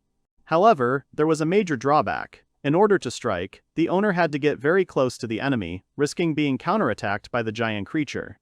The mage looked at Gimbly and firmly ordered her to continuously monitor every movement of the huge kraken, warning her of any changes in the monster's position. And she ordered Shaleen to focus her attention and efforts on the remaining active tentacles of the monster. The girl said that if he could hold back the other tentacles, Gail would have the opportunity to get closer and attack the kraken. She added that, in turn, she would cast support magic on Shaleen and the young man, enhancing their combat capabilities and increasing the chances of a successful attack. The mage clarified that she would be able to cast magic on 2 people at once, since she had recently achieved a new level of mastery that allowed her to master such a complex technique. First, she decided to remove the influence of the rocking of the water and the ship on the boys, and then activated a spell that ensured simultaneous adaptation to the surrounding conditions. Mora then buffed each fighter's abilities, granting extra defense and improving reaction times. At the same time, she reminded the team to timely switch between attacking and retreating, gradually cornering the monster and weakening its defenses. Gail knew that if the remaining 9 tentacles were cut off, the kraken would be unable to attack. Shalina added that, in addition, they would no longer have problems with cooking squid dishes. The kraken came to its senses, regaining the ability to move and actively defend itself, preparing to repel the next wave of attacks from the heroes. Gimbly let out a fearful cry, warning her comrades as the remaining tentacles of the monster began to attack aggressively from both sides, forcing the team to quickly regroup and defend themselves. The young man clearly realized the seriousness of the situation. The situation had escalated sharply, and now every wrong step could lead to the death of the entire team. Shalina made the obvious conclusion that the loss of the tentacle only enraged the kraken even more, turning its attack into a real storm of fury and destruction. Now it sought to destroy its opponents at any cost, becoming much faster and more aggressive, making the situation more difficult for the guys. The guildmaster activated the blacksmith's kick technique. Gimbly was surprised to see how her friend skillfully deflected the kraken's flexible, whip-like tentacle. Mora was clearly aware that casting multiple spells at once would result in a significant drain on magical energy. The main question that troubled her was, what would be exhausted first? Would the heroes gain the upper hand over the monster, or would she be the first to collapse, losing strength from the excessive expenditure of her own magical energy? Shalina smiled slyly and called out loudly to the kraken, mockingly declaring that it was nothing to worry about, he had only lost 1 tentacle, gesturing invitingly with his hand, inviting the beast to try to regain the lost advantage. But as soon as the monster tried to get closer, the girl began to attack, taking advantage of the slow movements of the wounded enemy. As the young man panted, catching his breath, Gimbly suddenly noticed that the magical enhancement was still in effect, maintaining his physical form and allowing him to endure the intense battle. She understood that Shalina was successfully distracting the monster's attention to herself, and her partner, who had only recently recovered from fatigue, was again rushing to the offensive, ready to use his accumulated strength for a decisive blow. In her opinion, the young man was desperately trying to come to Mora's aid, but hesitation was visible even in his actions. Gimbly concluded that if the enemy was not one of the undead, which the boy specialized against, then such a development was inevitable. Initially, putting a rearguard fighter in the vanguard position was extremely unwise. Then the Dark Elf decided to join the support of her fighting allies, unleashing a powerful charge of fire on the monster. An expression of hatred was visible on her face as she looked at the terrible bulging eyes of the kraken, causing a feeling of disgust and a desire to end this nightmare as soon as possible. However, the large bulging eyes proved to be an easy target, and Gimbly took advantage of this, attempting to disable the enemy's vision, making them less dangerous and effective in battle. Despite the failure, the girl knew in advance that such a method would hardly cause significant damage to the monster, because his body turned out to be much stronger than it initially seemed. In addition, she had the foresight to activate a special smoke grenade which created a thick cloud of smoke upon impact, providing temporary cover and the ability to maneuver. Gail rushed to the attack. Gimbly's loud call, confident that now was the right moment to strike the decisive blow. The guy used a special skill. He activated the grinding mode, which allowed him to deliver powerful cutting blows that could literally saw the monster's flesh into pieces. The Dark Elf realized that for the young man to be successful in his attack, it was necessary to completely deprive the enemy of his sight with a thick smoke screen. Otherwise, an accurate strike would be impossible due to the kraken's quick reaction. Moreover, Gail was a paradoxical combination of weakness and strength at the same time. His fragility made him easy prey for powerful enemies, but his mastery of weapons allowed him to deliver decisive blows that changed the course of the battle. Huge chunks of shredded tentacle flesh rained down from above, filling the space with the foul smell of blood and entrails, creating a terrifying picture of chaos and destruction. Shelina exclaimed happily, proud of the successful series of strikes that Gail had delivered. Mora, who was watching, noted that such talents were reminiscent of the skill of an experienced chef, masterfully wielding a knife. Gimbly counted the remaining number of tentacles, and noted with satisfaction that the monster was deprived of half of its limbs. Only 5 dangerous appendages remained, which significantly simplified the detachment's further actions. The cloud of smoke began to clear, and the Kraken gradually regained visual contact with the guys, once again becoming a threat to the entire team. The Dark Elf ordered the young man to immediately retreat to a safe distance from the reach of the tentacles, preventing possible surprise attacks from the monster. The guy quickly started running, constantly looking back, assessing the situation, and choosing the safest path to retreat. However, a huge kraken rushed right after the running hero, whose size and proximity caused genuine shock and panic in Gail, knocking out the last of his confidence and self-control. Gimbly, overcome with anxiety, shouted the boy's name loudly, hoping to attract his attention and warn him of the danger. The kraken released a huge burst of black ink. The ink released by the monster formed a powerful wave that crashed onto the deck of the ship, sweeping away everything in its path and plunging the ship into pitch darkness. The wave was so strong that the sword slipped from the boy's hands, spinning helplessly in the flow of liquid and landing on the deck. The girls screamed as they realized that Gail had fallen right under the destructive wave.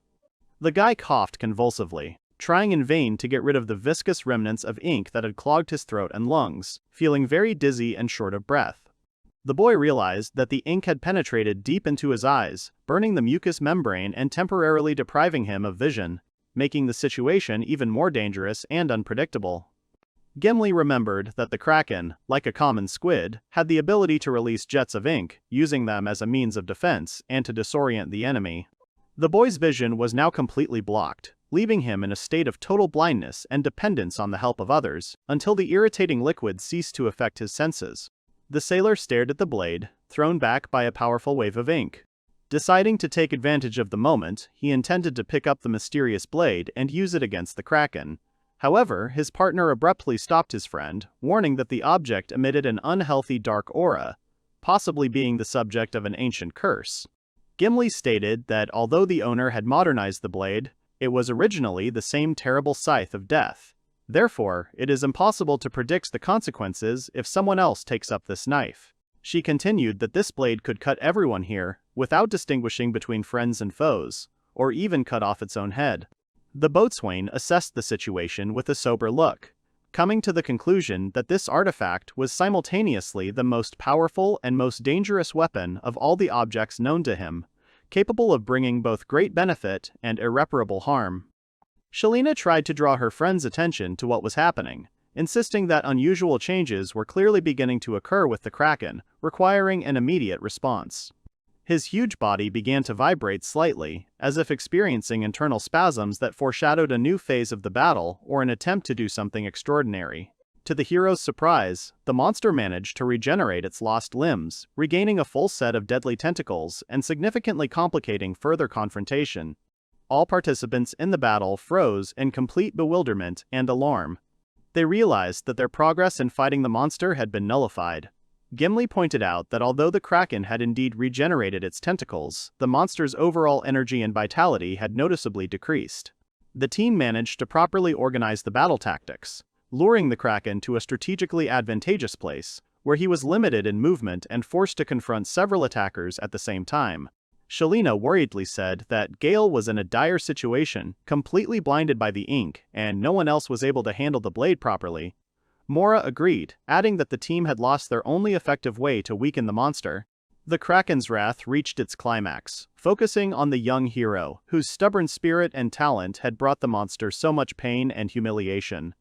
The young man continued to rub his eyes vigorously, gradually noticing the return of his vision, although it remained cloudy and blurry, which slightly increased his chances of surviving the battle.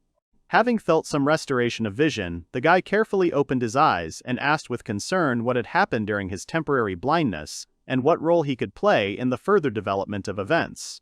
Before he could finish speaking, one of the Kraken's long tentacles instantly wrapped itself around the young man's body, squeezing him tightly, leaving no chance for him to free himself on his own.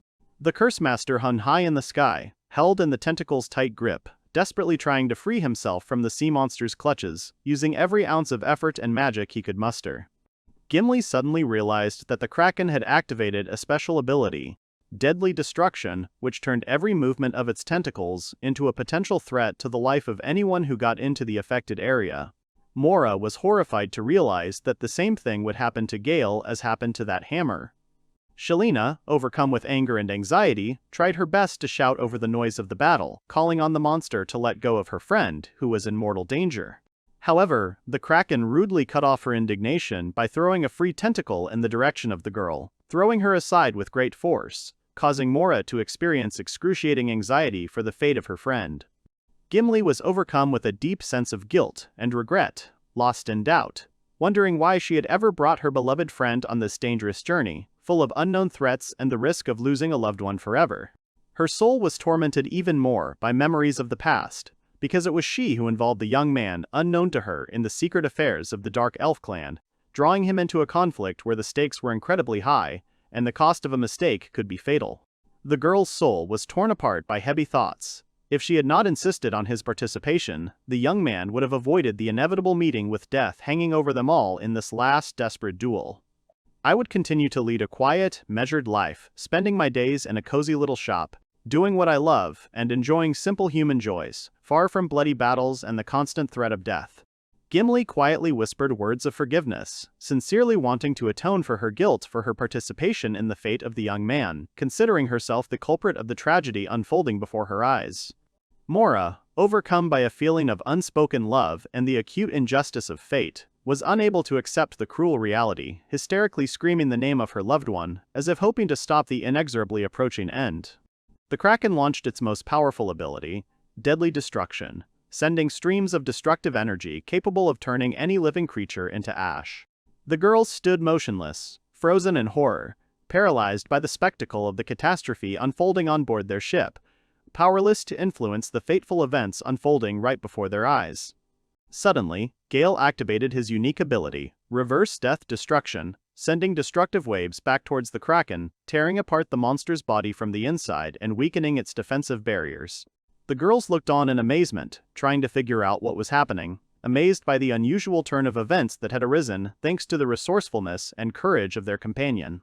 Gimbly was particularly surprised to realize that the effect had worked in reverse, reversing the energy impulse and turning the destructive force against the wielder, something she had previously not believed possible. Mora was shocked to see the Kraken instantly disintegrate into countless pieces, while Shelina was confused as to what phenomenon caused such an effect, and what consequences awaited their group further. The two turned to the young man. The guy slowly turned around, meeting the girls' curious glances and giving them a slight smile, filled with confidence and the inner calm of a winner. Gail explained to them that the whole thing was caused by the artifact hanging around his neck. Carefully removing the jewelry, he gently placed it on his palm. But as soon as he finished the sentence, the necklace shattered into small pieces with a crash, scattering across the deck of the ship. Mora suddenly realized that the destroyed artifact was the very same legendary cursed necklace. Gail detailed that when receiving a crushing blow, the damage is doubled and then returned back to the offender, causing a special effect called Wife's Revenge that multiplies the effect of the first blow many times over. Shelina called the unusual amulet a symbol of great justice and revenge, repaying any aggressor 100-fold for the evil caused. The guy continued his explanation, noting that the Kraken first regenerated its lost limbs, depleting its own strength, and then received its own deadly technique back, doubled, which quite naturally led to its instant destruction. Regardless of the number of sunken ships for which the sea predator was famous, fate decreed that it ended its life as food for small fish, clearly illustrating the capriciousness of life cycles and the laws of nature. Shelina asked the young man whether he had expected such a development of events, and received a negative answer, emphasizing the randomness of success and luck during the struggle. Gail clarified that he was fully engaged in the execution of his mission, focusing on saving the lives of his comrades and achieving the common goal, completely not expecting such an unusual outcome of the conflict. At the same time, he emphasized that if the Kraken's technique had been different, For example, a direct blow or sucking the victim in, then there would have been no special effect from activating the artifact, and the fight would have ended completely differently. Mora could not hide her joy and relief, convinced that all her friends were alive and well and the threat had passed, giving hope for a happy future. Coming closer, she tenderly embraced the young man, expressing in words and actions her deep affection and joy at the successful completion of the test. The young man reminded her that she risked getting stained by the ink left on him, hinting at the need for caution. But for Mora, this circumstance turned out to be unimportant, because the happiness of being next to a loved one outweighed any trifles and inconveniences. She passionately confessed to Gail that the feelings of discomfort and anxiety caused by the unpleasant grip of the tentacles made her replace the unpleasant sensations with warm and pleasant embraces that gave her peace and confidence.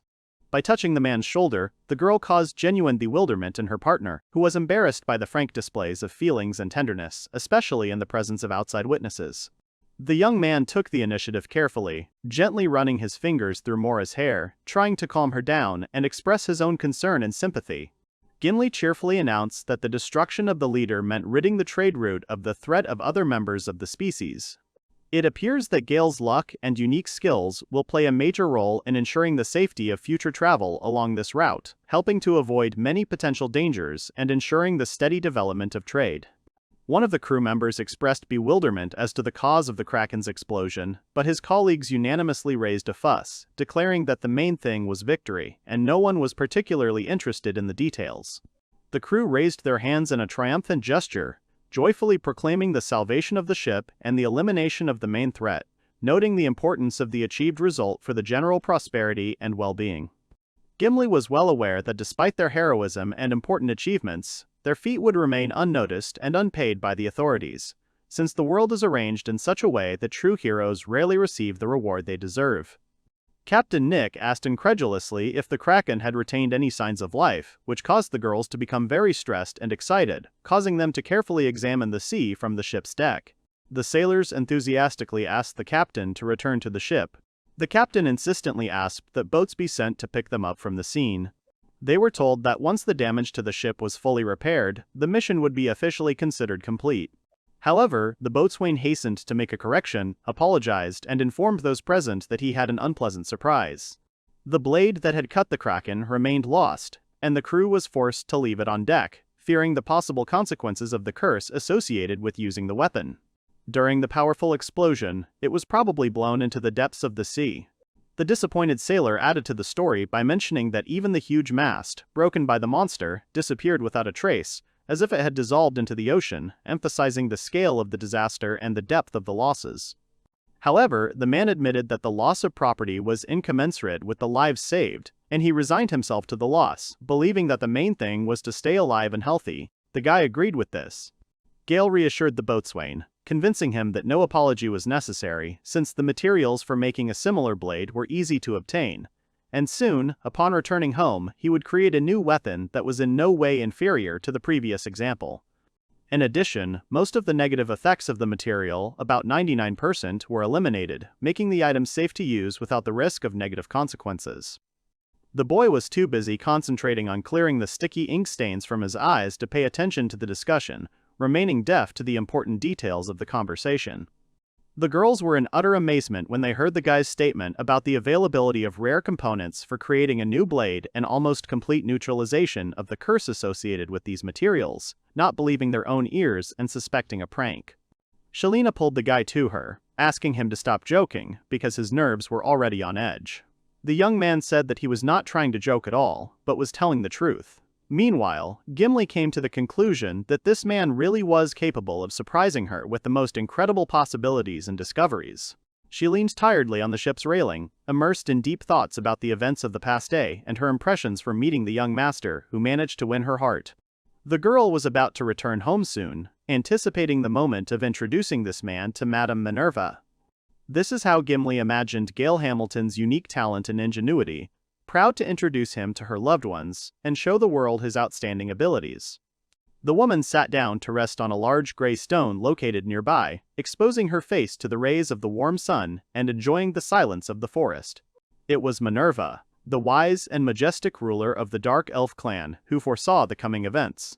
Besides, as the folk wisdom says, troubles rarely come alone, and even such an experienced and insightful person as Gimbly could not imagine what trials awaited her and the team ahead. This was a new maritime threat. This new danger was rapidly approaching the ship on which the heroes were traveling, promising to come face to face with the crew in the near future and force the young warriors to show courage and fortitude. Laying out the remains of the broken object in front of him, Gail sadly recalled the once beautiful artifact that served him as a reliable companion and source of inspiration, and was now forever lost and useless. The girls encouraged the young man, reminding him that the main goal, defeating the Kraken, had been achieved, and the artifact had fulfilled its mission, saving the lives of the team. The guy politely agreed with their arguments, but immediately clarified that for a craftsman and collector like him, the loss of unique pieces is a special sadness, comparable only to the personal loss of a dear friend. What upset Gail most was the lack of recognition for the genius of the design that went into creating the artifacts, and the disappointment that no one appreciated the originality of the concept and the beauty of the product. Suddenly his face lit up, realizing a simple and elegant solution that could correct a situation and restore justice. It often happens that the artist's creative vision remains incomprehensible to the general public, and recognition comes years later, sometimes after the author's death. The only one who truly appreciated the young man's exquisite taste in choosing cursed artifacts was one girl who shared the guy's passion for studying forbidden sciences. So Gail felt a pleasant excitement when thinking about his future meeting with the girl, looking forward to hearing news of her adventures and personal experiences. Vivian approached Princess Carla and stated that she intended to accompany her on her inspection of Pharma Edge. The princess asked if it was possible to resolve the matter without the girl's participation, to which she responded with a categorical refusal. Brightly colored birds gracefully soared high in the sky, gliding freely over the surface of the sea and illuminating the surroundings with bright flashes of their wings.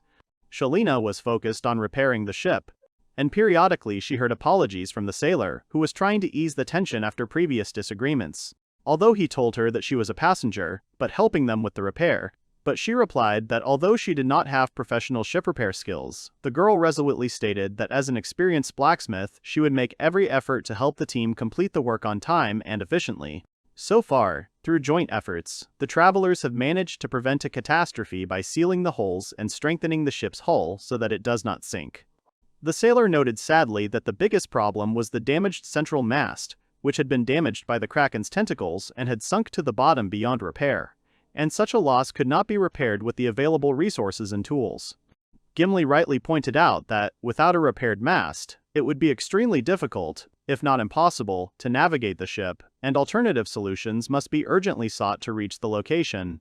Thus, the situation was extremely unfavorable. The crew was effectively isolated on a damaged ship in the middle of an endless ocean, in need of urgent assistance and supplies to move forward.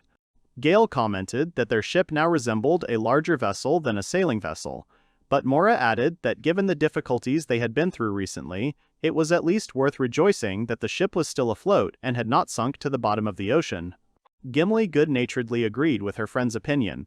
She began to feel a sense of isolation and loneliness that spread to the entire crew, who found themselves in the middle of an endless ocean, causing internal anxiety and uncertainty about the future direction and rescue plans. Over time, this feeling will intensify and be accompanied by increasing hunger as limited food resources begin to run out. Of course, passengers and crew members, finding themselves in such isolation and facing a shortage of resources, risk losing control of their emotions and sanity, which is fraught with the emergence of conflicts and unrest caused by the struggle for the last available supplies. Gimbly prayed fervently to the gods, sincerely hoping that the situation would change for the better, long before open conflict began and hunger pushed the passengers to extreme measures for survival.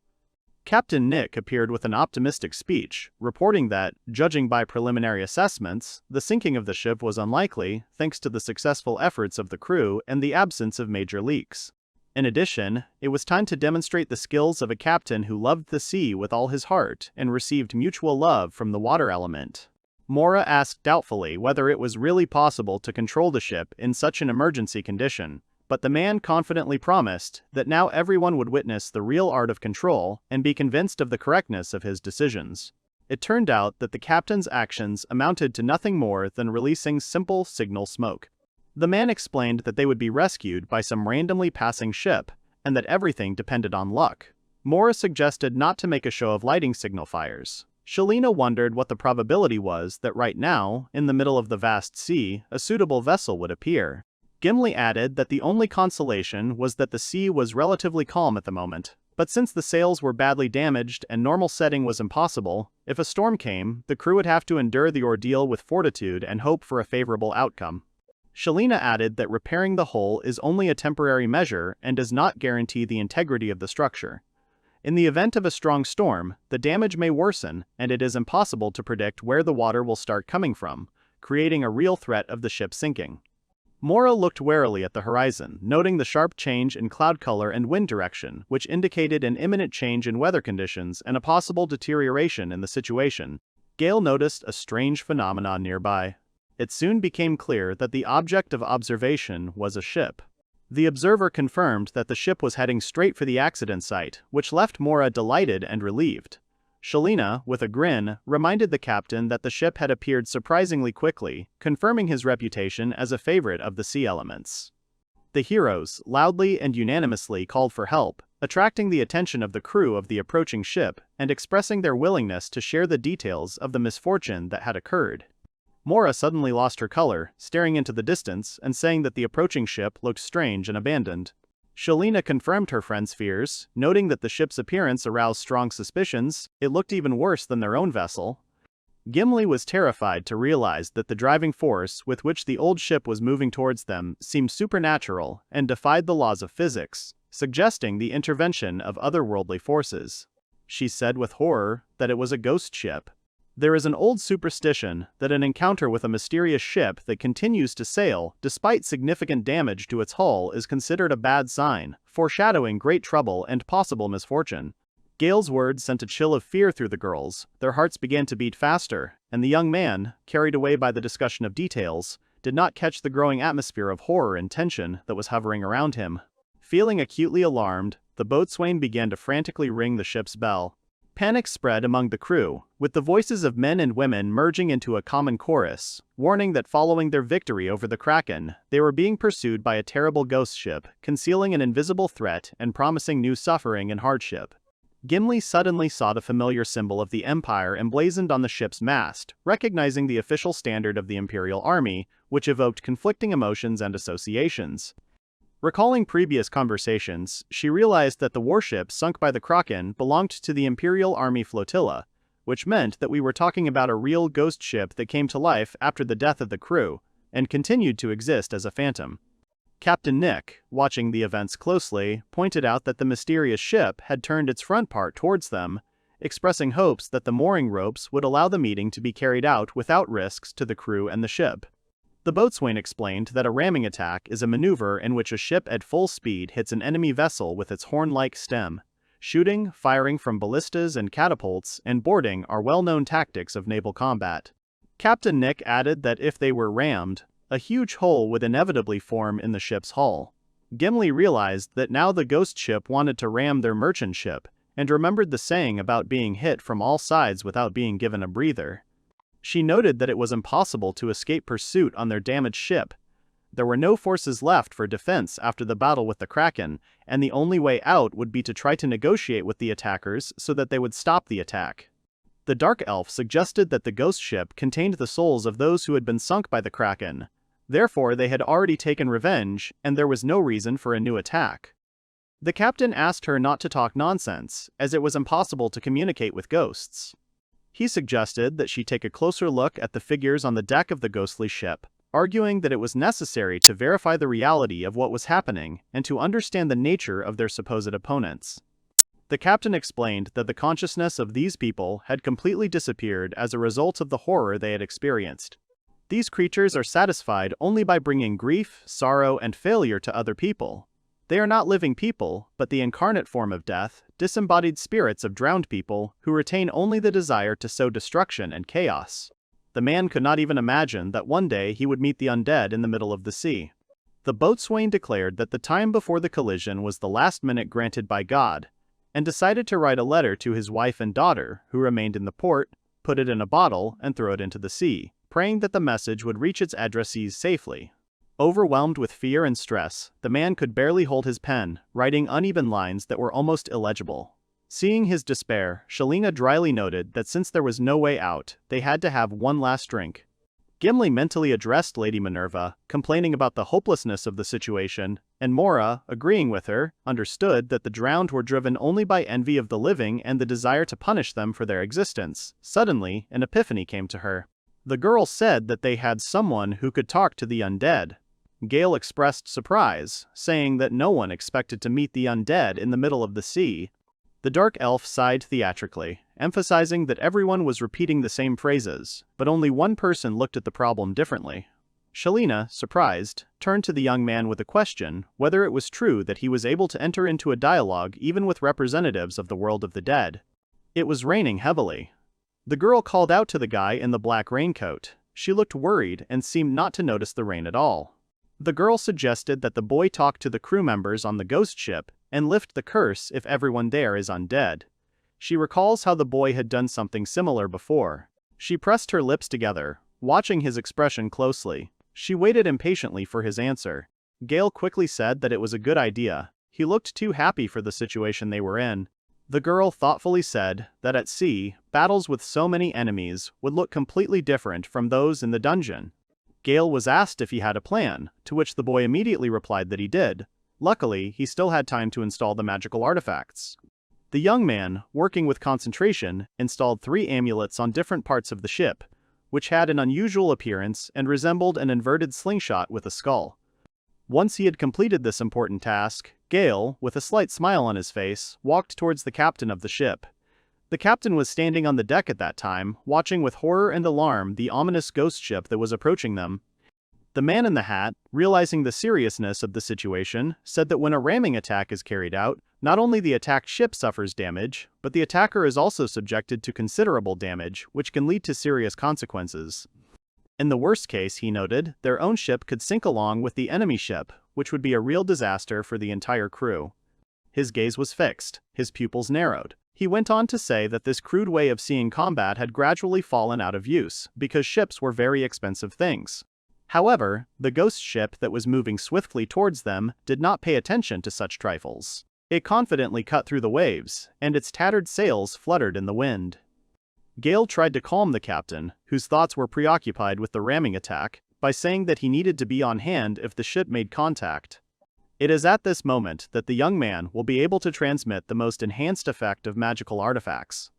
Once the guy finished, the girl asked if he really wanted to do the same thing he always does with the undead, but this time with an entire ship. Without holding back a smile, Gail stated that this is exactly what he was going to do to lift the curse from the entire ship and its crew members. The long-eared girl did not immediately believe the young man, so she asked again if this was really possible. The guy answered that theoretically it was, but they would not be able to know for sure unless they tried it in practice. The elf, lost in her thoughts, thoughtfully looked up at the bottomless sky. There was a note of alarm in her voice when she said that if their bold plan was not crowned with success, then this place would inevitably become their nameless grave, which no one would ever remember. So they were faced with a choice. Either certain death awaited them all, or perhaps they could lift the curse that hung over them like a dark shadow. The shits were rapidly approaching each moment, bringing them closer to the inevitable outcome. The entire team, gathered in a circle, repeated this alarming phrase, creating an atmosphere of unity and determination. Then the girl with glasses on her head, looking closely at the spellcaster, said words of encouragement that they could only rely on him, because their fate depended on his strength. The long-haired girl, feeling the need to act, called Gail over to her. She held her hands on her chest, as if she was about to do something important and significant, and her eyes showed the desire to help and support him at this crucial moment. A moment later, the girl cast the spell, Adaptation to the Environment, and a glowing magic circle appeared between them. The guy was surprised by this. Mora said that when the ghost ship approached, even if their merchant vessel was rocking on the waves, she would be able to keep the boy's balance. Gail thanked her with a good-natured smile. The girl exclaimed enthusiastically that between death and the lifting of the curse, she was betting on the latter. Her words, full of confidence and hope, spread throughout the ship. Mora thought that she still had too little time with Gail, but she did not say it out loud. The guy agreed with her words and confidently walked towards the ghost ship. The hero looked up as the ship approached them. It was very old. The planks in most of the ship were worn out, the weapons were rusty. A whole crew of dead men looked at the boy from the ship. Their skin was rotted, most had no eyes. And despite this, all the crew members were dressed in uniform. As expected of an imperial ship, it was much larger than a merchant vessel. The crew was talking amongst themselves, saying that if they were hit, it would be the end. And also that apparently the crew was as difficult to communicate with as a giant squid. The captain, holding on to a part of the ship, ordered everyone to prepare for the impact, because now there would be a collision. Everyone obeyed him and grabbed onto something that could help them survive it. The magic caster spread his arms and looked at the ship seriously, his gaze filled with confidence. Gail cast the spell, Great Curse Removal, causing huge magic circles to appear under both ships, illuminating the sea. The young man was straining himself to use his strength. It was obvious that he was tired and worried about all those whose lives were in his hands. Mora, with wide eyes, looked at Gail and mentally prayed to him to save the people from their ship, as well as the people from the ghost ship. Everything around was bright and empty. Only flickers appeared in the air. Gail stood in front of the captain of the ghost ship. Behind the leader there were several dozen sailors who lined up in one line. The dead man in the captain's hat stared at the young man with his half-empty eye sockets, silently and intently. The boy, not expecting such a meeting, also stared back at him in surprise, as if trying to comprehend what exactly was happening. Then, the magic caster smiled warmly, his lips stretching into a soft and friendly smile. He nodded his head slightly, as if confirming something important. His gaze was gentle and full of understanding, without any fear or contempt, which was quite unusual when meeting a dead man. The huge ship, which had almost rammed the small merchant vessel, began to turn around just before reaching it. The girls, who were holding tightly to the side of their vessel, watched the scene with bewilderment. One of them, unable to contain her interest and surprise, asked in a loud voice what all this was. The two ships were side by side, and it seemed as if one could easily jump from one to the other without any safety net or extra precautions. This created a sense of closeness and tension between them. The merchant vessel was half the size of the majestic ghost ship, but it looked much better on the outside. Its sails glittered in the sun, and its hull was patched but without any visible holes. The wind had died down, and the waves had calmed, creating an atmosphere of strange calm in this unusual place. The dark-haired elf said that the ship stopped as soon as it touched their transport. The captain said that it looked as if the ship had carefully moored side by side. They looked at each other with a bit of bewilderment, and began to simultaneously say what it meant. The whole crew was happy that they managed to avoid the ram attack at the last moment and escape. The sailors even began to cry with happiness. Mora looked at the sky and decided that this was not the only thing that had happened. The squall wind that had previously raged with incredible force gradually began to weaken and turned into a light, almost weightless breeze. The flag that had proudly fluttered on top of the ship now gently swayed under the influence of this gentle wind, as if greeting the surrounding world. The girl, with glasses on her head, looked closely at the surface of the water and was surprised to notice that the storm waves that had previously raged with fury had now turned into ordinary ripples. This change was so abrupt that she could not resist sharing her observations. Raising her gaze to the high sky, she also added with calmness in her voice that the gloomy sky began to gradually clear up before their eyes, as if the weather itself had decided to give them a little light and clarity. Meanwhile, the man in the striped shirt, leaning against the table and kneeling in one of the cabins, felt that everything around him had become quiet and calm. Realizing that the storm outside had finally died down, he raised his head and began to listen carefully to the sounds. Nevertheless, having overcome his inner doubts and having decided to leave the cabin, he carefully opened the door and stepped outside, looking around the ship's deck. His eyes swept across the space, and he looked at the giant ship, realizing what had happened as a result of their strange journey. On the ghost ship, the captain and his sailors watched the people below, their faces emotionless, as if they were waiting for the next order. Meeting the gaze of the dead man in the captain's hat, Gail called the attention of the entire crew of the merchant ship to himself. He continued to stand on the wooden beam and put his hand to his head, saluting. He told all his men to do the same. They looked at each other uncertainly. However, the next moment, everyone on the small ship repeated after the guy, and also saluted the ghost ship and its crew. The souls of the dead began to be released and dissolve in the sky. The dead captain's intangible form suddenly appeared above his body, clad in light, saluting the young man's gestures. His face was lit by a soft smile, his eyes closed. The magic caster smiled back, feeling a mutual understanding and connection between them. The spirit, as if it were entirely real and tangible, carefully and with majestic grace, drew its sword from its scabbard.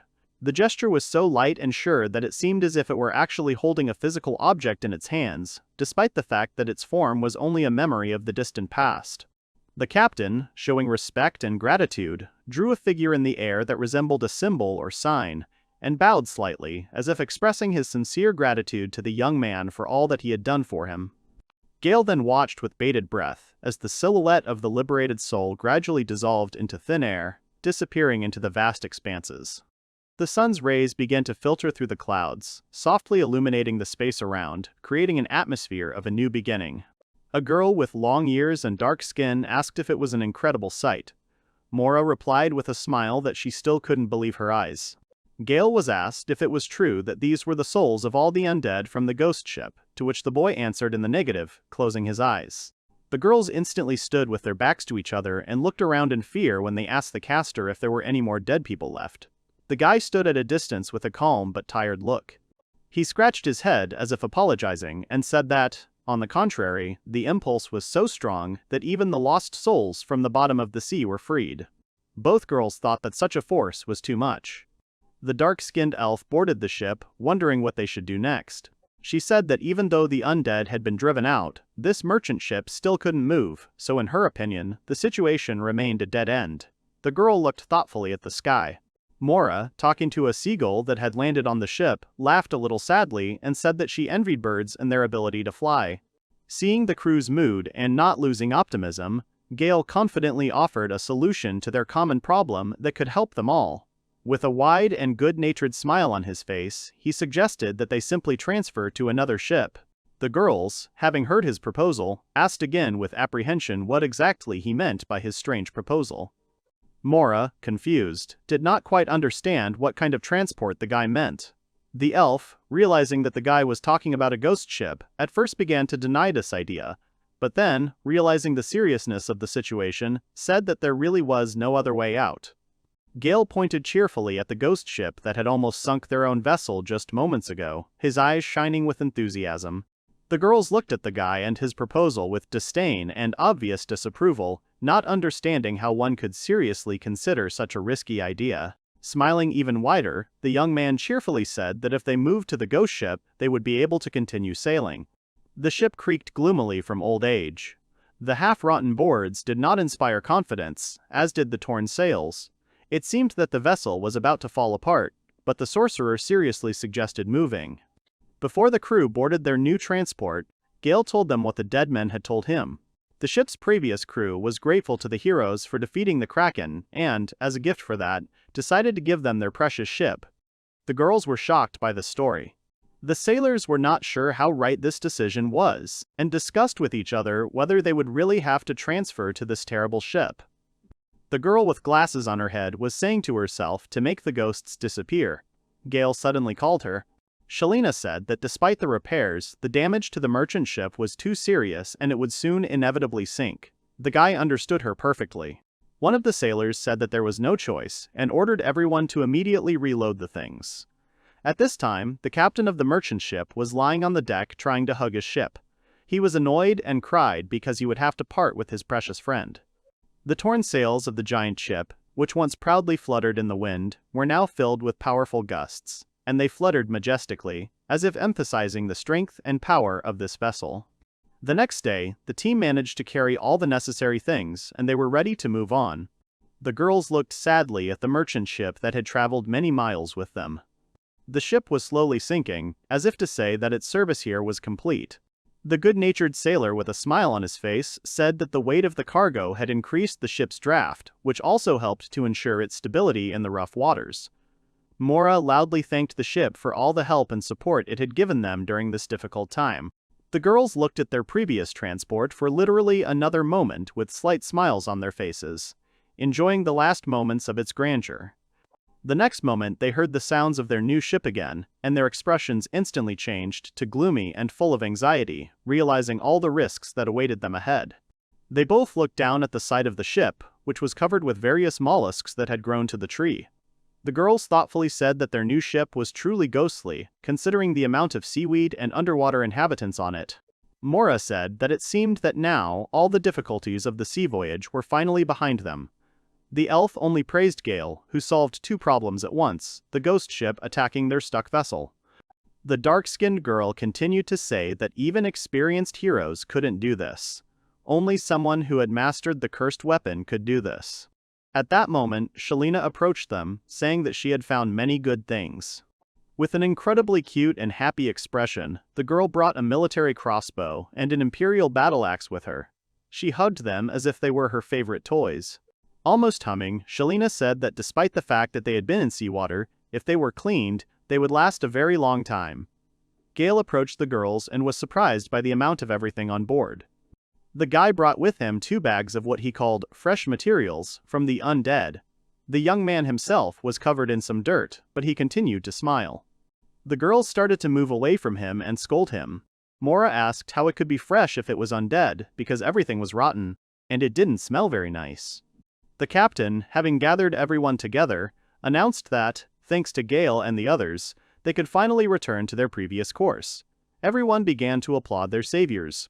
Scratching his head again, the magic caster awkwardly said that he had cast enhancement magic on the ghost ship while the others had been carrying the cargo all night. Now, thanks to this, they would be able to get anywhere faster than any other ship. All the girls looked at the young man with disapproval. They covered their faces and quietly said that obtaining a ghost ship was already unheard of, and turning it into a magical artifact was completely unprecedented. In addition to the ghost ship, they were also given ownerless gold bars. Looking at the treasure, one of the sailors decided to check if they could really take all of it. The dark-skinned girl with long ears said that it was true, but in return the ship was obliged to call at the ports that the sailor indicated and to do so in priority order. The man, smiling and nodding his head, happily replied that it was nothing if they could thank the heroes in this way. The captain said that he had already explained to everyone who had made it possible for them to obtain this ship, as well as who had helped them defeat the Kraken, so there was no one on this ship who would object to the savior's request. Gail cleared his throat as if he wanted to start a speech, and then said seriously that now, as the creator, he would tell everyone about the characteristics of this magical artifact created from a wild ghost ship. With pride and joy, he raised his hands and spoke loudly so that everyone would be prepared to hear about his outstanding capabilities. The ship's crew looked at the guy in bewilderment, wondering what characteristics he was talking about. They didn't understand a word. The girls, with awkward expressions on their faces, listened to the young man and talked among themselves about how it had started again. However, yesterday he had performed an incredible feat, so there was nothing terrible about it. The caster began with the backstory of the artifact, telling how it was originally a large imperial ship, gradually transitioning into what it became after becoming undead. Now, the ship has incredible effects, speed, and unsinkability. Everyone was amazed by these transport capabilities, and one of the crew members even exclaimed that this was simply a dream for any sailor. Proudly, Gail pointed to another of his creations, saying that the judge would be safe even if attacked. A powerful catapult appeared in front of the team, decorated with a large number of fangs and bones. The young man, with curiosity in his eyes, picked up one of the skulls that was lying on the deck and said with a grin that they, by the way, were something like projectiles. The sailor's eyes lit up. He was simply delighted with this unusual appearance and believed that it could be an excellent defense against pirates, who often threatened their way. The elf looked at him awkwardly and quietly said that they would simply close their eyes to this terrible taste. The boy moved on, heading for the upper deck. He wanted to share with the crew his new invention, a control improvement he had created himself. It promised to make their sailing much safer and more efficient. As he climbed up the stairs, he uttered a majestic phrase that piqued the sailors' interest even more. Gail said with a confident tone that they would now experience something unimaginable, beyond common sense and the usual ideas about navigation. Approaching the steering wheel, which was spinning without anyone's help and seemed almost alive, the guy proudly declared that control was now carried out in automatic mode. All the people on deck found this simply incredible and watched this unusual phenomenon with amazement. However, Mora looked closely, as if she had spotted something at the helm, and exclaimed questioningly, trying to understand what was going on. At the helm was a spirit that controlled the ship. At first glance, it was impossible to see, but the girl almost immediately understood what the catch was. She started yelling at the caster and said that it wasn't autopilot but a ghost pilot. To which Gail, a little embarrassed, replied that there was practically no difference. All you had to do was point in the direction, tell the ghost ship the destination, and it would go there itself. The captain, whose face showed a mixture of joy and awkwardness, said that it was all simply unbelievable. Now he waited for an answer from the caster's team, where the ship should go. The elf immediately gave an answer with a slight smile. She pointed her right hand confidently into the distance, and said that they now needed to set a course to the northeast to reach their next target. Mora, Shalina, and Gail exchanged glances, looked at her approvingly, and smiled, feeling that a new adventure was soon awaiting them. The next moment, as if on command, the boys simultaneously said that their path now lay to the mysterious dark forest, which beckoned them with its secrets. The wind blew hard on the torn sails, and everyone felt how the ghostly ship, as if it had come to life, began to move in the right direction, leaving all doubts behind. The captain, surprised by the fact that the ship had actually started moving, could not contain his delight.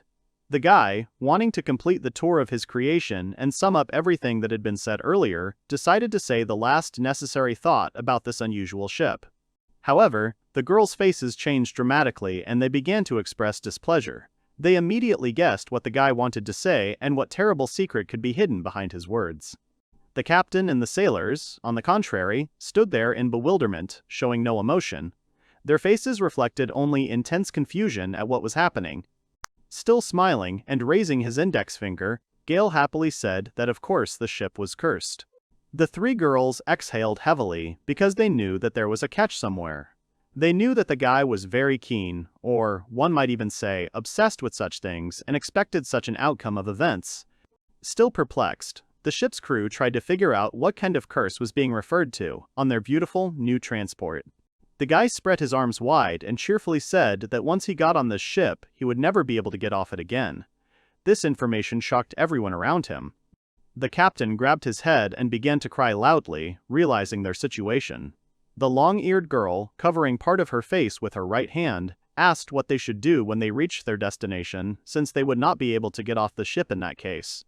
Gail cheerfully replied that it could be solved by simply lifting the curse. Mora pointed out to the young man that only he could do this. At this time, one of the sailors, like the captain, was holding his bandage and sobbing. The girl accused the guy of arrogance, as if he was offering the poor to eat cakes instead of bread. His words sounded just as arrogant. At this time, the young man took out several talismans for removing the curse and handed them to the captain and the sailor. Gail also added that if they needed any more amulets, they could always stop by Gail's magic item shop in Farm Edge. The caster also clarified that the skulls for the catapults are consumables. The crew took the talismans, then said they couldn't do without them. They looked confused, as if they'd just been tricked. The girl with the glasses on her head just told the guy that he seemed to be starting to understand the trade. The elf lowered her gaze and a shadow of sadness appeared in her eyes. The mention of the magic item shop made her plunge into deep thought. She decided to gather her comrades, Gail, Mora, and Shalina. All three, hearing her call, immediately turned their gaze towards the elf, full of anticipation and interest in what she was going to say. In a slightly timid and trembling voice, Gimbly said that all this time she could not find the strength to express what had long tormented her, but now she sincerely asks for forgiveness from her friends. The guy, hearing such words from her, was surprised by the suddenness and seriousness of her appeal. She began to remember the recent events that had happened to them, the Kraken attack, the pursuit of the ghost ship. The girl sadly noted that they were again and again faced with situations where they had to face death. She realized that she had endangered not only herself, but all her friends. Gimbly blamed herself for everything that had happened, believing that things could have turned out differently if she had not dragged her comrades into the troubles of the Dark Elf clan. She tried to apologize again for her actions but was cut off mid-sentence. Mora and Gail tried their best to calm her down, assuring her that nothing more needed to be said, because everything had been resolved successfully and they all remained alive. Besides, everyone here unanimously agreed to follow the elf in her further adventures. And in general, controlling a ghost ship is something that could not be done while staying on land and without experiencing such unusual emotions. The boy finished his thought by agreeing that they were indeed having a hard time on their journey, but he was still glad that they were exploring the unknown and overcoming difficulties together. Shalina scratched her head thoughtfully and also joined the conversation. She believes that if the Demon Lord is completely reborn, it will be a problem not only for the Dark Elf clan. She immediately laughed and said that she didn't want to get into a situation where she couldn't even drink in peace, Gimbly looked at her friend awkwardly. Gail, Mora, and Shelina looked at the elf with a smile. She smiled too and began to wipe away the tears that had come to her eyes with her hand, but said that it was the salty wind that was stinging her eyes. While the heroes were calmly moving on, the elf with long ears and dark skin called out to Mora as if she remembered something. She asked if the girl had said anything to Gail and if she had forgotten her promise. The long-haired girl became embarrassed and tried to evade the answer. Mora said that she didn't have a single good moment to say anything to this insensitive guy. The elf asked with distrust whether the girl would continue to remain silent. A sly smile appeared on her face, and the blonde said that Mora had simply deceived everyone and suggested that she retrain as a swindler. In response, the girl made a cute but dissatisfied face and asked not to mock her. She tried to justify herself by saying that the guy was constantly collecting materials from the undead, then conjuring over artifacts all night long, and it looked like mania. Mora continued to say that the young man would never be the first to say either, "I love" or "I hate," because he was only interested in obsessions and curses. The elf caustically added that this was the girl's skill, avoiding love, to which Mora again asked not to mock her. Resting her head on her hands and closing her eyes, the long-haired girl seemed to have come to terms with her difficult situation and decided that she would no longer justify her actions and feelings, which amazed her friend, who watched her with surprise. Mora quietly admitted that she was simply afraid of being rejected.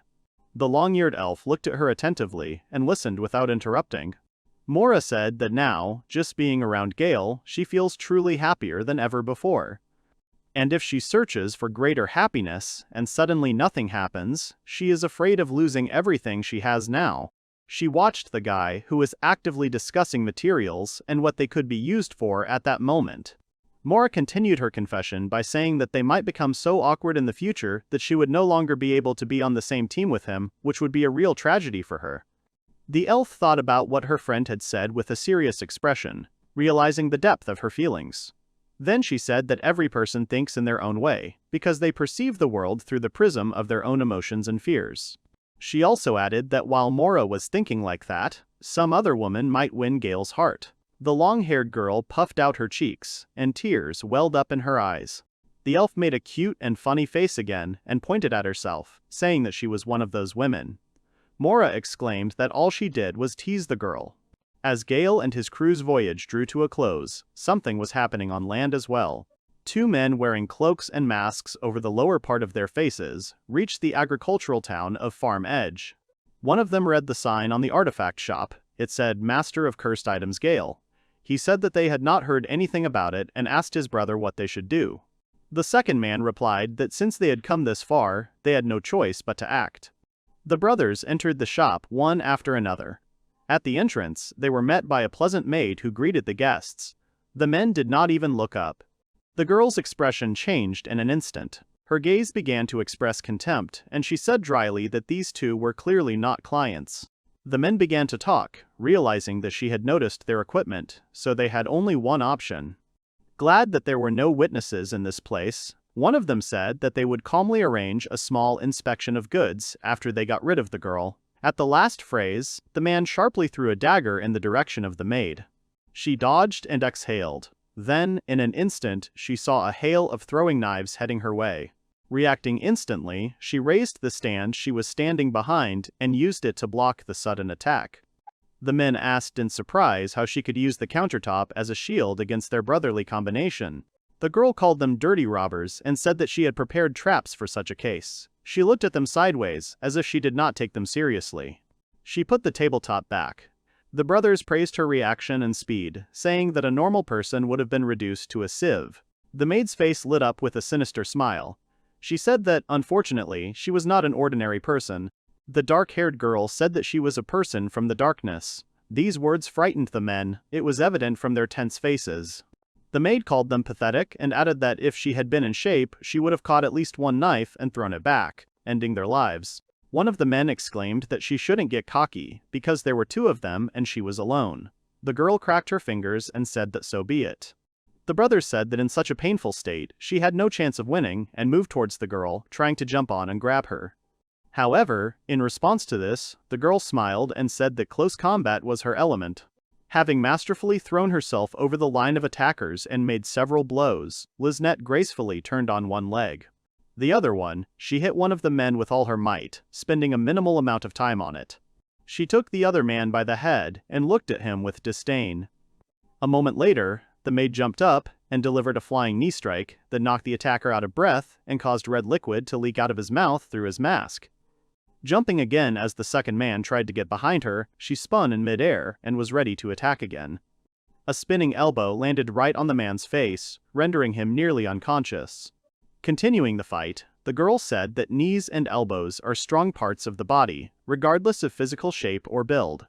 They can be called the natural weapons of the living body. So attacking her, a martial artist, with bare hands is ridiculous. As soon as the two brothers were sitting on the floor, the maid, mocking them, asked what had happened. Did they really have no more weapons? She clarified that she meant those throwing knives with their meager trajectory. She continued to say that no matter how many times they threw them, it wouldn't even touch the girl. At that moment, one of the attacker's eyes fell on an interestingly shaped sword hanging on the wall. The man grabbed the blade and laughed, because there it was, the weapon, right in his hands. The second man supported him. Suddenly, one of the brothers glanced at the other, who had no weapon.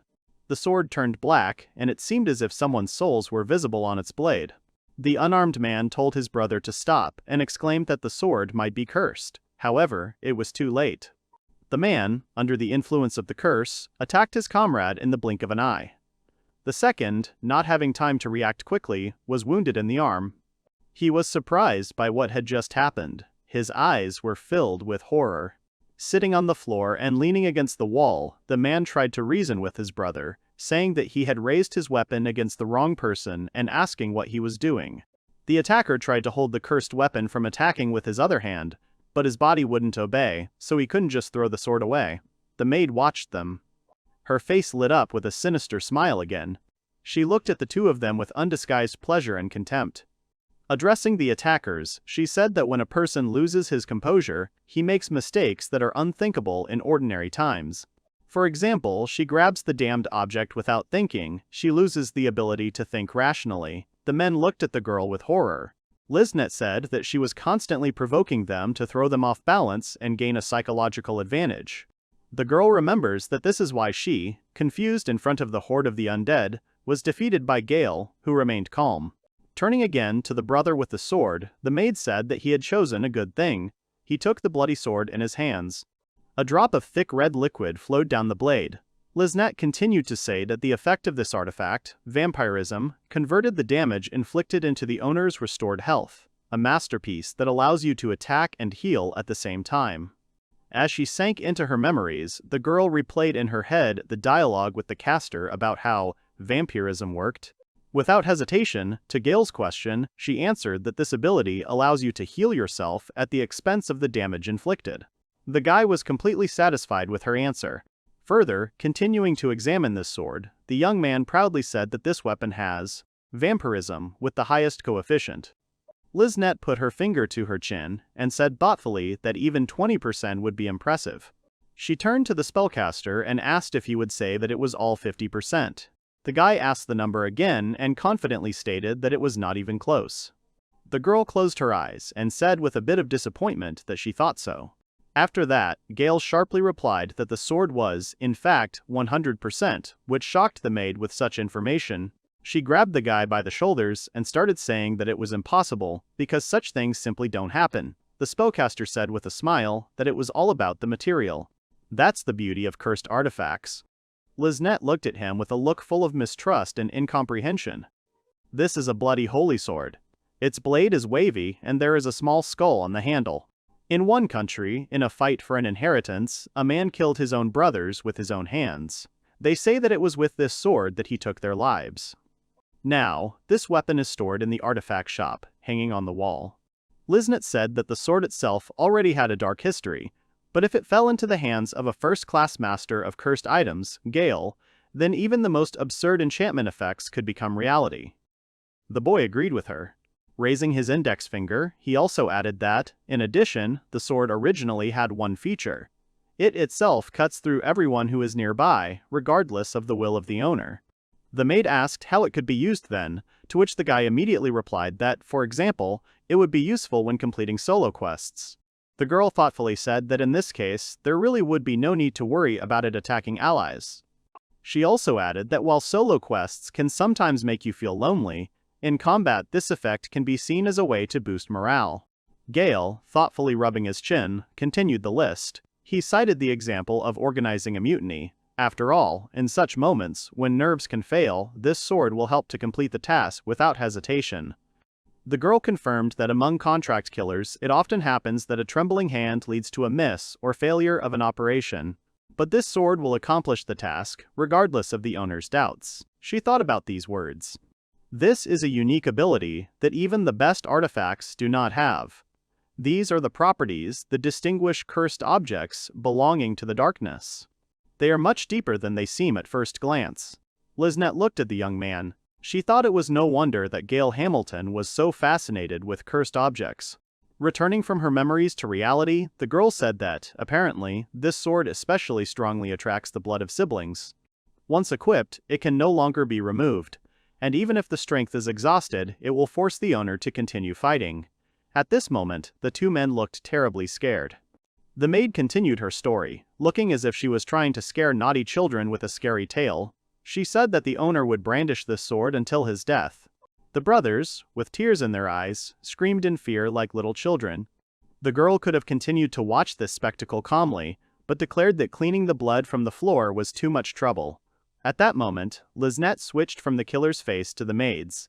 The brothers tried to take their eyes off her.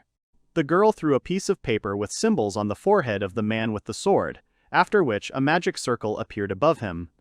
The maid said that, as a bonus for his first visit, she would give him an amulet to remove the curse. The sword finally fell from his bandaged hand. Liznet scratched her head and said that if they hurried with the treatment, then perhaps he would be able to survive. The next moment, her gaze became murderous again, and she sharply ordered them to get lost. Cursing and apologizing, the brothers flew out of the artifact shop at great speed. Liznet stood in the shop, proudly alone, watching the men run away. She chuckled and said that she would not flinch before the pathetic robbers. After all, the girl had been through many deadly battles in the past, and her heart had long since hardened. And what's more, the power of the Demon King himself flows within him. She placed her palm on her chest. The maid looked down at the cursed sword lying there. She said that, even if he wasn't here, Gail Hamilton could take down bad guys. He was just incredible. The girl circled around with tenderness and warmth and hugged herself, saying that the spellcaster protects his home even from a distance. Thinking about Gail, Liznet made a vow to herself that she would protect his shop until the boy returned. Meanwhile, the young man's team was approaching their goal, having transferred from the ship to a small boat. In complete silence, the boat moved forward, with one of Gail's summoned ghosts at the oars. The girls shared their thoughts that automatic control is, of course, convenient, but still a bit scary. The elf, slightly lowering her ears, was the first to notice the forest appearing on the horizon. She warned the others that they were almost there. The spellcaster asked their driving force to stop, which made all the girls think he was a little creepy again, since the guy was talking to a ghost. The boat slowly stopped. The dark-skinned girl stepped cheerfully into the water and declared that she would go first. The others followed her out of the boat. The heroes talked about how they had finally reached this creepy dark forest. Once they entered it, it would be a completely different world. They headed from the shore to the trees. The team made their way through a dense forest. The tree canopies were so large that the sun only reached the ground in certain places. As the heroes walked through the tall grass, Gail said that this forest was thick with thickets wherever you looked. Mora said that she thought the goal wasn't that far away, but it wouldn't be easy to walk through this untouched wilderness. The girl with the glasses on her head sighed, and then said that she would clear the way for them. She took out her new axe, which she was very proud of, and advised Gail and Mora to keep up and Gimbly to lead the way. They moved forward at a faster pace than before, and with the axe they were able to cut down most of the interfering grass. Shalina heard sounds that came from different directions from the grass every now and then. The girl warned the others, said this, to which Mora replied that they couldn't relax. Shalina exhaled and closed her eyes. She said in a drawn-out voice that it was very good that she had obtained a first-class battle axe from the ghost ship. She suddenly opened her eyes wide at the unexpected sound and looked up. Dragon-like creatures flew over the forest, occasionally flapping their wings. The girls looked up. Shelina asked if they were wyverns. Then came the loud sound of giant footsteps. Gail also looked up and was surprised by the size of the creature. He asked what kind of creature it was. The guy suggested that it could be a troll, but did it quite loudly. The dark-skinned elf grabbed her friends, and in an instant threw them into the grass, calling for them to be quiet. The troll turned towards the sound. However, he saw no one in the place where the heroes had just stood. Gimbly whispered to her teammates to be quiet and not to attract attention. Luckily, they were too small for these creatures, so it was hard for ordinary people to notice, so as long as they kept their heads down, they would not be touched. The troll lingered in this place for literally a few more seconds, after which he moved on along his previous route. Frightened, Mora said that, compared to the sea, where there was nowhere to run, the forest was safer. At least, she thought so. Still lying on the grass, the elf reminded that vigilance should not be lost. She began to talk about how moving in a straight line through the forest or mountains seemed like such a simple thing. But people unconsciously choose the most convenient route, due to the shift in the center of gravity, the leading leg, or other individual habits. As a result, you can start moving in circles without noticing it. You think you're going straight to the goal, but in reality, you're just wandering around the same area. The elf's words scared Mora even more. After finishing her story, she smiled sweetly, raised her finger, and said that this phenomenon is called ring wandering. The long-haired girl sat on the ground in horror and did not dare move. Mora hesitated, then said that she should not have been so careless about this forest, but Gimbly tried to reassure her. After all, everyone makes mistakes. Taking out an old map of the area and spreading it out in front of her, the elf said that even she does this. Shelina asked what the dark-skinned girl was getting at. Gimbly looked at her friend with a grin. After a short silence, the girl admitted that she was lost. This information scared the rest of the group, and the girls asked again if they had understood the elf correctly. Gimbly immediately shut their mouths, so as not to attract the attention of the monsters. Shelina and Mora said that the elf should know these places, because she was local and lived here. Gimbly only recently said that she had not been here for a long time. The girl with glasses on her hair asked what they should do in this case, because the forest was already plunging into complete darkness.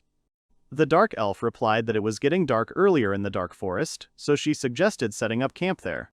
Standing in the middle of the grass, the heroes were skeptical. They were not sure that they would be safe. Shelina approached Gimbly and asked in a trembling voice if everything was all right with the forest, because the girl did not like it at all. The elf pouted a little theatrically and asked in response if the girl trusted her. At this point, Gail entered the dialogue and called for an end to this dispute, since it was necessary to find a place for the camp as soon as possible. This, of course, was immediately agreed to. The boy took the first step, stepping on the long forest grass.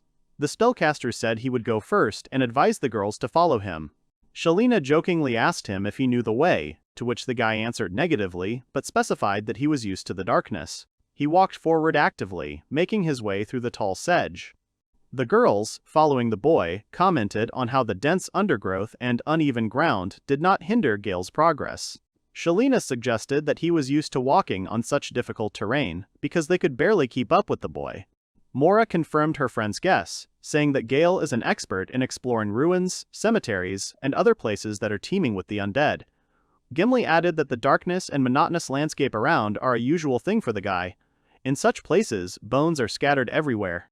It seemed to the girls that, from the point of view of the spellcaster, exploring the dark forest was just another version of the usual adventures. The group carefully made their way over a fallen giant tree.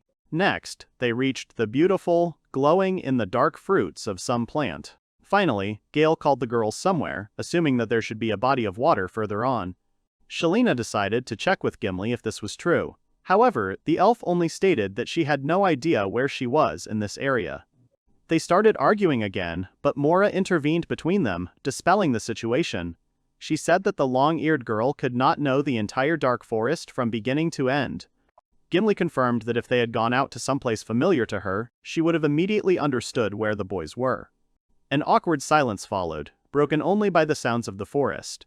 Shelina, with a displeased expression on her face, said sarcastically that they got lost precisely because they couldn't find such a place. Gimbly apologized sadly. Teammates' conversations again when he noticed something. He called them over and advised them to listen. The girls immediately listened to him. The guy said that there were many plants with fruits here, so he thought that there could be a source of water nearby. Just as the talking stopped and everyone was able to concentrate, they heard something drip onto a leaf nearby. Then the sound becomes more and more distinct, and it becomes clear that there really is a body of water nearby. Mora exclaimed that she could hear the sound of running water, and Shalina praised Gail for his masterful work. Gimbly moved away a little to look around. Once she found a small stream that in some places went underwater, forming underground streams, the girl passed this on to her friends. The guy looked out from behind another bush, but this time he managed to find a pond, which made him smile broadly and his eyes sparkle again. A beautiful view of a small beach in the middle of the forest opened up before them. The reflections on the water made it seem like the place was shining. The guy, standing with a large hiking backpack on his back, smiled and looked around the area. There were both large and small trees here, among which one could set up a camp. The girls exclaimed with delight. The place was truly unusually beautiful. Above the water, the treetops parted, letting light onto the land. The water was clear and easy to approach. There were even mushrooms growing on the trees nearby. Gail asked his companions if they liked the place. They all said in turn that it would be perfect for a camp. The guy asked if it was a unanimous decision. He had his trademark good-natured smile on his face. Raising his right fist up, he exclaimed that they were setting up camp here. The girls simultaneously agreed. Everyone acted as agreed. At Shalina's signal, everyone dropped their things. Gimbly began to look around the area to find familiar landmarks, but not going too far to avoid getting lost. The owner of the new axe was busy collecting firewood. Meanwhile, Mora and Gail went to look for food nearby. The girl said that it was a matter of life and death because they did not know how long they would have to stay here. The guy looked at the pond where the fish were splashing and said that there was a lot of stuff here. Clean water is always a good sign. So, taking the necessary parts out of his backpack, the young man suggested making a simple fishing rod. Mora asked how he wanted to do it. Gail started to say that the forest was full of insects that would be suitable for bait. The girl confirmed his words. And as a hook, the guy wanted to use a bone, to which Mora said that only he carries bones around with him. He offered the girl to watch his actions. The guy took one of the bones and with one movement broke it over his knee. He picked up one of the fragments and said that if you take a dried, thick bone, inside it is fibrous bone marrow. If you take it out, it is so strong and sharp that it can replace a fishhook. Showing off his skills, Gail tied on the line and bait, then hid the hook, which was bent. He also spoke it to Mora, so she would understand what was happening. Next, the guy cast his line into the quiet lake, hoping to catch dinner. The bait fell into the water with a splash. The guy and the girl watched the line carefully, and after a short period of time, the bite began. The young man jerked the rod upward, trying to hook the fish. Iridescent scales emerged from the water, and then a whole fish. Gail asked the girl how his catch was. Mora was surprised that it worked at all, especially considering that only a few seconds passed between throwing the bait and getting a bite. The boy began to explain that deep in the forest, the fish were much larger than in the sea or river. The girl continued to be amazed by the boy's survival skills. Mora believed that Gail really went beyond all the limits inherent in a person. After another cast of bait, they soon had a second fish. The girl continued to exclaim in shock at what she saw and rejoice at her catch. She watched the guy's actions so closely that he noticed her ambitious look, full of sparks and desires. Gail asked if Mora wanted to try fishing. To his surprise, the girl became embarrassed and asked if she could, just in case. The guy handed the girl a fishing rod, but she asked how to do it. The young man said that you just need to cast a worm, and if there is a bite, wait a little. The hook is fragile, so it is better for the fish to swallow it, that way it will be pulled out better. Mora cast the bait and began to wait. Almost immediately, something was caught on the hook. Gail ordered to wait a little bit first, then commanded that the catch could be pulled out. The girl exclaimed and pulled the bait out of the water. There was a broken hook hanging at the end of the line. Mora began to shake with indignation. She was very upset, despite the fact that for the first time it was a good result. Tears welled up in the girl's eyes, so Gail handed her the new, prepared bait. The girl asked if she could really continue, since she was only getting in the way. The guy calmed her down, asking her not to worry. The bait splashed into the water again. The young man suggested trying to pull the fish out again. This time, with a little effort, Mora managed to catch a beautiful fish. The girl's eyes were filled with happiness from her first catch. Gail was surprised and praised Mora for being able to catch such a big fish. The girl began to say something quietly. The guy, holding the fish in his arms and trying not to let go, looked questioningly at his girlfriend. The girl joyfully hugged Gail and started shouting that she had managed to catch it. The guy almost let go of the fish. Shelina, hearing a loud scream, thought that something had happened, so she immediately ran towards them. She found Gail and Mora hugging. As it turned out, these two were just enjoying a regular fishing trip. So, with a sly smile, the girl hurried to leave the couple. After some time, having made a fire, the heroes began to cook their freshly caught catch. The fried fish gave off an appetizing smell, which Mora immediately noticed. The guy suggested that they start eating. A smacking sound was heard. Gimbly and Shelina are happy to eat the dish, discussing how simple baked fish is delicious. The guy added that there is still a lot of meat left and the girls can eat without being embarrassed. Mora asked the elf how the observation had gone. The girl meaningfully said that she didn't even know. The approximate direction was clear, but it was difficult to determine the exact location, especially in the dark. The girl raised her gaze upward. Gail, smiling slightly, said that there was nothing to be done, so as soon as they finished eating, they would take care of the camp. The first thing they decided to do was to distribute the shifts so that one person wouldn't have to stand guard all night. Gimbly noticed that although they had eaten their fill, they were all tired from the long journey. She was full and content. Gail asked if it might be easier to set traps so no one would have to be on duty. The girls looked at him questioningly. Gail's instant traps are a paralysis spell based on the ghost ship effect and a freezing spell using the low temperature of the seabed. The guy, after installation, proudly scratched his nose. There were many skeletons standing around the camp, wearing hats and cloaks with spells cast on them. The girls were shocked by what they saw and stood with their mouths open. The guy explained that if these traps detect hostile monsters when they approach, they will immediately activate and paralyze them. The young man admitted that he had enchanted them hastily, so the traps would only last for one night. So, thanks to Gail, they were able to spend the night without being attacked by monsters. But, finding themselves among the creepy stuffed skulls, the night passed strangely. At night, the group's camp was surrounded by creepy scarecrows with glowing eyes. They watched the surroundings so that no monster could get to the heroes. All the adventurers slept peacefully after a hard day, because none of them had to be on duty. At this time, Mora, lying in the tent, had a dream. Gimbly stood on one knee while the others looked ahead in confusion.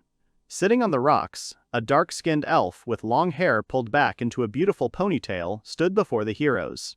With a pleasant smile, she greeted the guests. Finally, they reached the village of the Dark Elves. Mora felt as if they were being greeted, without understanding a word of what was said. However, she noticed that the elf had the same skin color and ear shape as Gimbly. The elf looked at her guests kindly.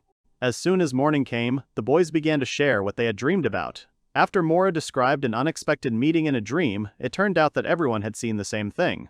Gimbly, answering an unspoken question, said that this man was their leader. Her name was Lady Minerva. The sea immediately understood where she got her grace from.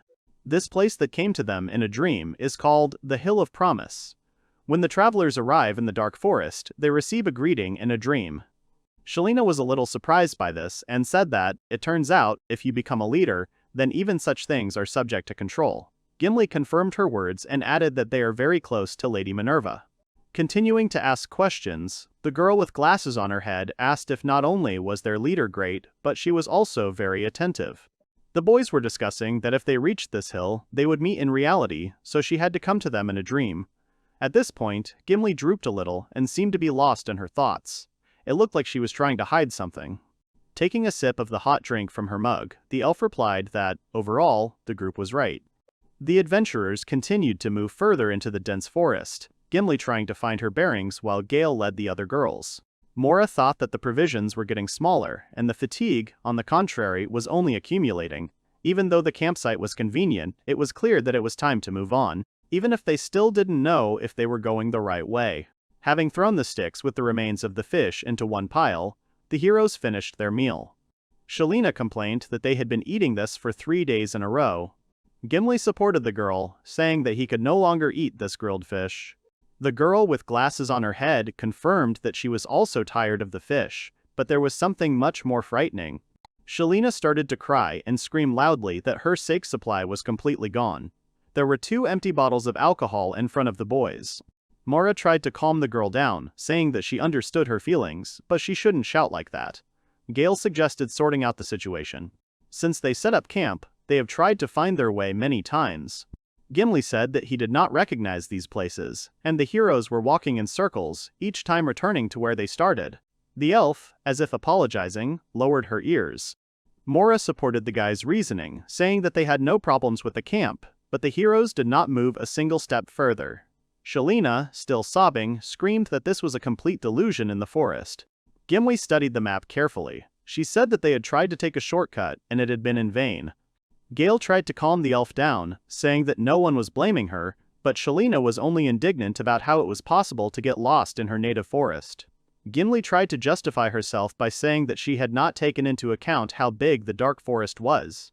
The guy looked back at the lake and said that they had enough water, but there were problems with food.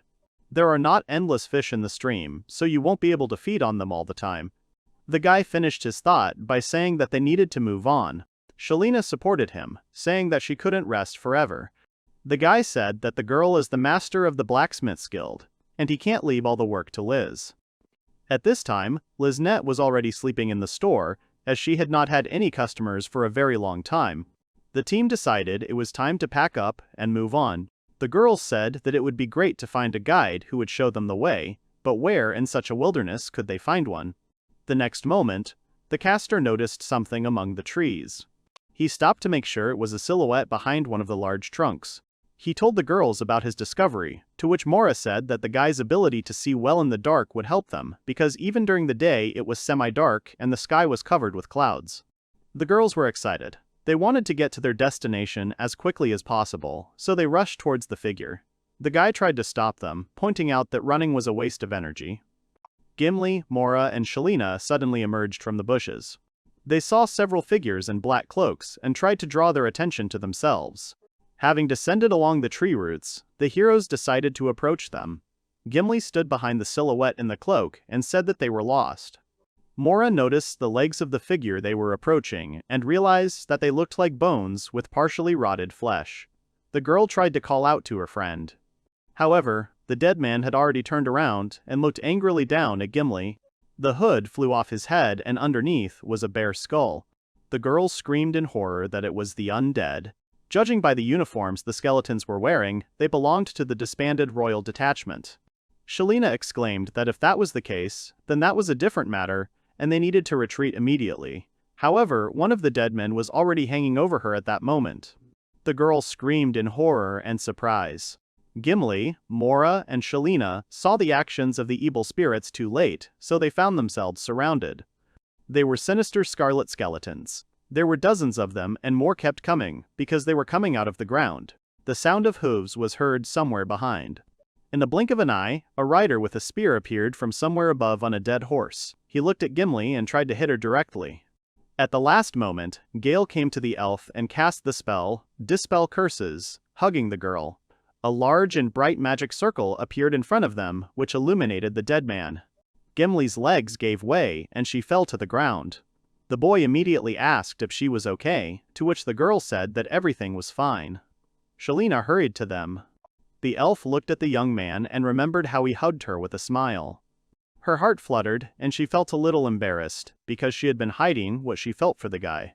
Gail, however, turned his attention completely to the cursed skeletons, since meeting them is an extremely rare occurrence. The undead rushed towards the guy. He, in turn, with a smile on his face, was ready to meet them. Gimbly looked up and watched as the purified souls freed by Gail rose into the sky as a shining light. Mora said that she had seen it several times before, but it was still amazing. Shelina noticed that the caster was too calm. It was as if he was dancing a waltz among enemies, so graceful were his movements. The young man, after he had dealt with the attackers, thought about it and looked around the place carefully. Addressing the girls, he said that most often the undead sleep during the day. But in this dense forest, in the damp soil that was saturated with magic, and with such a cloudy sky, this became an exception. The girl with glasses on her head looked tiredly at the guy and said that he looked like he was happy about it. Gail, holding something in his hands, asked what she was expecting. Mora, noticing the guy's find, asked what it was. The spellcaster explained that the cursed skeleton left behind an undead core. This is a concentrated form of the curse and is extremely rare to obtain. Shalina asked Gimbly if she had heard of such a thing. The girl's answer was negative. She said that it was the first time she had seen such a thing. Usually, materials with undead are not very popular. Unless they are used in alchemy, so the guild sometimes buys them, but on the market they are much cheaper than materials from ordinary monsters. However, the elf had never heard of this core before and was interested in learning more about it. Gail, holding his lute in his hand, said that it was used to enchant various items, for example, equipment or scrolls. The core can be embedded even into regular weapons or armor. It allows you to strengthen the item, turning it into a magical artifact. Of course, it doesn't look any different, just a regular material, but with it, the guy can then enhance the girl's equipment. Mora asked if the core was cursed. She was sure it was, but she decided to ask. The boy began to stutter a little. She said yes, but also proudly declared that she could control the curse. The girls looked at him disapprovingly. The boy raised his index finger and said that he could take the curse on himself, but if he went too far, it would immediately return.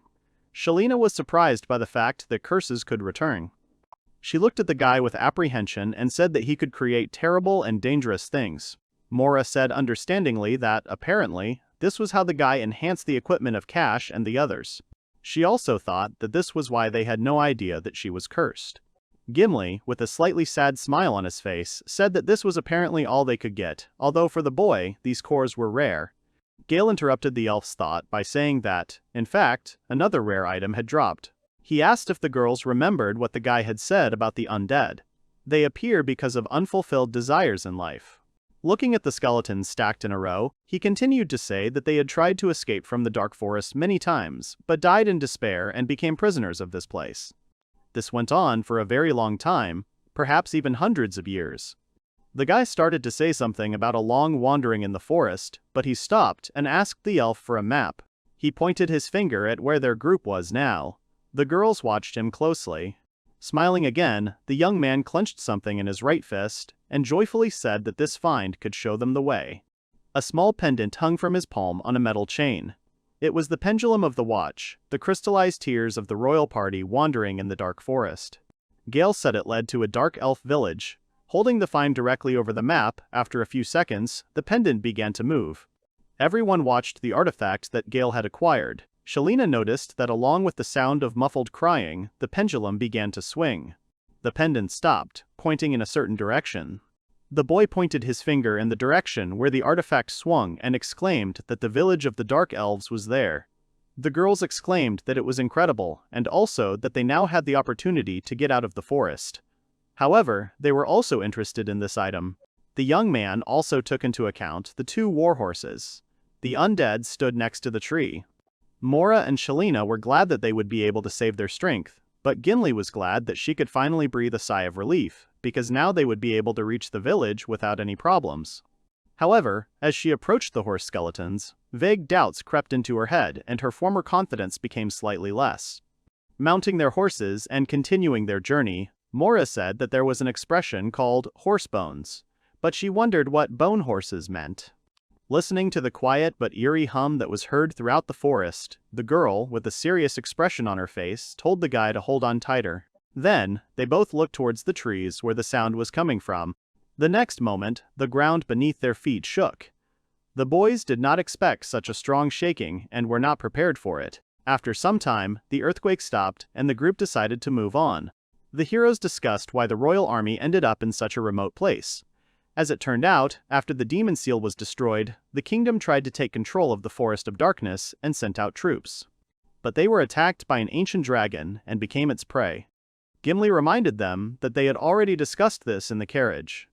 The next moment, it seemed as if the most unpleasant thought that she tried to convey to her friend had reached Shalina. The girl, realizing what had happened, stopped the elf and said that they were literally now in the place where the remnants of the royal army were in the form of the undead. Gimbly's face twisted in an emotion that was both fear and realization. The earth shook again and made the horses rear up. A roar was heard that shook the very air. The long-eared girl said tensely that she had relaxed too much, feeling safe. Suddenly, one of the trees was smashed by a huge clawed paw. Gail's team entered straight into the territory of an ancient dragon. They were scared. The horses raced as fast as they could, while the dragon stuck out his long tongue and opened his mouth to make it easier to catch the disturbers of his peace. The spellcaster shouted that the dragon had noticed them. The ancient giant creature's throat began to glow with a blue flame. The heroes immediately noticed that the monster was about to exhale. Dragon's breath is a very dangerous skill that incinerates everything in its path. Gimbly screamed at the top of her lungs for everyone to run. The air near the dragon's throat grew hot and bright particles of magic lit up nearby, like fireflies in the night. A moment later, a column of blue flame burst from the mouth of the huge creature.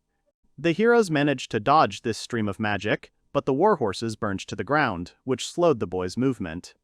The girls were happy that the beam of fire missed them by a little, but the damage was still simply enormous. The fire flared up around the heroes. The team was surrounded by flames and found themselves in, to put it mildly, an unpleasant situation. Shelina shouted that they couldn't die here, and Mora supported her, calling on everyone to prepare their weapons. Gimbly thought that it was not even the deadly breath, capable of incinerating everything around in the blink of an eye, that made the dragon the true master of this dangerous forest. His true strength lies in the thick, scaly armor that covers his entire body. Mora loudly urged everyone to give it one hit. They needed their full power to defeat the dragon. She cast a spell that caused a magic circle to appear under the other girls. Mora increased all of their abilities to the maximum. Shelina rushed into battle first, wanting to hit the dragon with all her might, and jumped up. The girl delivered a lightning-fast blow to the creature's skull. However, the dragon did not receive a single wound. He shook his head and threw the girl off himself. The warrior considered it simply impossible. The elf realized that even with imperial weapons, normal attacks would not work against him. Gimbly raised her black orichalcum dagger, which the dark elves had created, to her face and intended to attack with it. With the grace and speed of a beast, Gimbly began moving towards the giant dragon. She hoped that her plan would work and that the blade would be able to at least slightly injure this creature. As she moved, she prepared her orichalcum weapon. As soon as the girl approached the monster, she immediately plunged the blade into its strong scales. The elf was pleased that the weapon pierced the skin of the ancient dragon. She expected this from the highest quality material, however, the blade was too short. The monster tried to strike back, but the girl managed to dodge it thanks to her reaction. Gimbly barely managed to avoid exposing herself and thought that it was still a long way from a fatal wound since she only managed to scratch him. Mora sat on her knees, leaning on her staff. She had completely used up both her strength and her magical energy. She had miscalculated the amount of magic that would be needed for so many positive effects. Gail watched as the elf gracefully dodged the attack. Unfortunately, the boy could do nothing to help them in the fight. Gimbly shouted to the young man that she was all right and that he should take care of the other two girls. The spellcaster approached Shelina and Mora to help them up. The girls were barely able to stand on their feet. The dragon watched the group of adventurers who dared to disturb his peace. He looked at them with a terrifying gaze, and a dark elf blade protruded from his body. The monster got really angry and growled loudly. His roar shook everything around. Gimbly said that the ancient dragons were incredibly proud and did not tolerate invasion of their territory. That is why the royal squad was destroyed. The guys literally touched his reverse scales. The elf ordered everyone to concentrate so that the monster could not choose one target. They scattered in different directions. Even an ancient dragon can't target 4 targets at once, so this needs to be used to the group's advantage. However, Gimbly thought that, surrounded by fire, even such a maneuver was only a temporary solution. Shelina called out to the boys and told them to look in the direction of certain trees. The fire on the ground in that place had just died down, and the heroes could try to escape from the monster along that road. Gail and Mora were immediately pleased by this and suggested running in that direction. Gimbly thought they were lucky too, as she watched her 3 friends head that way. However, for some reason, the elf had a bad feeling, and she didn't understand why. The girl knew that the ancient dragon was not only a hot-tempered creature, but also a cold-blooded one. She wondered how he could not notice such an obvious detail. At that moment, the girl stopped. Her legs trembled a little.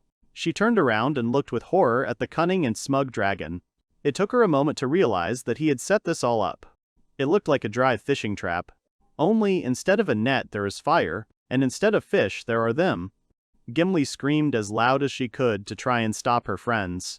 She said that the huge monster intended to destroy them all with one shot of dragon breath while they were running in a straight line. The monster's throat began to glow blue again. Gail tried to cover Mora and Shelina with his body. Gimbly tried to reach her friends. At that moment, they thought they would all die. But an unfamiliar figure in a cloak appeared from the forest.